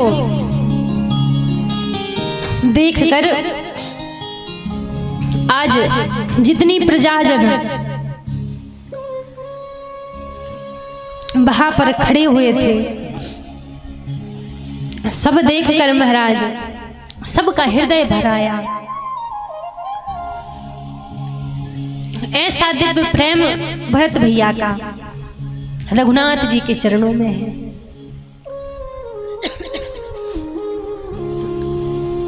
सायंकालीन बेला हुई, जितने अवधवासी आए थे, जितने गुरुजन आए हुए थे, सब सायंकालीन बेला में बैठे। और जब सभी बैठे तो वशिष्ठ जी ने कहा राम जी से, भरत चाहते हैं कि अयोध्या की सिंहासन पर आप बैठे, इसलिए हम चाहते हैं कि आप यहां से लौट कर चले, आप अयोध्या वापस चलें। और जब कहा कि अयोध्या वापस चले, ये भरत के हृदय का भाव है। और जब कहा कि भरत के हृदय का भाव है कि आप अयोध्या वापस चलें, रघुनाथ जी ने मना नहीं किया भरत भैया से कि मैं जाऊंगा नहीं। रघुनाथ जी भरत भैया से कहने लगे मैं जाने के लिए तैयार हूं। यदि मेरा भरत मुझसे कह रहा है कि भैया आप अयोध्या लौट कर चलो, तो मैं अपने भरत से कभी मना नहीं कर सकता, कभी इनकार नहीं कर सकता। मैं अपने भरत के साथ अयोध्या जाने के लिए तैयार हूं। पर भरत, मेरी एक प्रश्न का उत्तर दो, तुम क्या चाहते हो? मैं तुम्हारे साथ लौटकर अयोध्या चलूंगा, कोई बात नहीं, चल लूंगा मैं। लेकिन स्वर्ग में बैठे बैठे हमारे जो पिताजी हैं, जिन्होंने अपने वचन का पालन करने के लिए अपने प्राणों का भी त्याग कर दिया, जीवन पर्यंत उन्होंने अपने चरित्र पर कोई दाग नहीं लगाया, वो स्वर्ग में बैठे बैठे क्या सोचेंगे कि मेरा पुत्र मेरे वचन का, मेरी आज्ञा का पालन नहीं कर पाया, इसलिए लौटकर अयोध्या आ गया वापस। तुम क्या चाहते हो कि वहां स्वर्ग में बैठे बैठे हमारे पिताजी अब कलंकित हो जाएं? जीते जी कलंकित नहीं हुए, अब उनके जीवन में कलंक लग जाए कि जो बड़े बड़े संत कहा करते थे, रघुकुल रीत सदा चली आई, प्राण जाई पर वचन ना जाई। वचन का पालन करने के लिए हमारे पिताजी ने अपने प्राणों का त्याग कर दिया। और हम अपने सुख के लिए पिताजी के वचन का त्याग कर दें। जैसे ये वचन राम जी ने कहे, मानो भरत भैया की वाणी अवरुद्ध कर दी हो, कुछ कहने के लिए भरत भैया नहीं रहे। और दूसरा वचन रघुनाथ जी ने भरत भैया से कहा, भरत मैं यहां पर आया हूं क्योंकि जब तीनों मैयाओं से रघुनाथ जी मिले थे ना, सबसे पहले कैकेयी मैया से रघुनाथ जी मिले थे। और कैकेयी मैया से जब मिले तो कैकेयी मैया ने कुछ कहा नहीं था रघुनाथ जी से, पर कैकेयी मैया की स्थिति समझकर रघुनाथ जी सब समझ गए। अब भरत भैया से कह रहे हैं, रघुनाथ जी कह रहे हैं, भरत तुम मन में विचार कर रहे होगे कि माता कैकेयी ने मुझे वन भेजा है, मैं माता कैकेयी के कारण वन आया हूं। तुम विचार करके द्वेष भावना कर रहे हो मैया से। भरत, इसमें माता कैकेयी का दोष नहीं है। और जो पूरे विश्व में, पूरे संसार में माता कैकेयी को दोषी मानेगा, उसको घोर नरक की प्राप्ति होगी। क्योंकि माता कैकेयी निंदनीय नहीं है, माता कैकेयी वंदनीय है। जिन्होंने अपने अस्तित्व को मिटा के राम का अस्तित्व बनाया है। माँ वास्तव में वही होती है, जन्म देना साधारण बात है, जन्म कोई भी संतान को दे सकता है, लेकिन संतान का चरित्र महान बनाना ये माँ के ऊपर होता है। और कहा, भले ही माता कौशल्या ने मुझे जन्म दिया है, लेकिन राम को राम यदि किसी ने बनाया है तो वो माता कैकेयी ने बनाया है। मुझे महान यदि किसी ने बनाया है तो माता कैकेयी ने बनाया है। इसलिए भरत, मैं तुमसे कहता हूं, माँ के प्रति हृदय में कोई द्वेष भावना मत रखना। माँ का इसमें कोई दोष नहीं है। माँ ने नहीं कहा कि बन आओ, माँ का दोष मत मानना। समझाया कि जो भी माँ, उसको नरक जाना पड़ेगा। द्वेष भावना नहीं रखनी चाहिए कि माता कैकेयी ने रघुनाथ जी को वन भेजा, ये गलत है। रघुनाथ जी के कहने पर माँ ने वरदान मांगा। आज महाराज जब ये वचन कहे रघुनाथ जी ने, और जब ऐसे वचन कहे तो अब रघुनाथ जी पूछने लगे, भरत अब तुम बताओ, क्या मैं तुम्हारे साथ में चलूं? मना नहीं किया अभी तक, अब पूछ रहे कि अब तुम बताओ, क्या मैं तुम्हारे साथ में चलूं? भरत भैया ने हाथ जोड़ लिए, कहा, प्रभु मैं कुछ कहूंगा नहीं। जेहि विधि प्रभु प्रसन्न मन होई, करुणा सागर कीजे सोई। भरत भैया कहते हैं, प्रभु अब मैं कुछ नहीं कहूंगा। जेहि विधि प्रभु प्रसन्न मन होई, जो काम करने से आपका मन प्रसन्न हो, करुणा सागर कीजे सोई, आप वही कीजिए जिसको करने से आपका मन प्रसन्न हो। पर मेरी एक बात स्मरण रखिए, यदि आपको नहीं आना है अयोध्या, मैं जिद नहीं करूंगा कि आप चलो, पर मेरा एक निवेदन आपसे है, आप भी मुझसे ये नहीं कहेंगे कि भरत तुम अयोध्या की सिंहासन पर बैठो। ये वचन मुझे आप दीजिए। आप नहीं कहेंगे। आप पिताजी की आज्ञा का पालन करने के लिए 14 वर्ष यहाँ वन में रहेंगे। आप मुझे आज्ञा कीजिए कि भरत तुम्हें भी 14 वर्ष वन में रहना है। मैं अयोध्या के महलों में नहीं रहूंगा, मैं भी वनवास करूंगा। यदि मेरे स्वामी वनवास करेंगे तो मैं सेवक हूं, मैं भी वनवास करूंगा। महाराज, भाई वही होता है जो दुख को बांटे। सुख को बांटने के लिए दुनिया में सभी लोग आ जाते हैं। सुख का समय आए तो सब खड़े हो जाते हैं, सुख बांटने के लिए सब आते हैं। पर सच्चा भाई जीवन में वही होता है जो आपके दुख को बांटने के लिए आपके साथ में खड़ा रहे। सुख बांटना सरल है, दुख को बांटना कठिन है। आज भरत भैया कह रहे हैं, मैं भी वन का वास करूंगा, आप बस इसके लिए मुझे रोकिएगा मत। जब रघुनाथ जी ने जो वचन कहे उन वचनों को भरत भैया ने माना, तो भरत भैया के वचनों को भी रघुनाथ जी को मानना पड़ा। यहाँ पर रघुनाथ जी जंगलों में रहते हैं, लेकिन 10 फुट नीचा गड्ढा खोदकर जमीन के अंदर भरत भैया रहते हैं।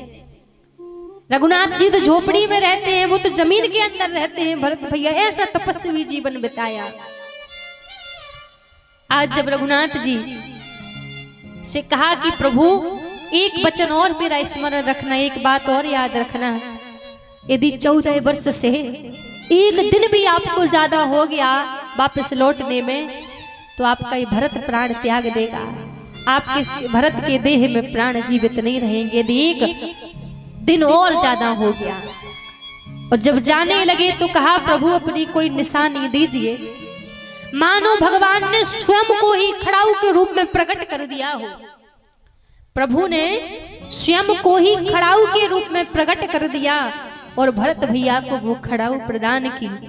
ऐसा नहीं कि खड़ाऊ लेने के बाद झोला में डाल लिया जाए, बैग में रख लिया जाए, ना। भरत भैया को लगा कि खड़ाऊ नहीं है तो साक्षात मेरे रघुनाथ जी हैं। उन खड़ाऊ को भरत भैया ने अपने मस्तक पर धारण कर लिया और नेत्र सजल हैं, आंखों से अश्रुओं की धार बह रही है। बार बार रघुनाथ जी को प्रणाम करके भरत भैया यहाँ से आगे जा रहे हैं। प्रभु कर कृपा पावरी दीन, साधर भरत शीस धरनी।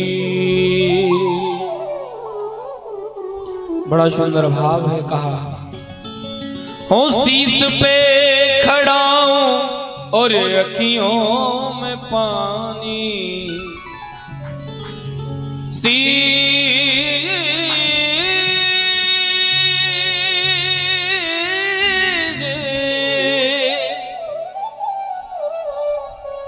शीस पे खड़ा हूं और अखियों में पानी।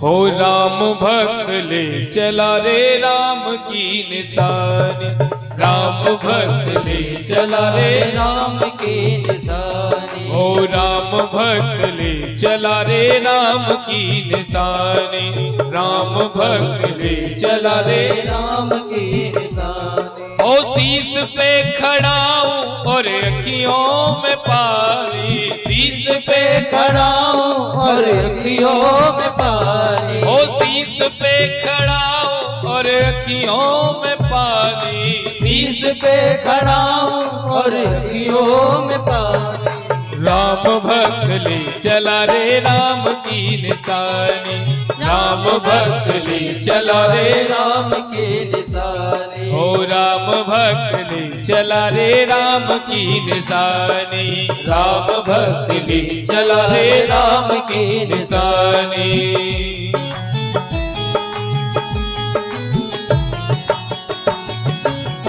भरत भैया की, राजा रामचंद्र की।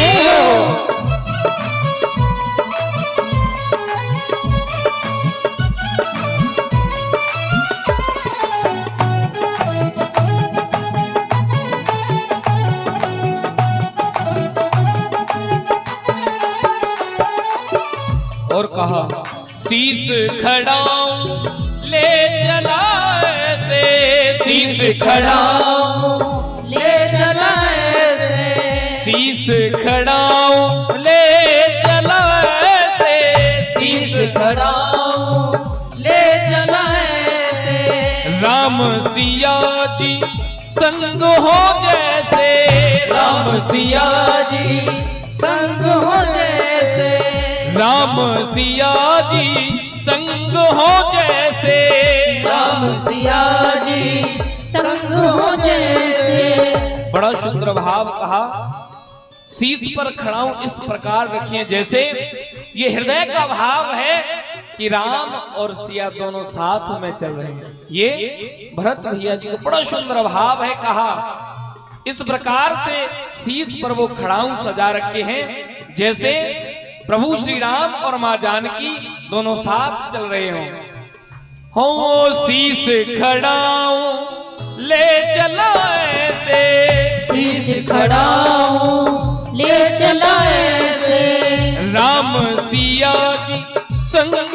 हो जैसे, राम सिया जी संग हो जैसे। अब इनकी छाँव में रहेगी राजधानी, अब इनकी छाँव में रहेगी राजधानी। ओ अब इनकी छाँव में रहेगी राजधानी, अब इनकी छाँव में रहेगी राजधानी। राम भक्त ले चला रे राम की निशानी, राम भक्त ले चला रे राम की निशानी। ओ प्रभु राम भक्त ले चला रे राम की निशानी, राम भक्त ले चला रे राम की निशानी। हो शीश पे खड़ा हूँ और अखियों में पानी, शीश पे खड़ा हूँ और अखियों में पानी। ओ शीश पे खड़ा हूँ और अखियों में पानी, शीश पे खड़ा हूँ और अखियों में पानी। राम भक्त ले चला रे राम की निशानी, राम भक्त ले चला रे राम की निशानी। हे राम भक्त ले चला रे राम की निशानी, राम भक्त ले चला रे राम की निशानी। रामचंद्र भगवान की, चारों भैयान की।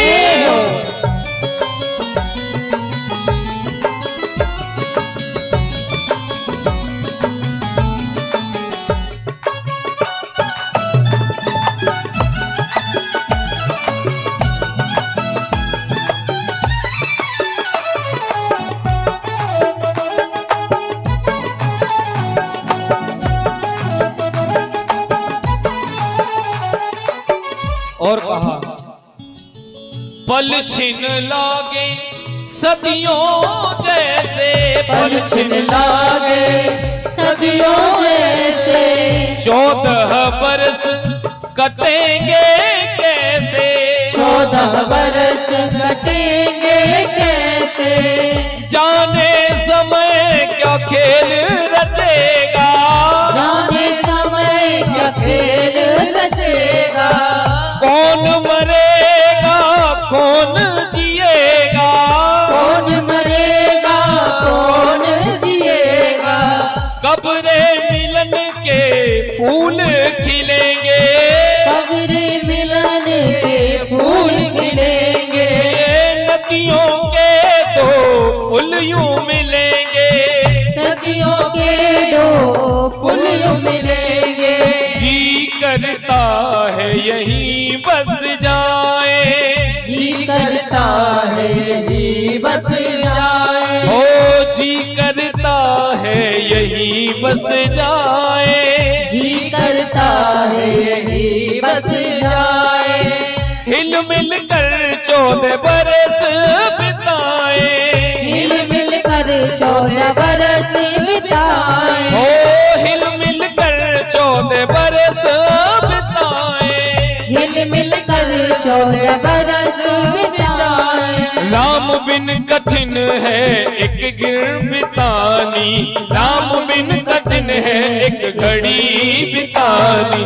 राम भक्त ली चला राम की निशानी, राम भक्त ली चला रे राम की निशानी। हो शीश पे खड़ा हूँ और अखियों में पानी, शीश पे खड़ा हूँ और अखियों में पानी। शीश पे खड़ा हूँ अखियों में पानी, शीश पे खड़ा हूँ और अखियों में पानी। शीश पे खड़ा हूँ और अखियों में पानी, शीश पे खड़ा हूँ और अखियों में पानी। वो राम भक्त ले चला रे राम की निशानी, राम भक्त ले चला रे राम की निशानी। भक्त वत्सल भगवान की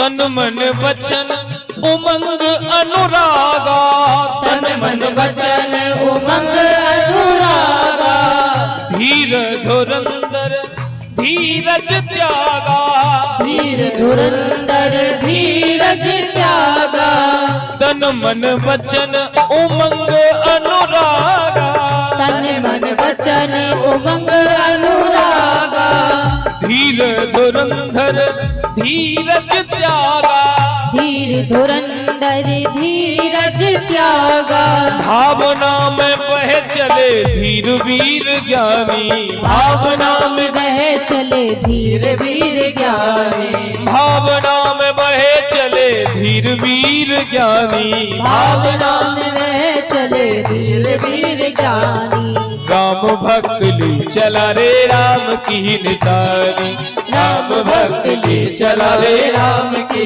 निशानी, ओ राम भक्त ली चला रे राम की निशानी, राम भक्त ली चला रे राम की निशानी, ओ शीश पे खड़ा हूं और अखियों में पानी, शीश पे खड़ा हूँ और अखियों में पानी, शीश पे खड़ा हूं और अखियों में पानी, शीश पे खड़ा हूँ और अखियों में पानी, राम भक्त ली चला रे राम की निशानी, राम भक्त ली चला रे राम की निशानी, ओ राम भक्त ली चला रे राम की निशानी, राम भक्त ली चला रे राम की निशानी, और शीश पर खड़ाऊ रखें और मुख में केवल एक यही नाम है। दोनों हाथ उठाकर आप भी सभी गाइए, सीताराम जय सीताराम, सीताराम जय सीताराम, ओ सीताराम जय सीताराम, सीताराम जय सीताराम, सीताराम जय सीताराम, सीताराम जय सीताराम, ओ सीताराम जय सीताराम, सीताराम जय सीताराम, ओ सीताराम जय सीताराम, सीताराम जय सीताराम, सीताराम जय सीताराम, सीताराम जय सीताराम, सीताराम जय सीताराम, सीताराम जय सीताराम, ओ सीताराम जय सीताराम, सीताराम जय सीताराम, सीताराम जय सीताराम, सीताराम जय सभी बोलिए, सीताराम, सब मिल बोलो सीताराम, सब मिल बोलो सीताराम, सीताराम जय सीताराम। बोले राजा रामचंद्र भगवान की ये 50 रुपए प्रियांशु मंडल जी पुरानी राता से, और नक्ष मंडल 100 रुपए पुरानी राता से, सालू कुमारी जी 101 रुपए, गीता झाजी खड़ौना से खड़ौआ से 200 रुपए, और चेरो बाबा खड़ौआ से 101 रुपया, राजेश साहब जी 100 रुपया, कुणाल मंडल जी 101 रुपया, और राम बाबू खड़ौआ से 100 रुपया, खड़गपुर से कुणाल जी, सभी के लिए एक बार जोरदार तालियां बजाएं। डॉक्टर अखिलेश कुमार यादव जी 100 रुपया, सभी के लिए एक बार जोरदार तालियां बजाएं, और सभी प्रेम की जय श्री राम, जय सिया राम, जय जय श्री राम। जय जय सिया राम। और सभी ध्यान दें, सभी अपना अपना बाइक का चाबी देखिए, किसी का अगर बाइक का चाबी खोया हो तो ये यहाँ पर है, अपना ले लें। अनुसुईया जी के आश्रम में रघुनाथ जी माँ जानकी के साथ गए, और जब अनुसुईया जी के आश्रम में रघुनाथ जी गए तो नारी का जो धर्म है, पातिव्रत जो धर्म है, उसकी शिक्षा अनुसुईया माता ने माता जानकी को दी कि नारी के जीवन में सबसे बड़ा धर्म है नारी धर्म और नहीं दूजा, केवल पति पद पंकज पूजा। नारी के लिए संसार में सबसे बड़ा कोई धर्म बताया है तो अपने पति के चरणों की सेवा करना, अपने पति को भगवान के समान मानना ये नारी के लिए सबसे बड़ा धर्म जीवन में है। कहते हैं एक नारी की परीक्षा कब होती है जानते हो? एक नारी की परीक्षा पति के दुख के समय में होती है। आपके जीवन में दुख आया, संकट आया, यदि आपकी अर्धांगिनी, आपकी नारी आपके साथ में खड़ी है तो हंसते हंसते उस दुख से आप लड़ लोगे, संकट से लड़ लोगे, वो दुख कुछ बिगाड़ नहीं पाएगा आपका। लेकिन यदि दुख आया और दुख में आपकी नारी ने आपको छोड़ दिया, आपकी पत्नी ने आपको छोड़ दिया, तो वो छोटा सा दुख भी बड़ा दुख आपके जीवन में बन जाएगा। तो नारी की परीक्षा पति के दुख के समय में होती है कि दुख के समय में जो अर्धांगिनी आपके साथ में खड़ी है वो सच में पतिव्रता नारी है। वरना सुख सुख के सभी साथी रहते हैं, दुख में सब छोड़ देते हैं। और दूसरा कहते हैं, दूसरा पत्नी की परीक्षा, नारी की परीक्षा पति की गरीबी में होती है। एक तो दुख के समय में परीक्षा होती है और दूसरा गरीबी में परीक्षा होती है। यदि गरीबी आपके जीवन में है फिर भी आपकी अर्धांगिनी आपके साथ खड़ी है तो आपको उसके ऊपर थोड़ा सा भी संदेह नहीं करना चाहिए, थोड़ा सा भी संदेह नहीं करना चाहिए। यदि गरीबी में भी आपका साथ दे रही है, आपके साथ में खड़ी है। और महाराज कई माताएं हमारे पास में आती हैं, पूछती हैं, अभी जैसे अनसुईया माता ने कहा माँ जानकी के लिए कि नारी धर्म और नहीं दूजा, केवल पति पद पंकज पूजा।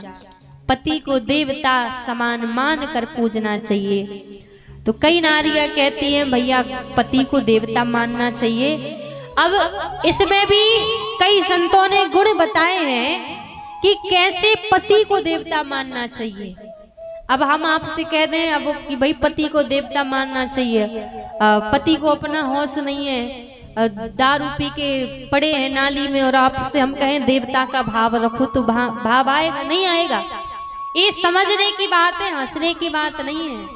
ये आपकी भी समझने की बात है। यदि देवता मन के पूजना चाहते हो ना कि घर में देवता मान के पूजा हो गए, तो कुछ गुण बताए कैसे पति को देवता मानना चाहिए। जो पति कभी भी अपनी नारी से चार लोगों के बीच में ऊंची आवाज में बात ना करे, ऐसे पति को देवता मानना चाहिए।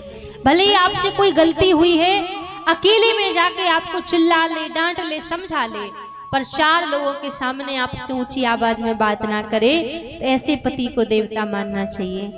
और दूसरा, जो पति कभी अपने घर में मंदरा पान करके ना आए, क्योंकि घर को मंदिर की तुलना दी गई है। घर में आपकी पत्नी लक्ष्मी स्वरूपा है, आपके माता पिता भगवान स्वरूप आपके घर में बैठे हैं, तो कभी घर में मंदरा पान करके नहीं आना चाहिए। तो जो पति कभी अपने घर में मंदरा पान करके ना आता हो, ऐसे पति को देवता मानना चाहिए। और तीसरा, जो पति कभी भी अपनी नारी को छोड़कर पर नारी के ऊपर दृष्टि ना डालता हो, कभी भी पर नारी के ऊपर विचार भी ना करता हो, तो ऐसे पति को महाराज देवता मानना चाहिए।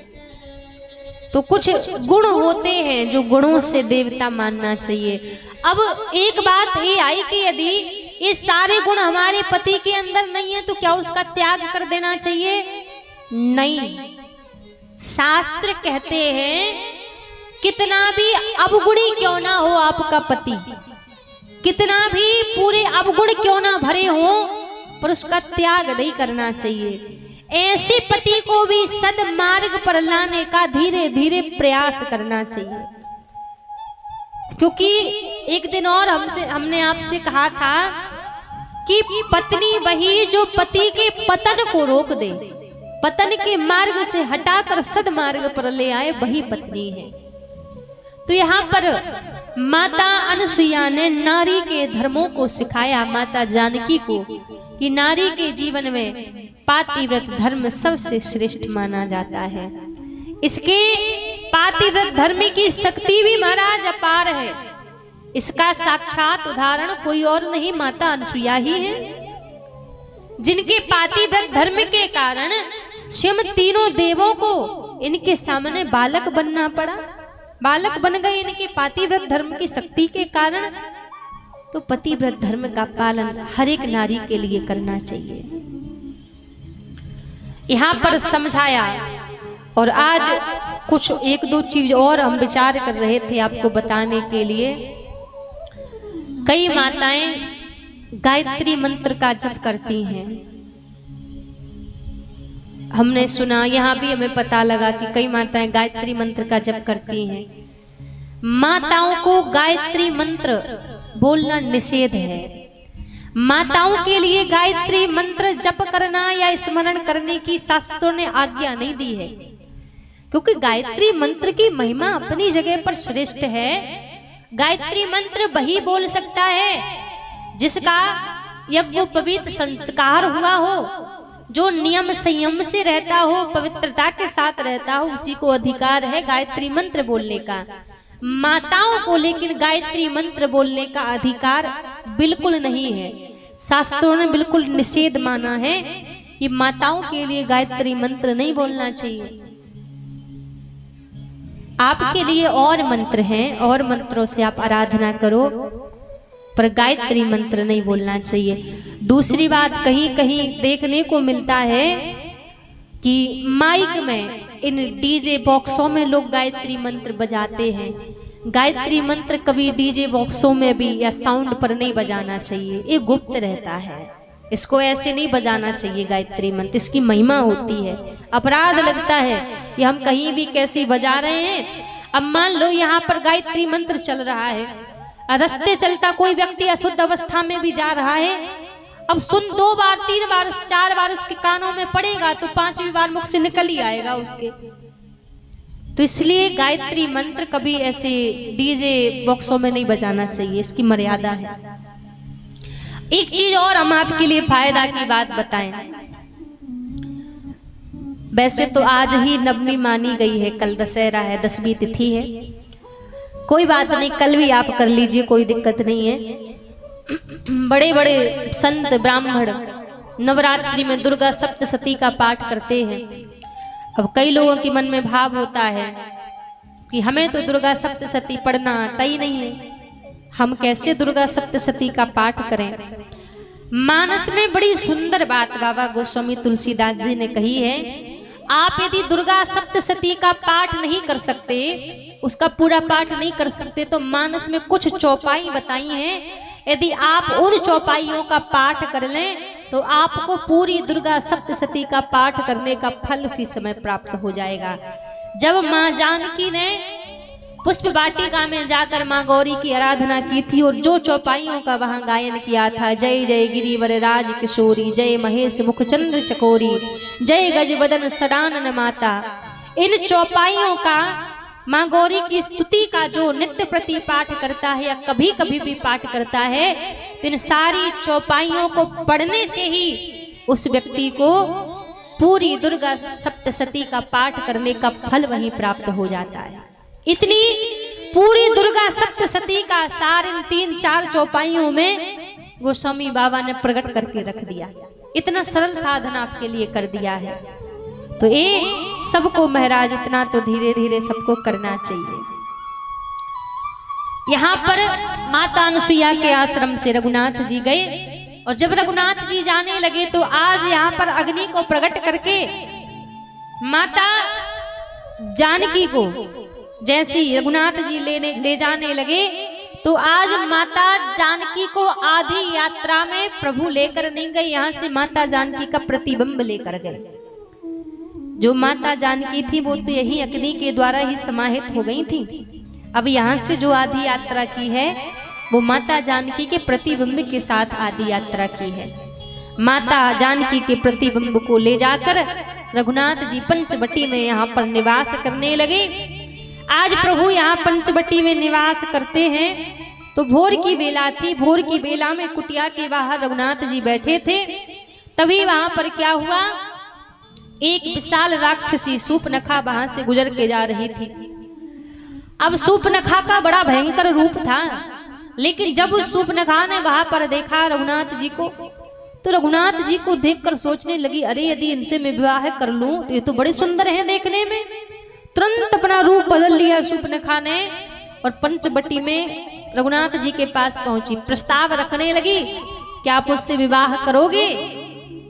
रघुनाथ जी ने जानकी जी की तरफ इशारा कर दिया कि मेरा तो विवाह हो चुका है, मैं तो शादीशुदा हूं, यहाँ काम नहीं बनेगा।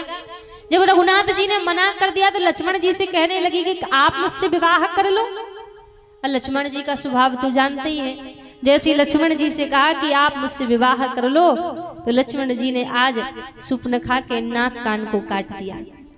अब जैसे नाक कान को काट दिया, यहाँ से क्रोधित होकर सीधी पहुंची अपने भाई रावण के पास और रावण से जाकर कहने लगी, कुछ दूरी पर वनों में दो राजकुमार आए हैं, उनके साथ में एक सुंदर नारी भी है। अपनी करनी रावण को नहीं बताई कि मैंने क्या किया था, बस इतना कहने लगी, मैं वहां से जा रही थी, मैंने तो कुछ कहा भी नहीं, कुछ किया भी नहीं, मेरा कोई दोष नहीं था, बिना कुछ किए उन्होंने मेरे नाक और कान को काट दिया। तुम्हारे क्षेत्र में रहकर आज तुम्हारी बहन का अपमान करा दिया। रावण ने सुना, मेरे क्षेत्र में रहकर मेरी ही बहन का अपमान कर दिया, नाक और कान को काट दिए। अब जैसे रावण को पता लगा तो रावण ने मारीच को बुलाया और मारीच से कहा कि मैं बदला लूंगा, उनके साथ में जो नारी है मैं उनका हरण उसका हरण करके मैं आऊंगा, तुम्हें मेरा साथ देना पड़ेगा। तुम हिरण का रूप बनाकर यहाँ से जाओ और छल करके तुम रघुनाथ जी को अपने पीछे पीछे दौड़ाना और जैसे थोड़ी दूरी पर पहुंचे तो तुम्हें छल करना है, जानकी जी का नाम पुकारना है। मारीच कहने लगा, भगवान मुझसे क्यों ऐसा अपराध करा रहे हो, मुझसे नहीं होगा, ये छल करने का अपराध नहीं होगा, मैं मरना नहीं चाहता। तो रावण ने कहा कि तुम यदि मना करोगे तो वहां नहीं मरोगे तो मैं यहां मार दूंगा, मेरे हाथ से मरना पड़ेगा। फिर मारीच सोचने लगा कि इस दुष्ट पापी के हाथों से मरने से तो अच्छा है कि मैं राम जी के हाथों ही मर जाऊं। और यहाँ पर मारीच सोने के हिरण का रूप बनाकर आया।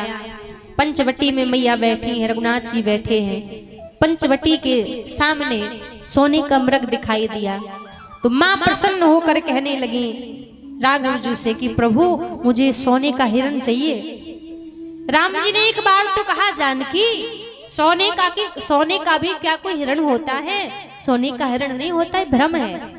मैया बोली नहीं नहीं मुझे तो हिरण चाहिए, ये दिखने में कितना सुंदर है, आप मेरे लिए लेकर आओ। और जैसी जानकी जी ने कहा, रघुनाथ जी उस हिरण को लेने के लिए गए, आगे आगे वो हिरण भागता जा रहा है, पीछे पीछे रघुनाथ जी। यहाँ पर एक देखो बड़ा सुंदर दृश्य है, जब मारीच आगे आगे भागता हुआ जा रहा है, पीछे रुक कर हर थोड़ी थोड़ी देर में रुक रुक कर पलट पलट कर राम जी को देखता है, फिर भागता है, फिर पलट कर राम जी को देखता है, अपने भाग्य को सराहना दे रहा है कि आज मैं राम जी के हाथों से मरूंगा, राम जी के हाथों से मैं मरूंगा नहीं, तर जाऊंगा मैं आज।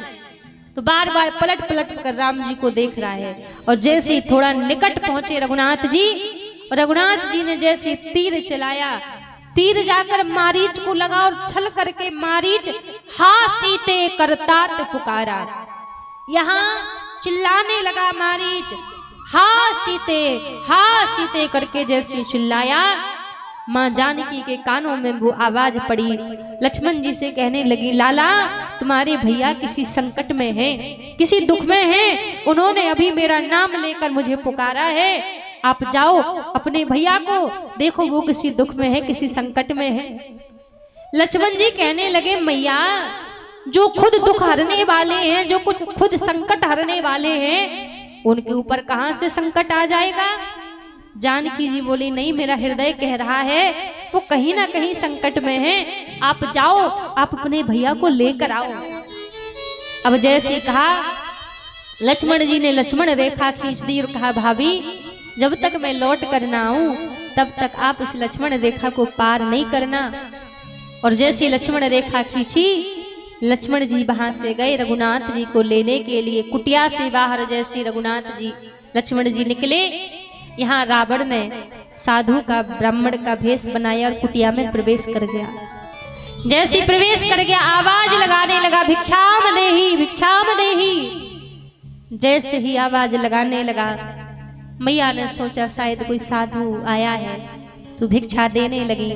मैया कहने लगी, बाबा मैं इस रेखा से बाहर नहीं आ सकती, आप थोड़ा निकट आ जाइए तो मैं आपको भिक्षा प्रदान कर देती हूँ। रावण कहने लगा, देखो आप अपने घर में कुटिया में अकेली हो और मैं एक साधु हूँ, किसी कुटिया में नारी अकेली हो, मैं वहां प्रवेश नहीं कर सकता। भिक्षा देनी है तो बाहर आके भिक्षा दे दो, वरना मैं तो खाली हाथ चला, मुझे नहीं चाहिए भिक्षा। अब मैया को लगा द्वार पे से साधु खाली हाथ लौट जाएगा, ये भी ठीक नहीं है। तो आज जैसी मैया ने उस लक्ष्मण रेखा को पार किया, रावण ने अपना असली रूप बनाया और माँ का हरण करके रावण ले गया। अब माँ का हरण करके रावण ले गया। यहाँ पर एक बड़ी अच्छी चीज सीखने को मिलती है सभी माताओं बहनों को। आज की जनरेशन में, आज के समय जो परिस्थिति चल रही है, छोटी छोटी बेटियां, छोटी बेटियां, बड़ी बेटियां, सभी के बीच में चल रहा है। आपसे एक बात कहें, लोग कहते हैं लड़कों की, पुरुषों की दृष्टि गलत है।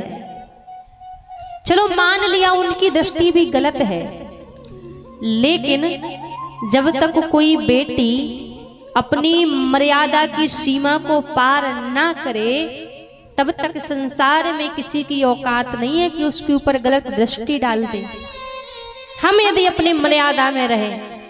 आजकल बेटियां छोटे छोटे फटे फटे कपड़े पहनती हैं, उल्टे सीधे कपड़े पहनती हैं, नाचती हैं, रीलें बनाती हैं।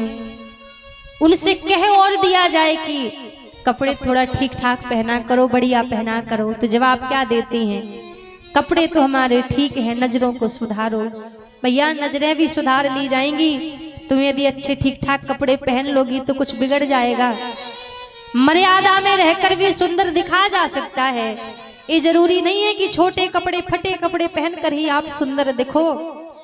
आज संसार में जो भी चल रहा है, जितना भी दुर्व्यवहार, अपहरण जितना भी बेटियों के साथ हो रहा है, मानो इनमें बेटों की गलती तो है ही, लेकिन कहीं ना कहीं बेटियों की भी गलती है। आज किसी की इतनी हिम्मत नहीं है कि हमें गलत दृष्टि डालकर कोई देखे। जब तक हम अपनी सीमा में रहे, किसी की हिम्मत नहीं है। आज यदि माता जान की उस सीमा को पार नहीं करती, लक्ष्मण रेखा को, तो क्या रावण हरण करके ले जाता? उसी प्रकार जब तक हम अपने संस्कारों की, मर्यादा की सीमा को पार नहीं करेंगे, तब तक किसी की हिम्मत नहीं कि कोई हमारा हाथ पकड़ ले आके, किसी की हिम्मत नहीं है। आज हमें संस्कृति अच्छी नहीं लगती, हमें मर्यादा में रहना अच्छा नहीं लगता, तो कहां से हमारे देश के बच्चों के अंदर अच्छे संस्कार आएंगे? क्योंकि हम उन चीजों को धारण नहीं करना चाहते हैं जो शास्त्र हमें सिखा रहे हैं। उन चीजों को हम जीवन में उतारना नहीं चाहते हैं। हम अपने जीवन में उतारें उन चीजों को। तो महाराज आजकल एक चीज और बताएं, करते कुछ लोग हैं, नाम सबका आता है। हम ये नहीं कहेंगे सभी लोग गलत होते हैं, करते कुछ लोग हैं, नाम सबका आता है। अभी अभी जो मेरठ की घटना हुई थी, एक घटना ऐसी सामने आ गई कि एक पत्नी ने प्रेमी के संग में मिलकर अपने पति को मार दिया। एक घटना सामने आई, हालांकि गलत है, बहुत बड़ा अपराध है, सर कभी नहीं करना चाहिए। लेकिन एक नारी के करने पर सोशल मीडिया पे देखो पुरुषों के अंदर कितना डर बैठ गया कि किसी पर भरोसा नहीं करना चाहिए। प्रेमी हो, पत्नी हो, प्रेमिका हो, किसी के ऊपर भरोसा नहीं करना चाहिए। लेकिन एक चीज जरा सोचो, एक घटना ऐसी सामने आने पर आज इतना बुरी तरह से डर सबके अंदर बैठ गया है। और बरसों से जो बेटियां कटती आ रही हैं, जो बेटियों को जला दिया जाता है, मारकर सूटकेज में भर दिया जाता है, फ्रिज में भर दिया जाता है। वो बेटियां तो कभी यूं नहीं कहती ऐसे कि भाई एक ने किया तो सब ऐसा करेंगे। कई वर्षों से सुनने को मिलता है कि कहीं बहू को जला दिया, कहीं बेटी को जला दिया, बेटी को मार दिया। गलती दोनों तरफ है, कमी किस चीज की है? दोनों तरफ संस्कार विहीन है। जहां संस्कार को आप छोड़ोगे वहां ऐसे कृत्य रोज ही होने हैं। संस्कार हमारे छूटे और कलयुग हावी हुआ। जब तक संस्कार जीवन में रहेंगे तब तक ऐसे अपराध नहीं होंगे। और जब संस्कार छोड़ दोगे, शास्त्रों को छोड़ दोगे, शास्त्रों की बातों को मानना छोड़ दोगे, अभी तो एक कृत्य ऐसा हुआ है, आगे चल के देख लीजिएगा, गिनती नहीं कर पाओगे। क्योंकि बच्चे संस्कार विहीन होते जा रहे हैं, संस्कार नहीं दे रहे हैं उनको। तो मानस से, रामचरितमानस से सारी छोटी छोटी चीजें खुद भी सीखो, अपने बच्चों को भी सिखाओ, अपने बेटों को भी सिखाओ, अपनी बेटियों को भी सिखाओ। यदि चाहते हो कि संस्कार बचे, घर परिवार हमारा बचे, आने वाली पीढ़ी हमारी गलत दिशा में ना जाए, तो उनको सारी चीजें सिखाओ। और यही कथा है आज के समय की, यही कथा है। वरना यहाँ से सुनना, यहाँ से निकालना, अभी तक हमने जितना सुनाया है आपको, हमारे जाने के बाद किसी से पूछना कि दीदी क्या क्या सुना के गई थी, कोई 2-4 माता ही सुना दे तो मान लेना कि हाँ इन्होंने अच्छे से कथा सुनी है। बस संस्कारों पर जोर दो अपनी, संस्कार बच गए तो सब बच गया। आज मैया का हरण करके रावण ले गया यहाँ से, और आगे के प्रसंग को हम कल के सत्र में श्रवण करेंगे। आज क्योंकि रामनवमी का थोड़ा उत्सव भी मनाना है। वैसे तो हमने रघुनाथ जी का जन्म तो पहले ही मना लिया था, पर आज रामनवमी है तो आज भी थोड़ा तो रघुनाथ जी का उत्सव होना चाहिए। क्योंकि वर्ष भर में एक बार जो त्योहार उत्सव आता है, जैसे अयोध्या में आज उत्सव हो रहा है, प्रयास करेंगे आज वैसे रामनवमी का पावन उत्सव हम सभी यहाँ पर भी मनाएंगे। और कल विश्राम दिन की कथा है, कल कथा का विश्राम हो जाएगा और कल ही मंच से मानस की विदाई हो जाएगी, ठाकुर जी की विदाई हो जाएगी और हमारी भी विदाई हो जाएगी। कल मंच से कल सभी को ठाकुर जी का पूजन विदाई करने का अवसर मिलेगा। अच्छा एक बात बताओ, कल हमें विदाई देने के लिए कौन कौन आएगा? हमारे भैया जी कह रहे हैं हम विदाई नहीं करेंगे। अच्छा देखो, विदाई नहीं करोगे तो दोबारा बुलाओगे कैसे? फिर जब जाएंगे तभी तो दोबारा आएंगे। देखो कह रहे बुलाने के लिए जा सकते हैं, हम जब जाएंगे तभी दोबारा फिर आएंगे। तो कल मानस की यहाँ से विदाई होगी, हमारी भी कल मंच से ही विदाई होगी। अभी तक आपने जितना सत्संग किया है, कथा को श्रवण किया है, बस इतना ही हम आपसे कहेंगे कि उसको अपने जीवन में उतारने का प्रयास करना। बाकी बात मानो ना मानो खुशी आपकी, हम मुसाफिर हैं कल अपने घर जाएंगे, संत की बात पर जोर कर जाएंगे। मानना ना मानना ये खुशी आपकी है, हम तो मुसाफिर हैं। आज यहाँ ठाकुर जी की सेवा में लगे हैं, कल दूसरी जगह जाके ठाकुर जी की सेवा करेंगे। पर जो एक एक वचन यहाँ से कहे हैं वो हमारी वाणी नहीं, हमारे वचन नहीं, वो संतों की वाणी है, संतों के वचन है। तो इतना कह के जाएंगे कि संत की बात पर जोर कर जाएंगे। यदि उस बातों को जीवन में उतार लोगे तो जीते जी ही स्वर्ग बना लोगे अपने घर को, और नहीं उतारोगे तो ऐसे रोते बिलखते ऐसे जीवन चल रहा है, जी कोई नहीं रहा आज के संसार में। आज के समय में वास्तव में जीवन कोई जी नहीं रहा है। आजकल तो बस ढो रहे हैं जीवन के बोझ को, चलते जा रहे हैं। कोई घर का, कोई परिवार का, कोई पैसा का, कोई रुपया का बोझ ढोते हुए चले जा रहे हैं। लेकिन यदि मानस को जीवन में उतारोगे तो इतना कहेंगे, मरने के बाद स्वर्ग मिले या ना मिले, पर मानस को जीवन में उतार लिया तो जीते जी घर में स्वर्ग जरूर बना लोगे। तो आइए थोड़ी देर सभी भगवान के आज रामनवमी प्रागट उत्सव का सभी लोग आनंद लेंगे। जिस प्रकार आज हमारी पूरी अयोध्या भगवान के पावन उत्सव में डूबी हुई है,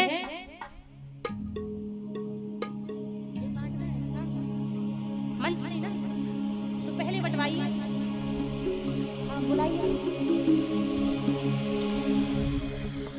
पर ही भेजिए सबको। हाँ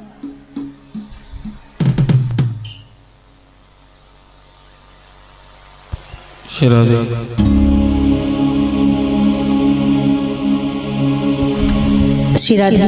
और आज जैसे कि आप सभी को ज्ञात है कि मंच के द्वारा आज सभी के लिए हनुमान चालीसा वितरण करना है, तो ये तो और अच्छी बात है कि रामनवमी के दिन आपको हनुमान चालीसा यहाँ से हमारी पूर्ण समिति के द्वारा आपको वितरण किया जा रहा है। तो हम इतना कहेंगे कि केवल एक हनुमान चालीसा की किताब आपको वितरण नहीं की जा रही है, हनुमान चालीसा के रूप में आज एक ऐसा मंत्र आपको आपके जीवन के लिए वितरण किया जा रहा है जो आपके जीवन के सभी दुखों को मिटाने का सामर्थ्य रखता है।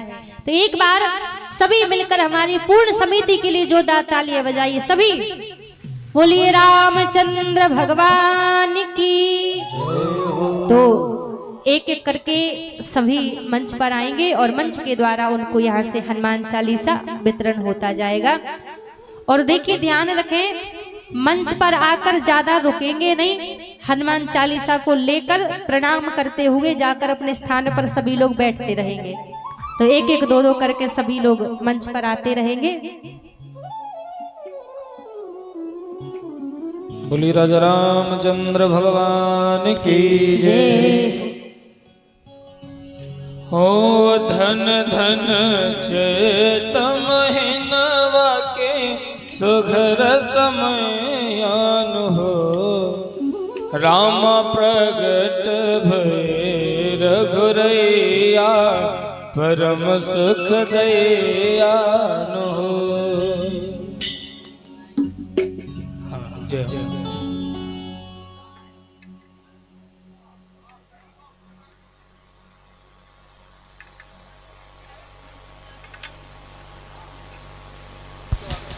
जी जैसा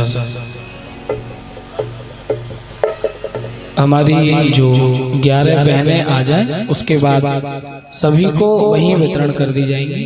हाँ बोली राजा रामचंद्र भगवान की जय। केवल मंच पर 11 बहनें आए, बाकी सभी को वहीं बैठे बैठे वितरण हो जाएंगे, क्योंकि मंच पर बहुत समय लग जाएगा। माइक दे दीजिए, माइक कहाँ है?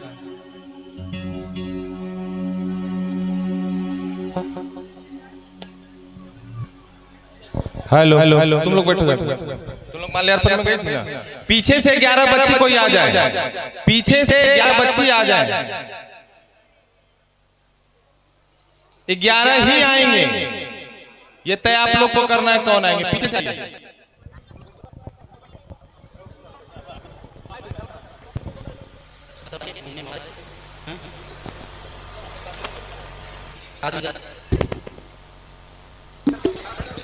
चलो एक गैप बचा पीढ़ियां वही एक संकल्प के साथ प्रतिदिन हनुमान चालीसा का पाठ करेंगे। ये विश्वास के साथ हनुमान चालीसा हमारी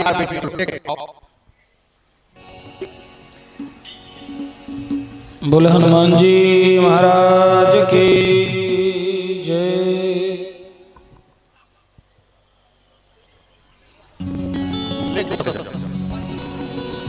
बोले विष्णु भगवान की जय। धन धन चैत महीना के सुधर समयान हो, रामा प्रगट भई रघुरैया परम सुख दयान हो, रामा प्रगट भई रघुरैया परम सुख दयान हो।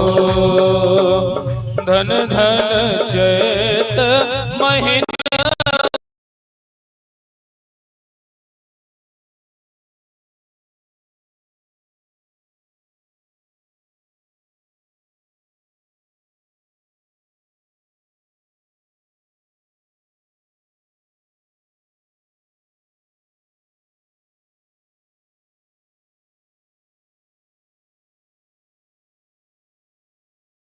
के सुधर समयान हो, रामा प्रगट भई रघुरैया परम सुख दयान हो, रामा प्रगट भई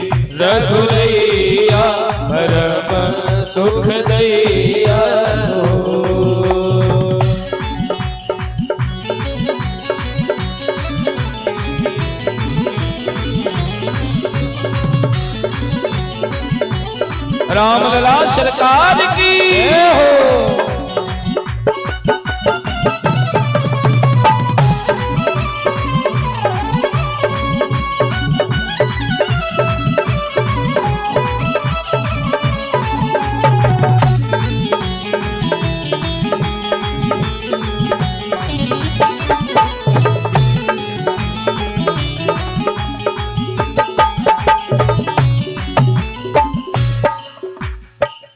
धन धन अवधन पतिवर प्रभु प्रगटावे हो। धन धन अवधन पतिवर प्रभु प्रगटावे हो। रामा धन धन माई कौशल्या दिन बात खावे हो। रामा धन धन माई कौशल्या दिन बात खावे। अगर एक घर से 2-4 महिलाएं हो तो कृपया एक ही कोई लेंगे। हम लोग चाहते हैं कि हर घर पहुंच जाए। अगर किसी जैसे हमारे ही घर से 5 महिलाएं हैं तो एक ही कोई लेंगे ताकि हर घर में ये हनुमान चालीसा पहुंच जाए।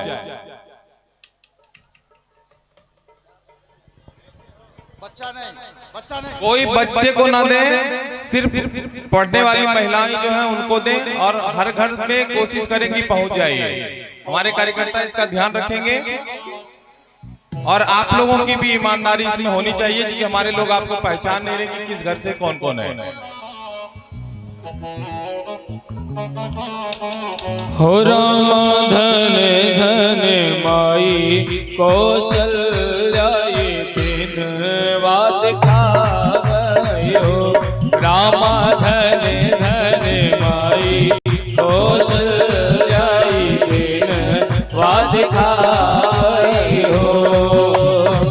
धन धन चेत महीनवा के शुभ रसमयान हो। धन धन चेत महीनवा के शुभ समयान हो। रामा प्रगट भई रघुरैया परम सुख दैयान हो। रामा प्रगट भई रघुरैया परम सुख दैयान हो। रामचंद्र भगवान की जय हो।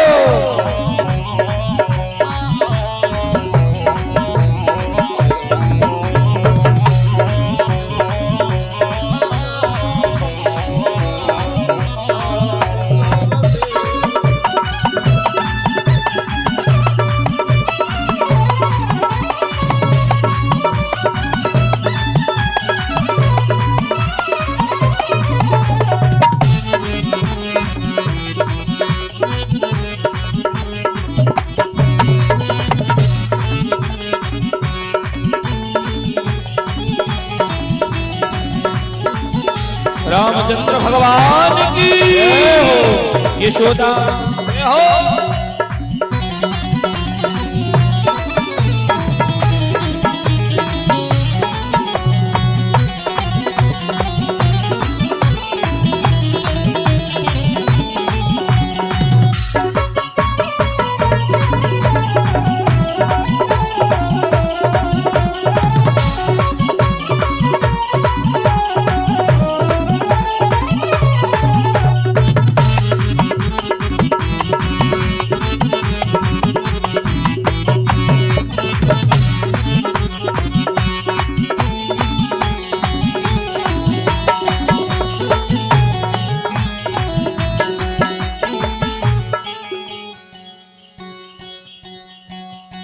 एक सूचना कल के लिए हम दे रहे हैं कि कल महाप्रसादम में हमारे केशव किशोर जी की तरफ से 1 क्विंटल खीर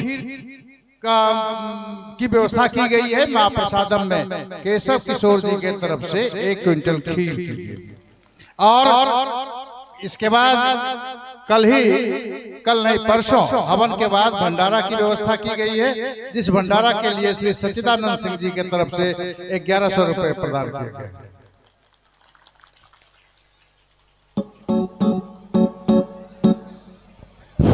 और गांव के बच्चे अगर छूट रहे हैं तो कोई बात नहीं, अगर हनुमान चालीसा हमारे अगल बगल गांव जाते हैं तो ज्यादा बेहतर।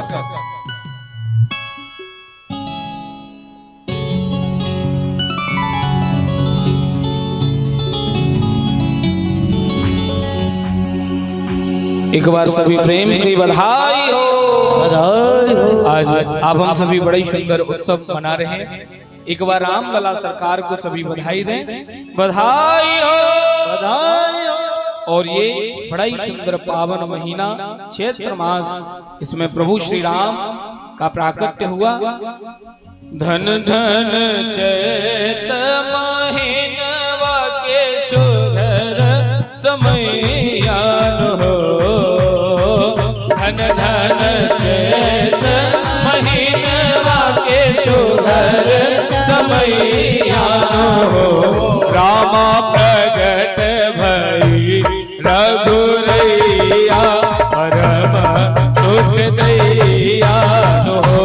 रामा प्रगट भई रघुरैया परम सुख दैयान हो।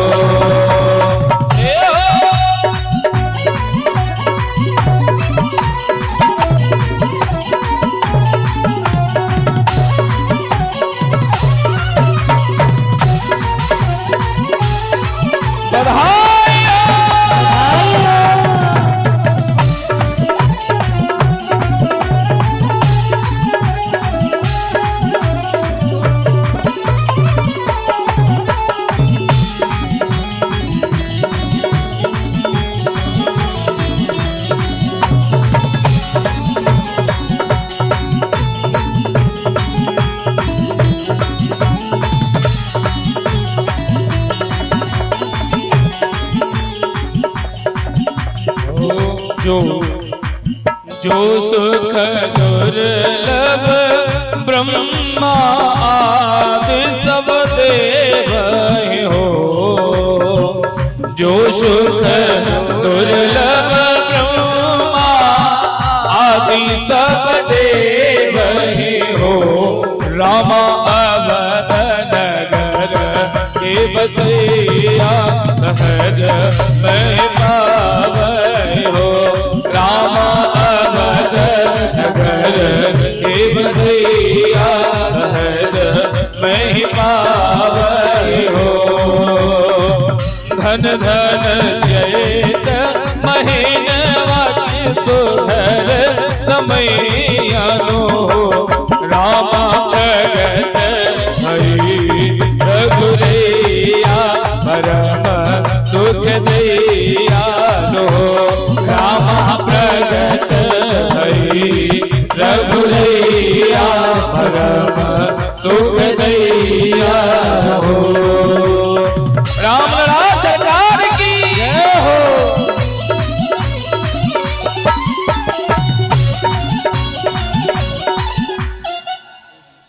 श्राद्धे सभी बैठ जाएं।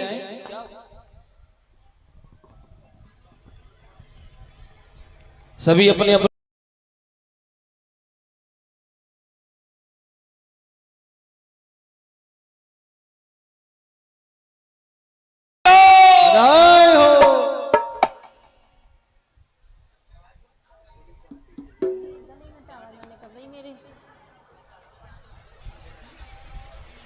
श्री राधे जय राधे। बोलिए रामचंद्र भगवान की जय हो।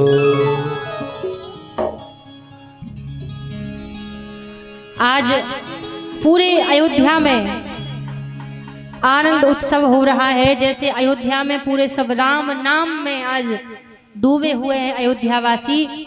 और आइए वैसे हम सभी आज प्रभु के उत्सव का आनंद लेते हैं। और थोड़ी देर सभी रुक जाएं, थोड़ी देर कोई ना जाए। और जो एक एक दो दो करके जा भी रहे हैं तो वो सभी लोग प्रसाद लेकर जाएं। और हमारे देखो भैया चाहते हैं, राजा भैया की कल के जो विश्राम में वृंदावन की होली उत्सव हो गए, तो कल कथा के विश्राम में वृंदावन में जैसे हमारे ब्रज में होली उत्सव मनाया जाता है, कल उसी प्रकार आपके से राता के ठाकुरबाड़ी मंदिर प्रांगण में बड़े ही धूमधाम से ब्रज की होली यहाँ पर मनाई जाएगी। तो कल सभी देखो कहते जो 8 दिन की कथा ना सुन पाए और आखिरी दिन की कथा सुने तो पूरी कथा सुनने का फल उसको मिलता है। तो कल आखिरी दिन की कथा है तो सभी खुद भी आना और जो अभी तक आए नहीं जबरदस्ती लेकर आना। कल बड़े धूमधाम से सभी ब्रज की होली उत्सव यहाँ पर मनाएंगे। और दोनों हाथ ऊपर करके सभी लोग कौन कौन राम रंग में डूबे हुए हैं सीधे सीधे हाथ करके बताएंगे। सभी डूबे हैं। हो मुझे चढ़ गया मुझे चढ़ गया मुझे चढ़ गया भगवा रंग रंग मुझे चढ़ गया भगवा रंग। हे मुझे चढ़ गया भगवा रंग रंग मुझे चढ़ गया भगवा रंग। मुझे चढ़ गया भगवा रंग रंग मुझे चढ़ गया भगवा रंग। हे मुझे चढ़ गया भगवा रंग रंग मुझे चढ़ गया भगवा रंग। श्री राम नाम का रंग रंग श्री राम नाम का रंग रंग श्री राम नाम का रंग रंग श्री राम नाम का रंग रंग। अब करो न कोई तंग। मुझे चढ़ गया मुझे चढ़ गया मुझे चढ़ गया भगवा रंग रंग मुझे चढ़ गया भगवा रंग।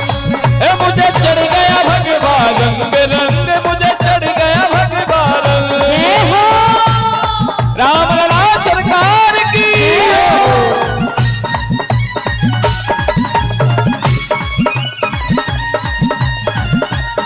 रामचंद्र भगवान की।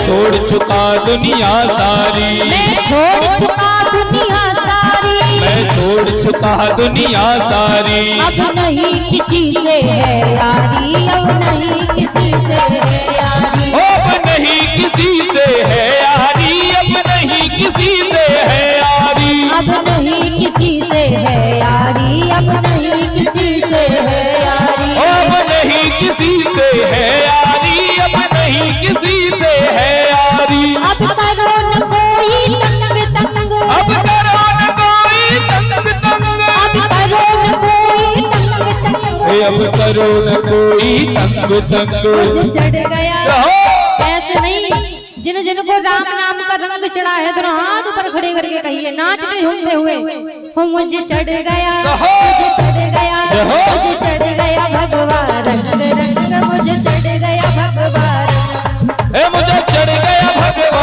रंग रंग मुझे चढ़ गया भगवा रंग। मुझे चढ़ गया भगवा रंग रंग मुझे चढ़ गया भगवा रंग। ओ मुझे चढ़ गया भगवा रंग रंग मुझे चढ़ गया भगवा रंग।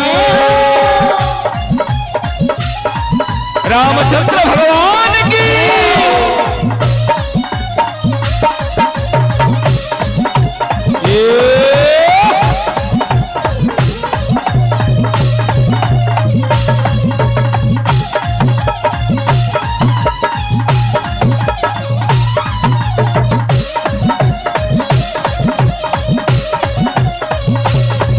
रामचंद्र भगवान की।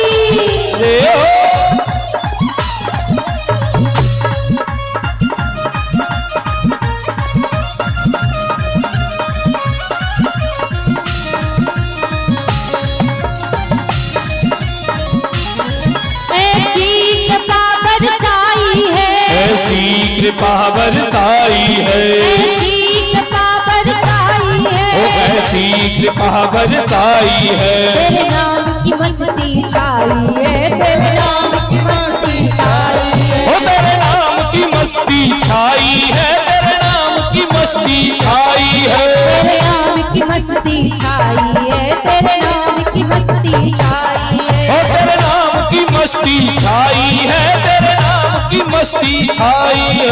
अब करो न कोई तंग तंग अब करो न कोई तंग तंग अब करो न कोई तंग तंग अब करो न कोई तंग तंग। मुझे चढ़ गया, मुझे चढ़ गया। ऐसे नहीं, राम नाम का रंग भगवान रंग चढ़ा है तो दिखना चाहिए, कहने से अकेला नहीं, दिखना तो चाहिए कि भगवान के नाम का रंग चढ़ा है। तो हाथ पर खड़े खड़े सभी, ओ मुझे चढ़ गया, मुझे चढ़ गया, मुझे चढ़ गया भगवान रंग रंग, मुझे चढ़ गया भगवान रंग। ए मुझे चढ़ गया भगवान रंग रंग, मुझे चढ़ गया भगवान रंग। मुझे चढ़ गया भगवान रंग रंग, मुझे चढ़ गया भगवान रंग। ए मुझे चढ़ गया भगवान रंग रंग, मुझे चढ़ गया भगवान रंग।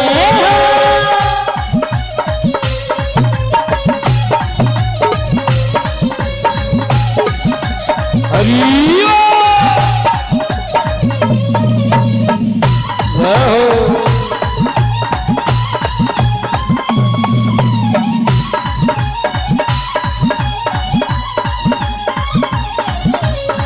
और कल हमारे एक भैया कह रहे कि भैया आपको महाकाल से कुछ परेशानी है, एक भी भजन नहीं गाते हो। एक बार दोनों हाथ उठा करके कहिए बोल शंकर भगवान की, काशी विश्वनाथ की। दोनों हाथ उठा के कहें ओ महाकाल मेरे महाकाल, महाकाल मेरे महाकाल, महाकाल मेरे महाकाल, महाकाल मेरे महाकाल, हे महाकाल मेरे महाकाल, महाकाल मेरे महाकाल, ओ महाकाल मेरे महाकाल, महाकाल मेरे महाकाल। ओ कबूल मेरी विनती होनी चाहिए, कबूल मेरी विनती होनी चाहिए, ओ कबूल मेरी विनती होनी चाहिए, कबूल मेरी विनती होनी चाहिए। तेरे पागलों में गिनती होनी चाहिए, तेरे पागलों में विनती होनी चाहिए। कौन कौन भगवान से भोलेनाथ से कहना चाहता है सरकार अगर गिनती हो तो तेरे पागलों में जरूर गिनती होनी चाहिए। तो हाथ रख के कहिए हो कबूल मेरी विनती होनी चाहिए, कबूल मेरी विनती होनी चाहिए, हो कबूल मेरी विनती होनी चाहिए, कबूल मेरी विनती होनी चाहिए। तेरे पागलों में गिनती होनी चाहिए, तेरे पागलों में गिनती होनी चाहिए, तेरे पागलों में गिनती होनी चाहिए, तेरे पागलों में गिनती होनी चाहिए। महाकाल मेरे महाकाल, महाकाल मेरे महाकाल, महाकाल मेरे महाकाल, महाकाल मेरे महाकाल। शंकर भगवान की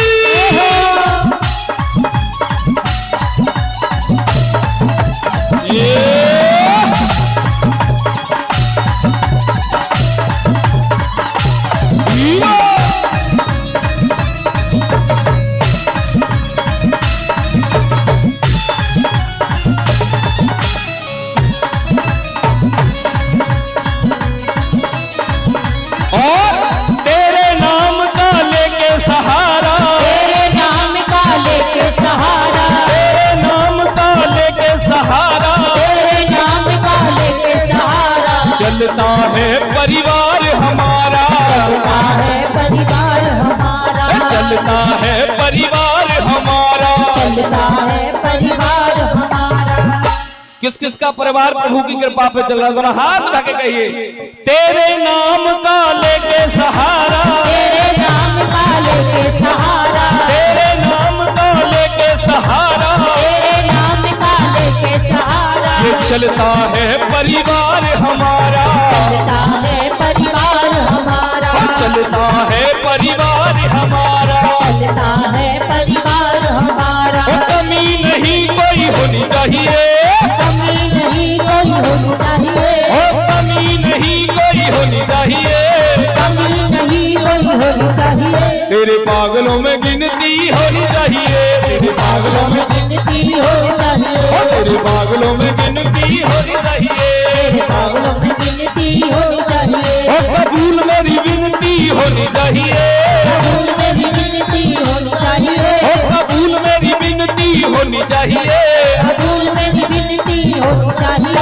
तेरे पागलों में गिनती होनी चाहिए। तेरे पागलों में गिनती होनी चाहिए। ऐसे नहीं, दोनों हाथ रखे कहिए सभी, सभी दोनों हाथ रखे ओ महाकाल मेरे महाकाल, महाकाल मेरे महाकाल, ओ महाकाल मेरे महाकाल,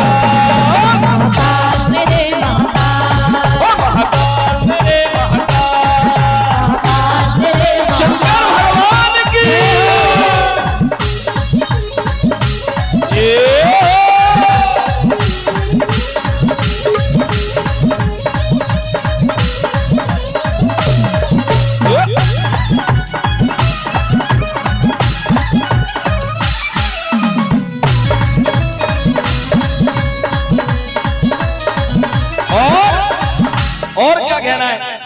तेरे सहारे जीवन नैया, तेरे सहारे जीवन नैया, तेरे सहारे जीवन नैया, तेरे सहारे जीवन नैया। आप संभालो बन के खिवैया, आप संभालो बन के खिवैया, आप संभालो बन के खिवैया। आप संभालो बन के खिवैया। जब इस जीवन की ढोर उसके हाथ सौंप देते हैं तो वही संभाले। दोनों हाथ उठा के कहिए, हो तेरे सहारे मेरी जीवन नैया, तेरे सहारे मेरी जीवन नैया, तेरे सहारे जीवन नैया, तेरे सहारे जीवन नैया। आप संभालो बन के खिवैया, आप संभालो बन के खिवैया। हो नैया मेरी पार बाबा होनी चाहिए, नैया मेरी पार न होनी चाहिए, हो नैया मेरी पार बाबा होनी चाहिए। नैया मेरी पार बाबा होनी चाहिए। तेरे पागलों में गिनती होनी चाहिए, तेरे पागलों में गिनती होनी चाहिए, ओ कबूल मेरी विनती होनी चाहिए, कबूल मेरी गिनती होनी चाहिए, ए कबूल मेरी विनती होनी चाहिए। कबूल मेरी गिनती होनी चाहिए। तेरे पागलों में गिनती होनी चाहिए। तेरे पागलों में गिनती होनी चाहिए। लास्ट सभी दोनों हाथ उठा करके महाकाल का नाम लेते हुए फिर आरती की तरफ चलेंगे। दोनों हाथ उठाएं सभी, हो महाकाल मेरे महाकाल, महाकाल मेरे महाकाल, हे महाकाल मेरे महाकाल, महाकाल मेरे महाकाल, हे महाकाल मेरे महाकाल, महाकाल मेरे महाकाल, महाकाल मेरे महाकाल, महाकाल मेरे महाकाल, महाकाल मेरे महाकाल। महाकाल मेरे महाकाल। नमः पार्वती बने हर हर महादेव।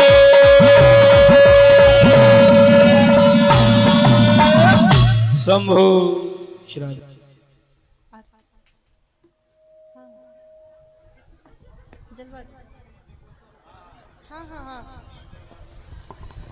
और अब सभी लोग आरती की ओर चलेंगे और जो वो दीपक लेके आप वहीं जलवाना है कि यहाँ जलवाना है? वहीं, हाँ तो वहीं जलवाइए,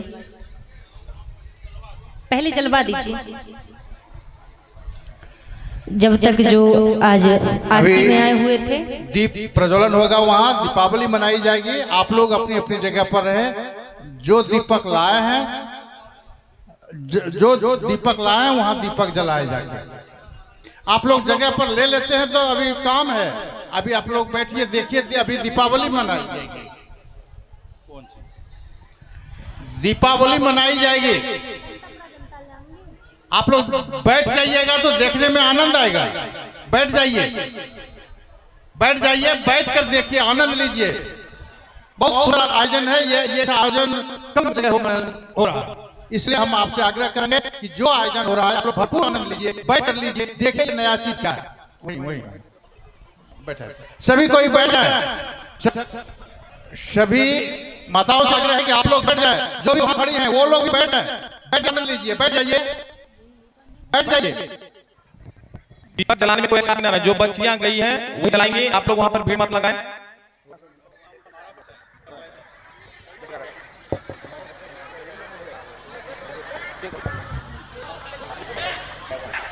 जितने भी करता है दीप जलाने में वहां जाएंगे। वहां रामदेव पे दिया जलाना है, वहां जो है क्या निवेदन नीचे पर जो भी हमारी माताएं बहनें हैं अपने जगह बैठ ताकि दीप आप सके।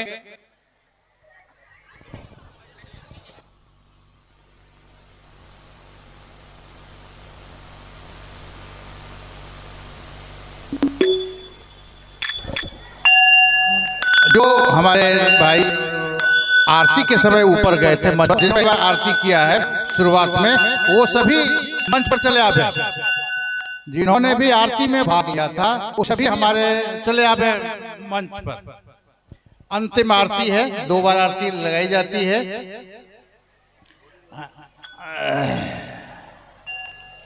आरती में और सभी करता भी करता कम आइए। अभी हम अपने अतिथियों को ही यहाँ लाएंगे। ब्रह्मदेव यादव जी, अरुण यादव, राजीव शर्मा जी, शकुल शर्मा जी। और दीप प्रज्वलन से अलावा अगर कोई हमारे कार्यकर्ता इनमें से है तो आप मंच पर चले आए हैं। निशांत शेखर, ऋषभ कुमार, अमन कुमार, जय कुमार, आदित्य कुमार, प्रियांशु कुमार, जो कोई है यहाँ इधर, वहाँ दीप प्रज्वलन ज्यादा जरूरी है। वहाँ हमारे कार्यकर्ता हैं, भीड़ नहीं हो फालतू।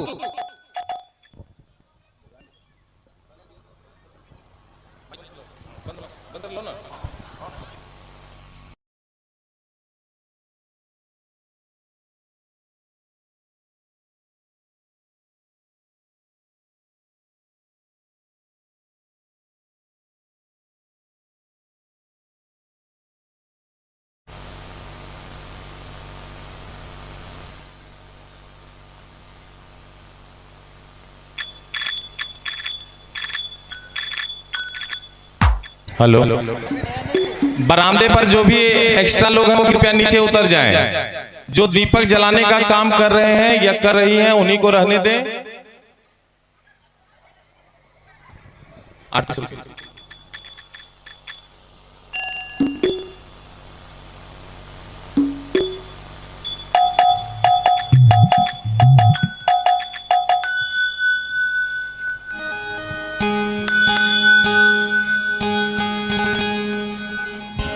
हरि ओम चंद्रमा मनसो जात चक्षु सूर्यो भजायत श्रोत्राद्वादश प्राणशमुगदग्ने न जायत।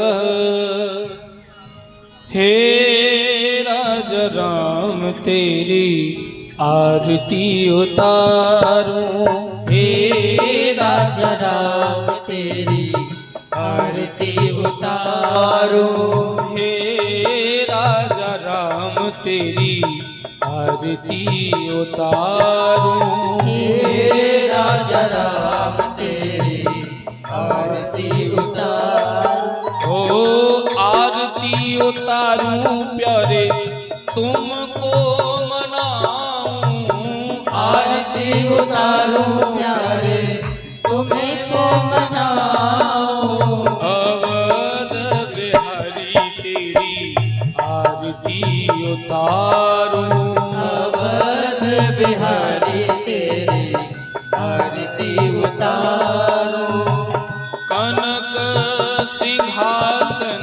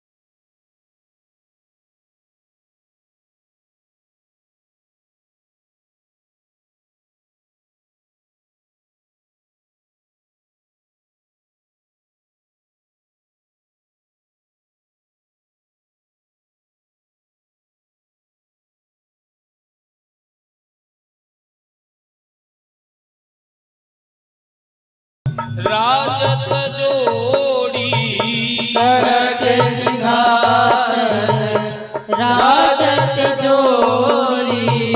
दशरथ नंदन जनक किशोरी, दशरथ नंदन जनक किशोरी। युगल छवि को सदा निहारो, हे राजा राम तेरी आरती उतारो। हे अवध बिहारी तेरी आरती उतारूं, अवध बिहारी तेरी आरती उतारो। ओ पाम भाग सो भित जगत जननी,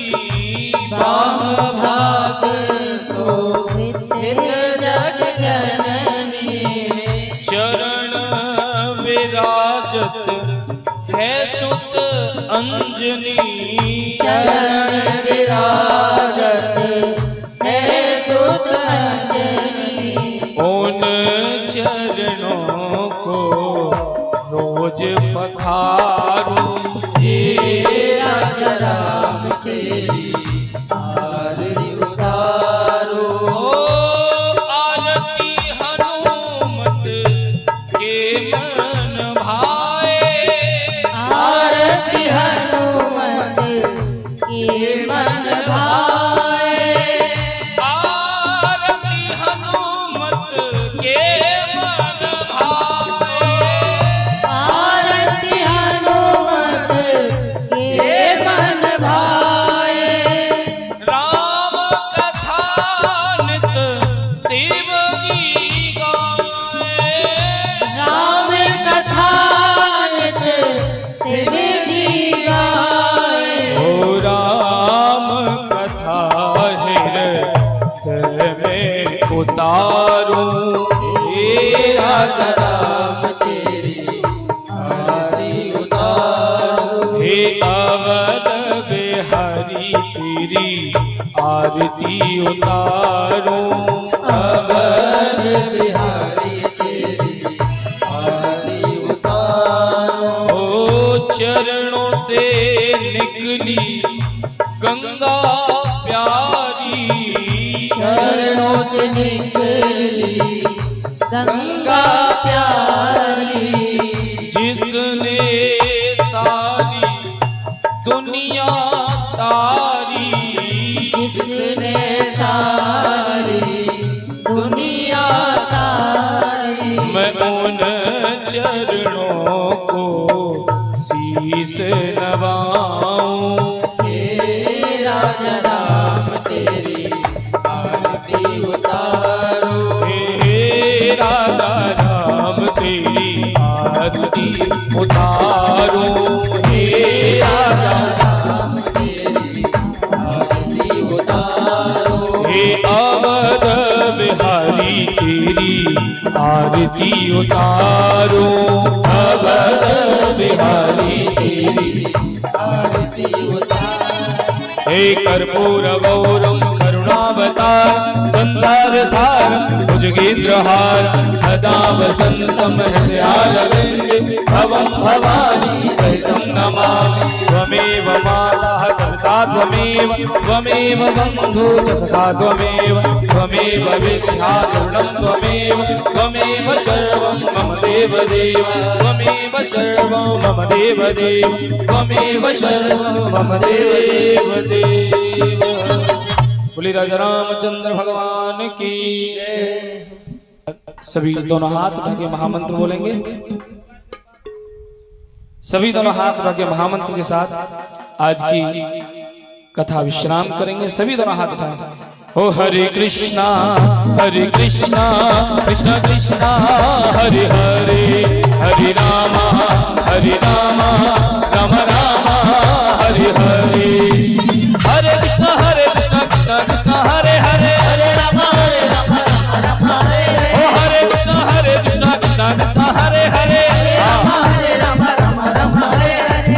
दोनों हाथ उठा के ओ हरे कृष्णा कृष्णा कृष्णा हरे हरे हरे राम राम राम ओ हरे कृष्णा कृष्णा कृष्णा हरे हरे। राम राम राम हरे ओ हरे कृष्णा कृष्णा कृष्णा हरे हरे। हरे राम राम हरे। ओ हरे कृष्णा कृष्णा कृष्णा हरे हरे। हरे राम राम हरे। हरे कृष्णा कृष्णा कृष्णा हरे हरे हरे राम राम राम ओ कृष्ण कृष्णा हरे हरे राम राम हरे हरे।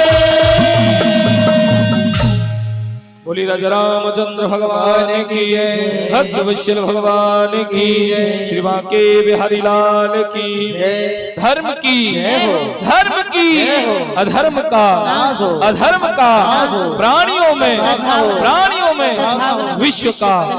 विश्व का सत्य सनातन धर्म की, सत्य सनातन वैदिक हिंदू धर्म की, गौ माता की, अपने अपने गुरु गोविंद की, माता पिता की, बस्ती ग्राम की, सर्व देवी देवताओं की। जय जय श्री सीताराम। नमः पार्वती पते हर हर महादेव। सभी बैठ जाएं, बैठ करके प्रसाद लेंगे। सभी शांति पूर्वक बैठ करके आरती और प्रसाद